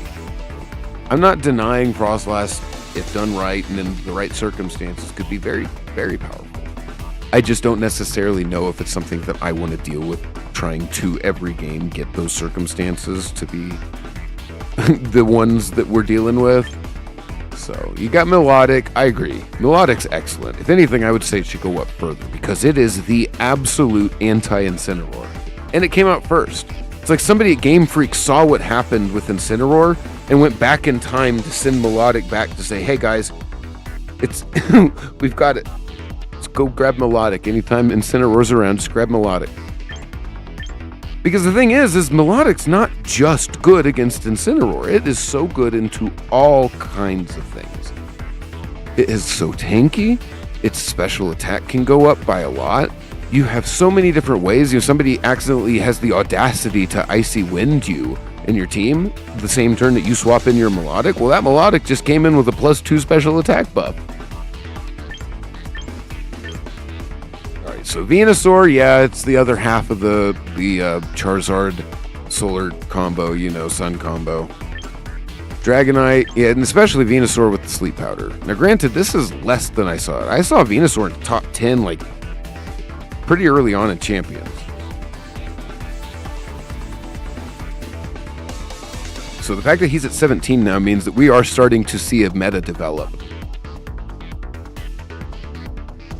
Yeah, see, I would agree with that. I would agree with that a lot, actually, except for not as much. Yeah, maybe so on the Dragonite, actually. Once again, though, I haven't actually played the VGC ladder since on Friday, because once you get to Master Ball, you got to wait till Challenger unlocks. So I'm not sure how it has changed since then. Who knows? I might be, kind of caught blindsided. My current team might not be, adequate anymore. Farigiraf, this kind of makes sense. Farigiraf makes sense. I see it a lot, even though it's very rarely used. People don't bring the Farigiraf against the Trick Room team. They just try to stop me from setting up Trick Room and then do their fast stuff or balanced stuff without realizing that they're not actually capable of stopping me from setting up Trick Room.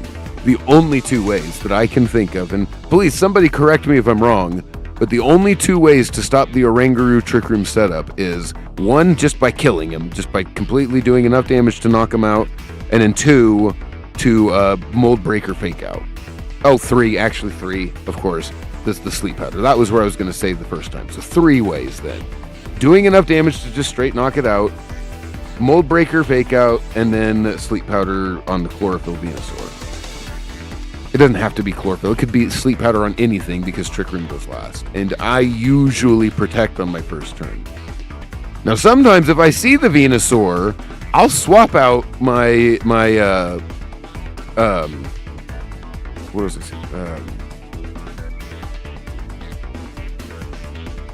Oranguru. Golly, I had a brain fart there.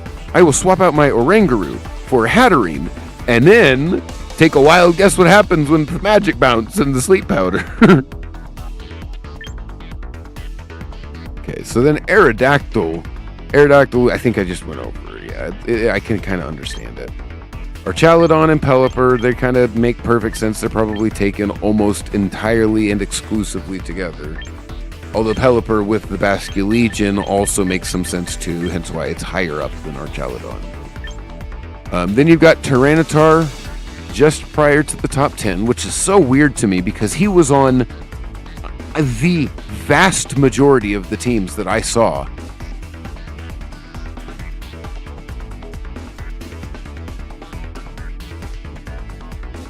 Oh, you don't use Torkoal.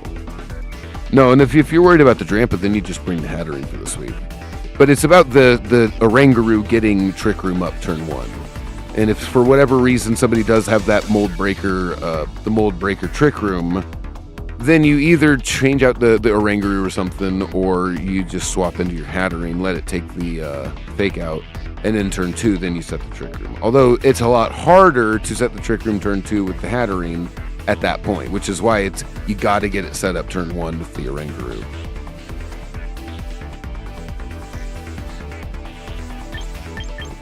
And then Floette capping out the top 10. That makes sense. Haven't really seen one too useful. I haven't seen one very scary against my team because I had answers for it, but I could understand how it also, if you look at the rest of these top 10, how it's pretty great into them. Although I say that resists fairy, weak to fairy, resists, or no, doesn't resist. Neutral, weak, neutral, resists. So yeah, actually I could see that. It hits the top 10 pretty powerfully. Rotom Wash. It's kind of weird for me. I'm honestly not sure why it's here, aside from because it was used as that one partner on Wolf's team the one time. Like, weird to me. And then you have Whimsicott.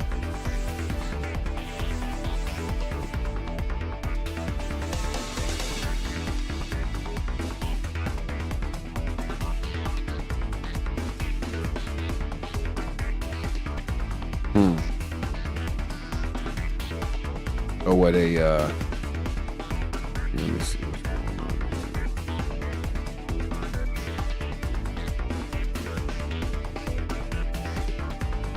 Hope my internet's stabilizing.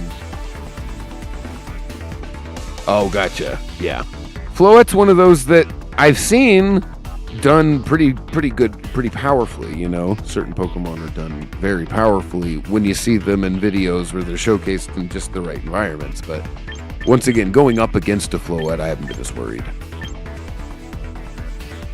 Yeah. Well, I mean, and that's it too. I tried Floette for a few matches, but one time, and I got poison jabbed by Sneasler, and it was just all right. I just set it down. I'm done playing with you. So you got Rotom Wash. I'm not honestly sure why it's up. Once again, like I said, I'm not sure why it's up there.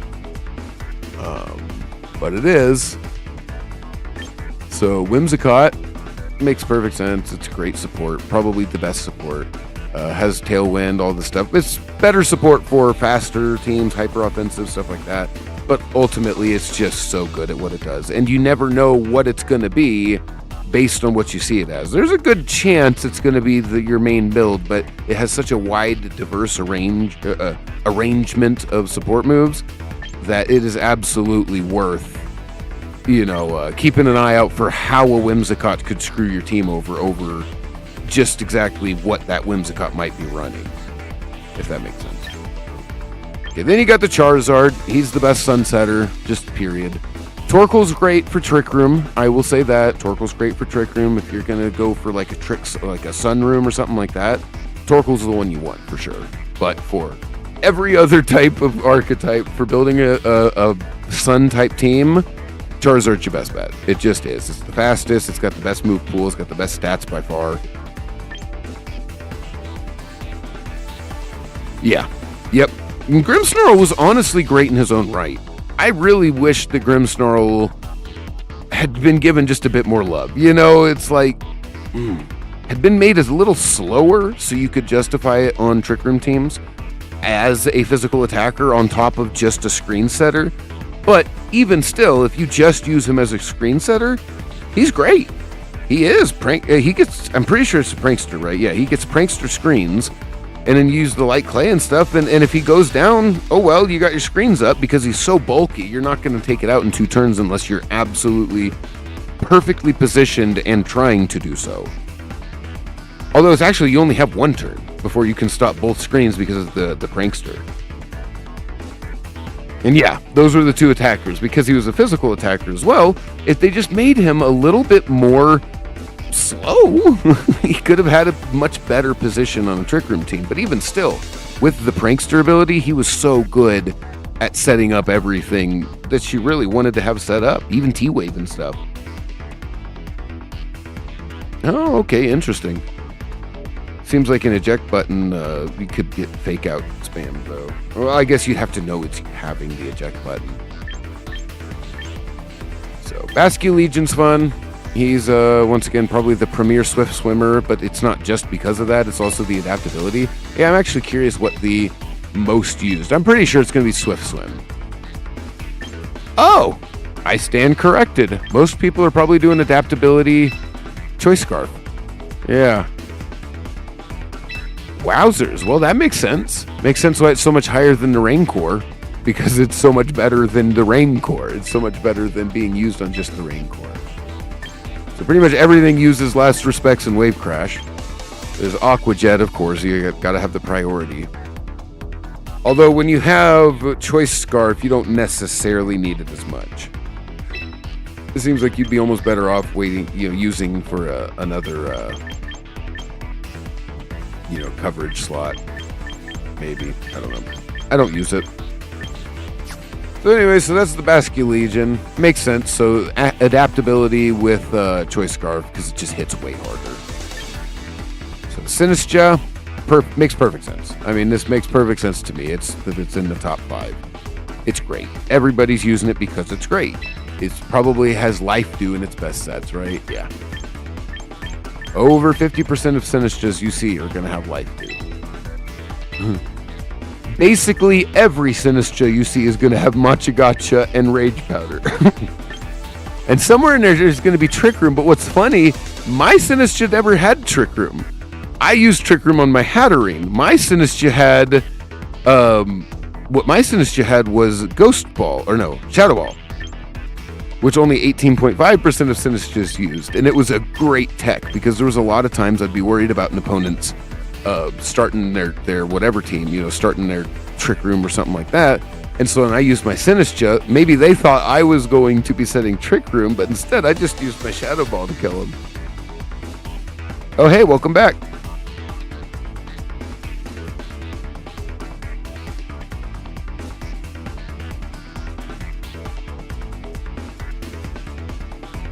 Dusclops isn't in this game, is he? No way. No way I missed my boy.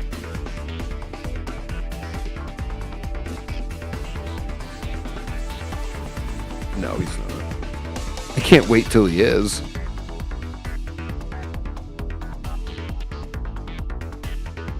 Oh, fair enough. Fair enough. Yeah, I just started playing Trick Room whenever I was playing Sword and Shield. I actually, funnily enough, played singles at first until I realized that there was way more depth to be had in doubles and VGCs. Oh, that's a fair point. It would be Dusk Noir in this game, which is going to be not even close. Who knows? That's maybe we could get lucky and we would see something like that. Something like they're like, all right, fine, you can have your Eviolites and you can have your second stages or whatever, If for whatever reason you want to bring it into the game. So I have no doubt that at some point we'll probably get something like that, but that's not going to be for a while, I don't think. Not sure exactly in what way either. You know, they would have to be like, all right, here's the 5 Eviolite users you can bring in: Riolu, Dusclops, Murkrow, Clefairy, and you know what was there's one more. Oh yeah, like a Magmar or like Electabuzz, one of those. Yeah, okay, or Porygon 2. That's a fair point. So they'd have like 10 Eviolite users. You know, they allow 10 not fully evolved Pokemon in because they've already got Pikachu. Obviously, there's nothing in the code stopping them from allowing not fully evolved Pokemon in. So fact remains is at some point I think they'll add in like 10. Oh hey, now you got your Riolu, your Prankster Riolu. Oh hey, cool, now you got your Prankster Murkrow. You know, things like that, which genuinely are great with Eviolite. I mean, they're great Pokemon. They're super competitively viable. So, and with that, you know, I have a feeling that a lot of people won't have as many gripes about the restrictions and champions. I have a feeling that this was kind of the point all along, was to create more restricted experiences to encourage people to play more consistently. As these experiences change, you're able to, you know, get completely different mileage out of completely different Pokemon and builds too. So I'm up to at least kind of see it and watch them out, you know, see how it goes. And then we got Kingambit. Funnily enough, talking about Eviolite users, I used Eviolite Bisharp in Scarlet and Violet for a little while after Kingambit came out because I just was never a fan of the way he looked. You know, like, the sprite, it looks pretty cool, right? From a distance. But then you go and you look and you're like, wait, what is he sitting on? And you're like, is that hair? Does he have hair? And then you're like, no, it's shiny. It's like, does he have long armor hair that he sits on? Like, his design is genuinely baffling. Like, I mean, and he's like, Bisharp, I never got the impression was going to run up and like headbutt you to try and kill you. I thought he was like, had his arms ready to go, you know, because he was like going to use his arms. But then you go and you see like Kingambit and his arms are like, here, hold on, I just got to pull one up to look at it. Like, it's such a weird design. Where do I go? I guess summary.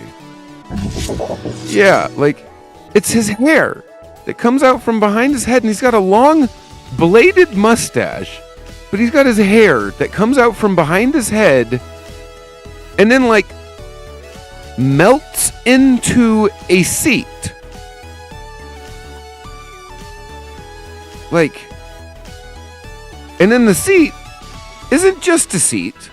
No, the seat also has a tail that's shaped like a cloud. And his hands, well, they're less useful now than they were when he was a Bisharp. But who needs hands when you can just headbutt mustache slice everybody?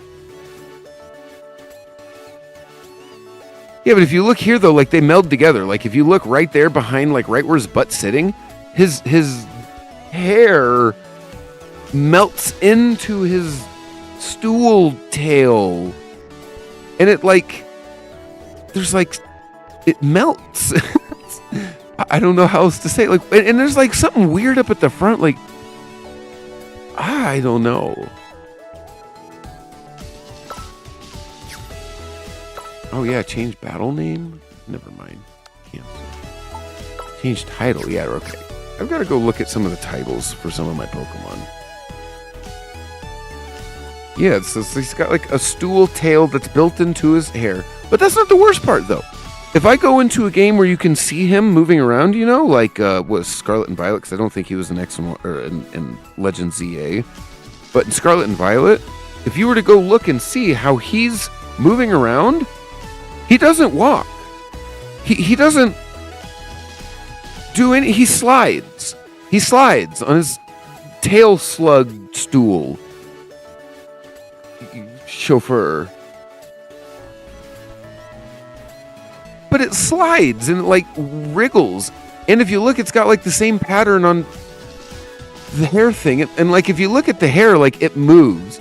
If you look up there, like right at the very top where it connects to the helmet, like it moves. Yeah, right. Yeah, because you even got the, little trail leading because the airplane's going.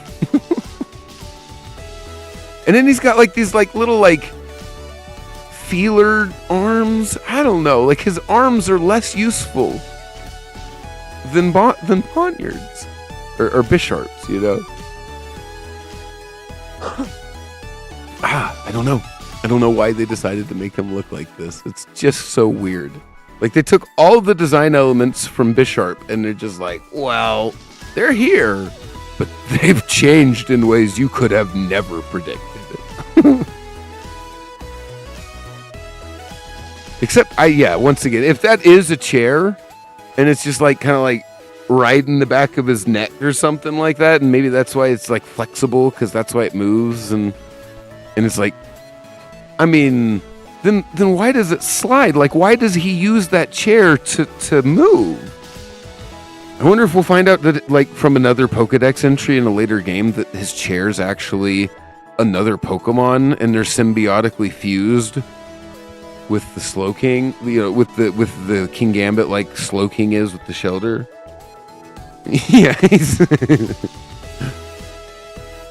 yeah, that's a fair point. This man spreading, he don't care. He's gonna mean mug you.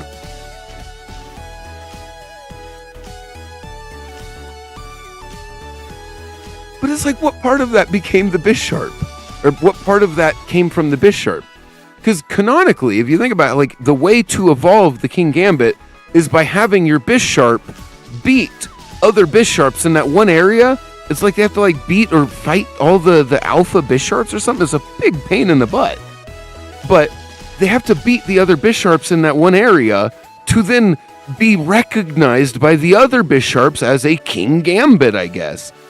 But so what part of that turns him from a Bisharp? Because if you remove the hair stool thing, he would look way cooler and way more like Bisharp, the thing that he evolved from.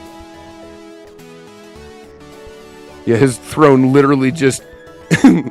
that's the evolution, is that his throne now carries him. It just slides him around the ground everywhere. Yeah, because you remove the hair thing and the stool thing, and he looks way cooler. Make him stand up, make him fight instead of slide, And make his hands maybe, like make him using a weapon, since maybe it looks like he's got thumbs to grab. But why bother?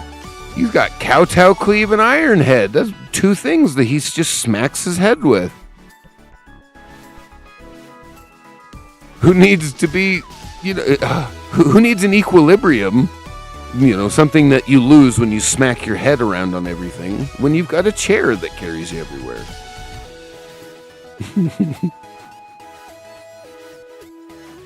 Yeah, or make it obvious what the chair is at least. If it's like the souls of all the other, Bisharps that he slew, and they're like accreted under him to help carry him, like that's part of the thing. I don't know. Like, explain that. Explain some reason why it's more than just a hair that he grew into a chair that then undulates under him and carries him where he pleases. Because that's a little ridiculous. So then, we got the King Gambit kind of figured out now. So now let's see the top three. I think we all remember what the top three are.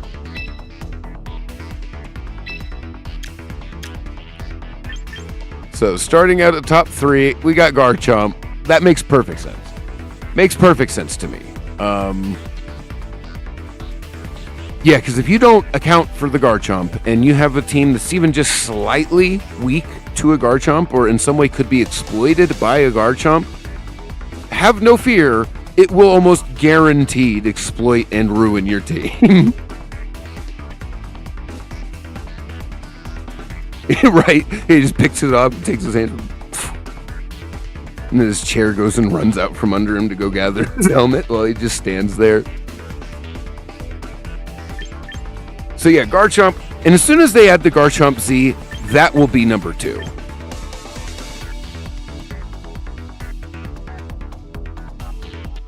You're right, the animation of that. He just like leans forward like and just like smacks his head. Oh man, you're so scary, King Gambit.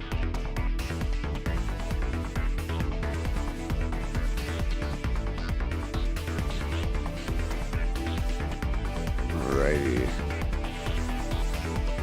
So yeah, Garchomp, self-explanatory. Everybody sees him. Everybody, if you're not ready for the Garchomp on the opponent's team, then there's a good chance that Garchomp will win it for them. We got Sneasler. Kind of already went over this. Sneasler's Sneasler. Yeah, he's just got a lot of bulk somehow. What are the most common moves? Yeah, 32, 32, 2. Like, there's a stat distribution. Literally, almost half of them are just 2, 32, 32. And then, if you factor in where they're just minor variations on adding 1 to your defense, adding 2 to your defense, or adding some of the others, all of the above, somewhere in there, one or the other, but while still maxing out your speed and maxing out your attack, then you would have, let's see, like almost 70%, 2/3 of every Sneasler will be built with max speed, max attack.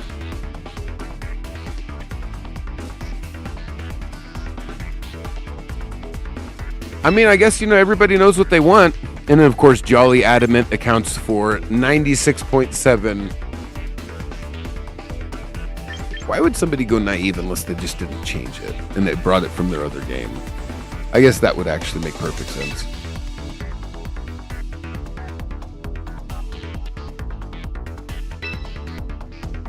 Yeah, Unburden, of course. Close combat, Dire Claw, Fake Out, Protect. Coaching, that's interesting. White Herb, huh? For what? Oh, the stat drop from close combat. That makes sense. Yep, and then number 1, we got the Incineroar.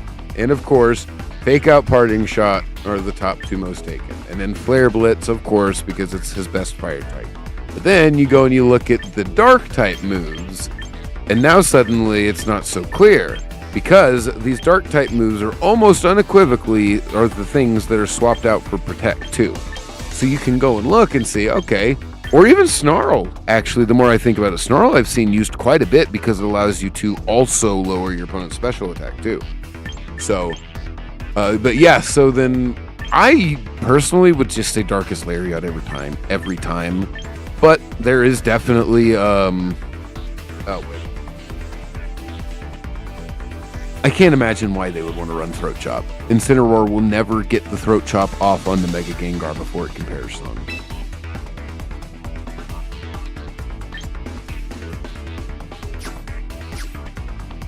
So yeah, I don't know why they would use Throat Chop. But Knockoff was always what it was before, because they wouldn't use Darkest Lariat. It would be Knockoff pretty much 80% of the time. But now, because Knockoff is no longer available, as Incineroar's dark type move of choice, now it's kind of split up between Darkest Lariat and Throat Chop. Yeah, I guess that makes more sense. Hyper Voice Drampa is kind of a problem. Hyper Voice Primarina is kind of a problem. Yeah, okay, that makes more sense. Hyper Voice Primarina isn't actually probably that big of a problem. Maybe for Incineroar, but yeah, it's probably more for the Drampa. Where even is Primarina? 28? I bet you, yeah, Hyper Voice is right up there at the top, so it makes sense. So you stop the Primarina. I guess you stop the Perish Song on Politoed.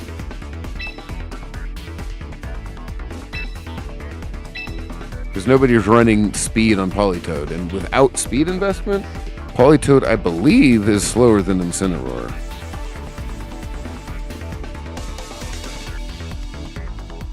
No, never mind. Without speed investment, then you have to have... Let's see.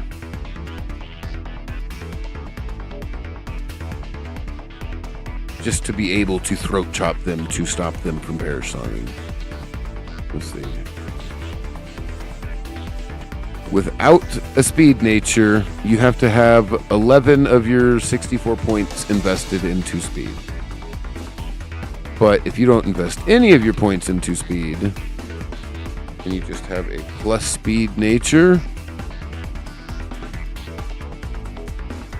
then you need to have 3 of your points invested in speed. Yeah, so that's interesting. Alright, and so that is the breakdown of these top, whatever. Oh yeah, see, yeah, jeez. I saw a lot of Rotom Fire on the ladder, and there was, and this is now, what, 50? Also, I wonder why we're not seeing much of the Hawlucha. Is it just because it's very easy to interrupt? That's probably the case, to be honest, because I'm not seeing Hawlucha anywhere. Nowhere to be seen. With the no guard entrainment.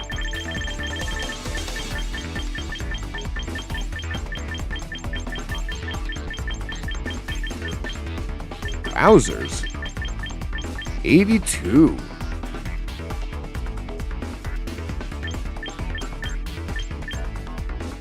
Vivion's in game, huh? Yeah, it gets Rage Powder and Friend Guard, although people are using it for Compound Eyes? Oh, Compound Eyes Sleep Powder. That makes more sense. Uh-oh. But even then...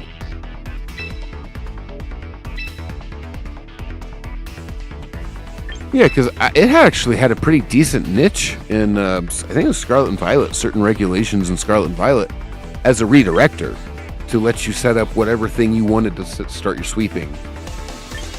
So yeah, Rage Powder. But yeah, Sleep Powder, I guess I didn't even think of that. Tailwind as well. It was also a Tailwinder. Pollen Puff could heal. Like, yeah, it's great, actually. So you just have Friend Guard. You make sure that the Vivian is the least threatening thing. So make sure that if they do go out of their way to attack the Vivian, you're just making it to where you don't even have to Rage Powder. You can just protect that turn, you know? And on top of that, with the Focus Sash, you guarantee that they have to have at least something else to damage you, so...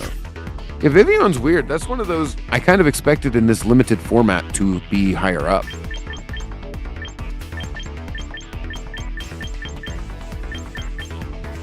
And then at 100, we have Glaceon.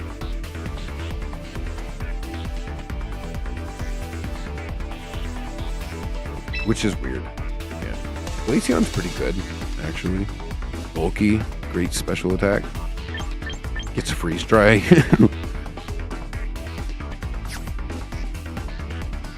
Yeah. Beat up setups are really, I mean, what are the ones that have Justified? Arcanine? Like, what else has Justified?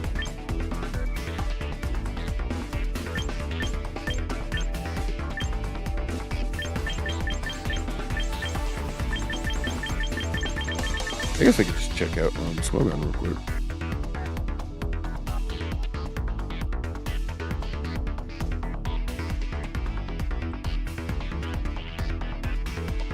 Oh, that is a team name. Oops.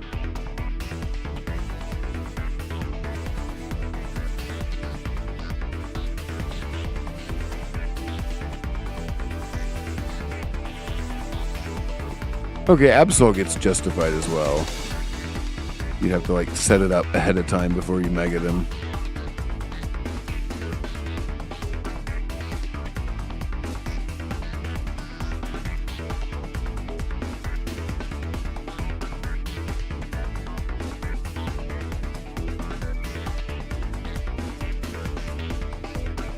Alrighty.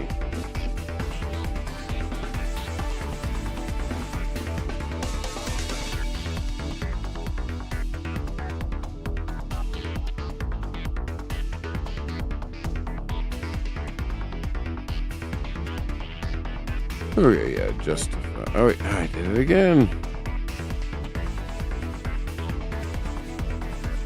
There we go.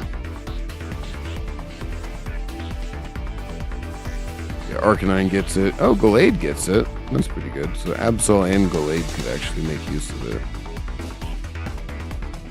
And Lucario.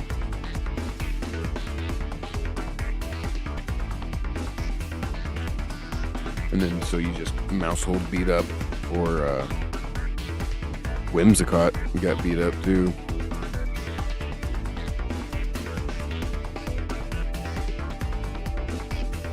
Alrighty, cool.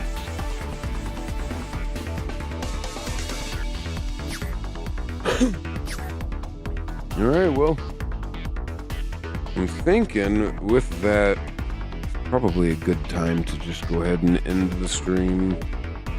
About an hour early today, but I have a few extra things I'm trying to do. Well, I still have a little window. I'm going to do a few little background scenes and things like that to differentiate between the length of breaks I plan to take and whenever I'll be right back kind of thing. So with that, I think I'm going to go ahead and call it good today. Got a few things done, things I needed to do. Got some good stuff I could go and clip for some shorts later, and then on top of that, I can get some stuff to make the stream look a little better tomorrow. So thank everybody, thanks for watching, and I'll see you guys next time.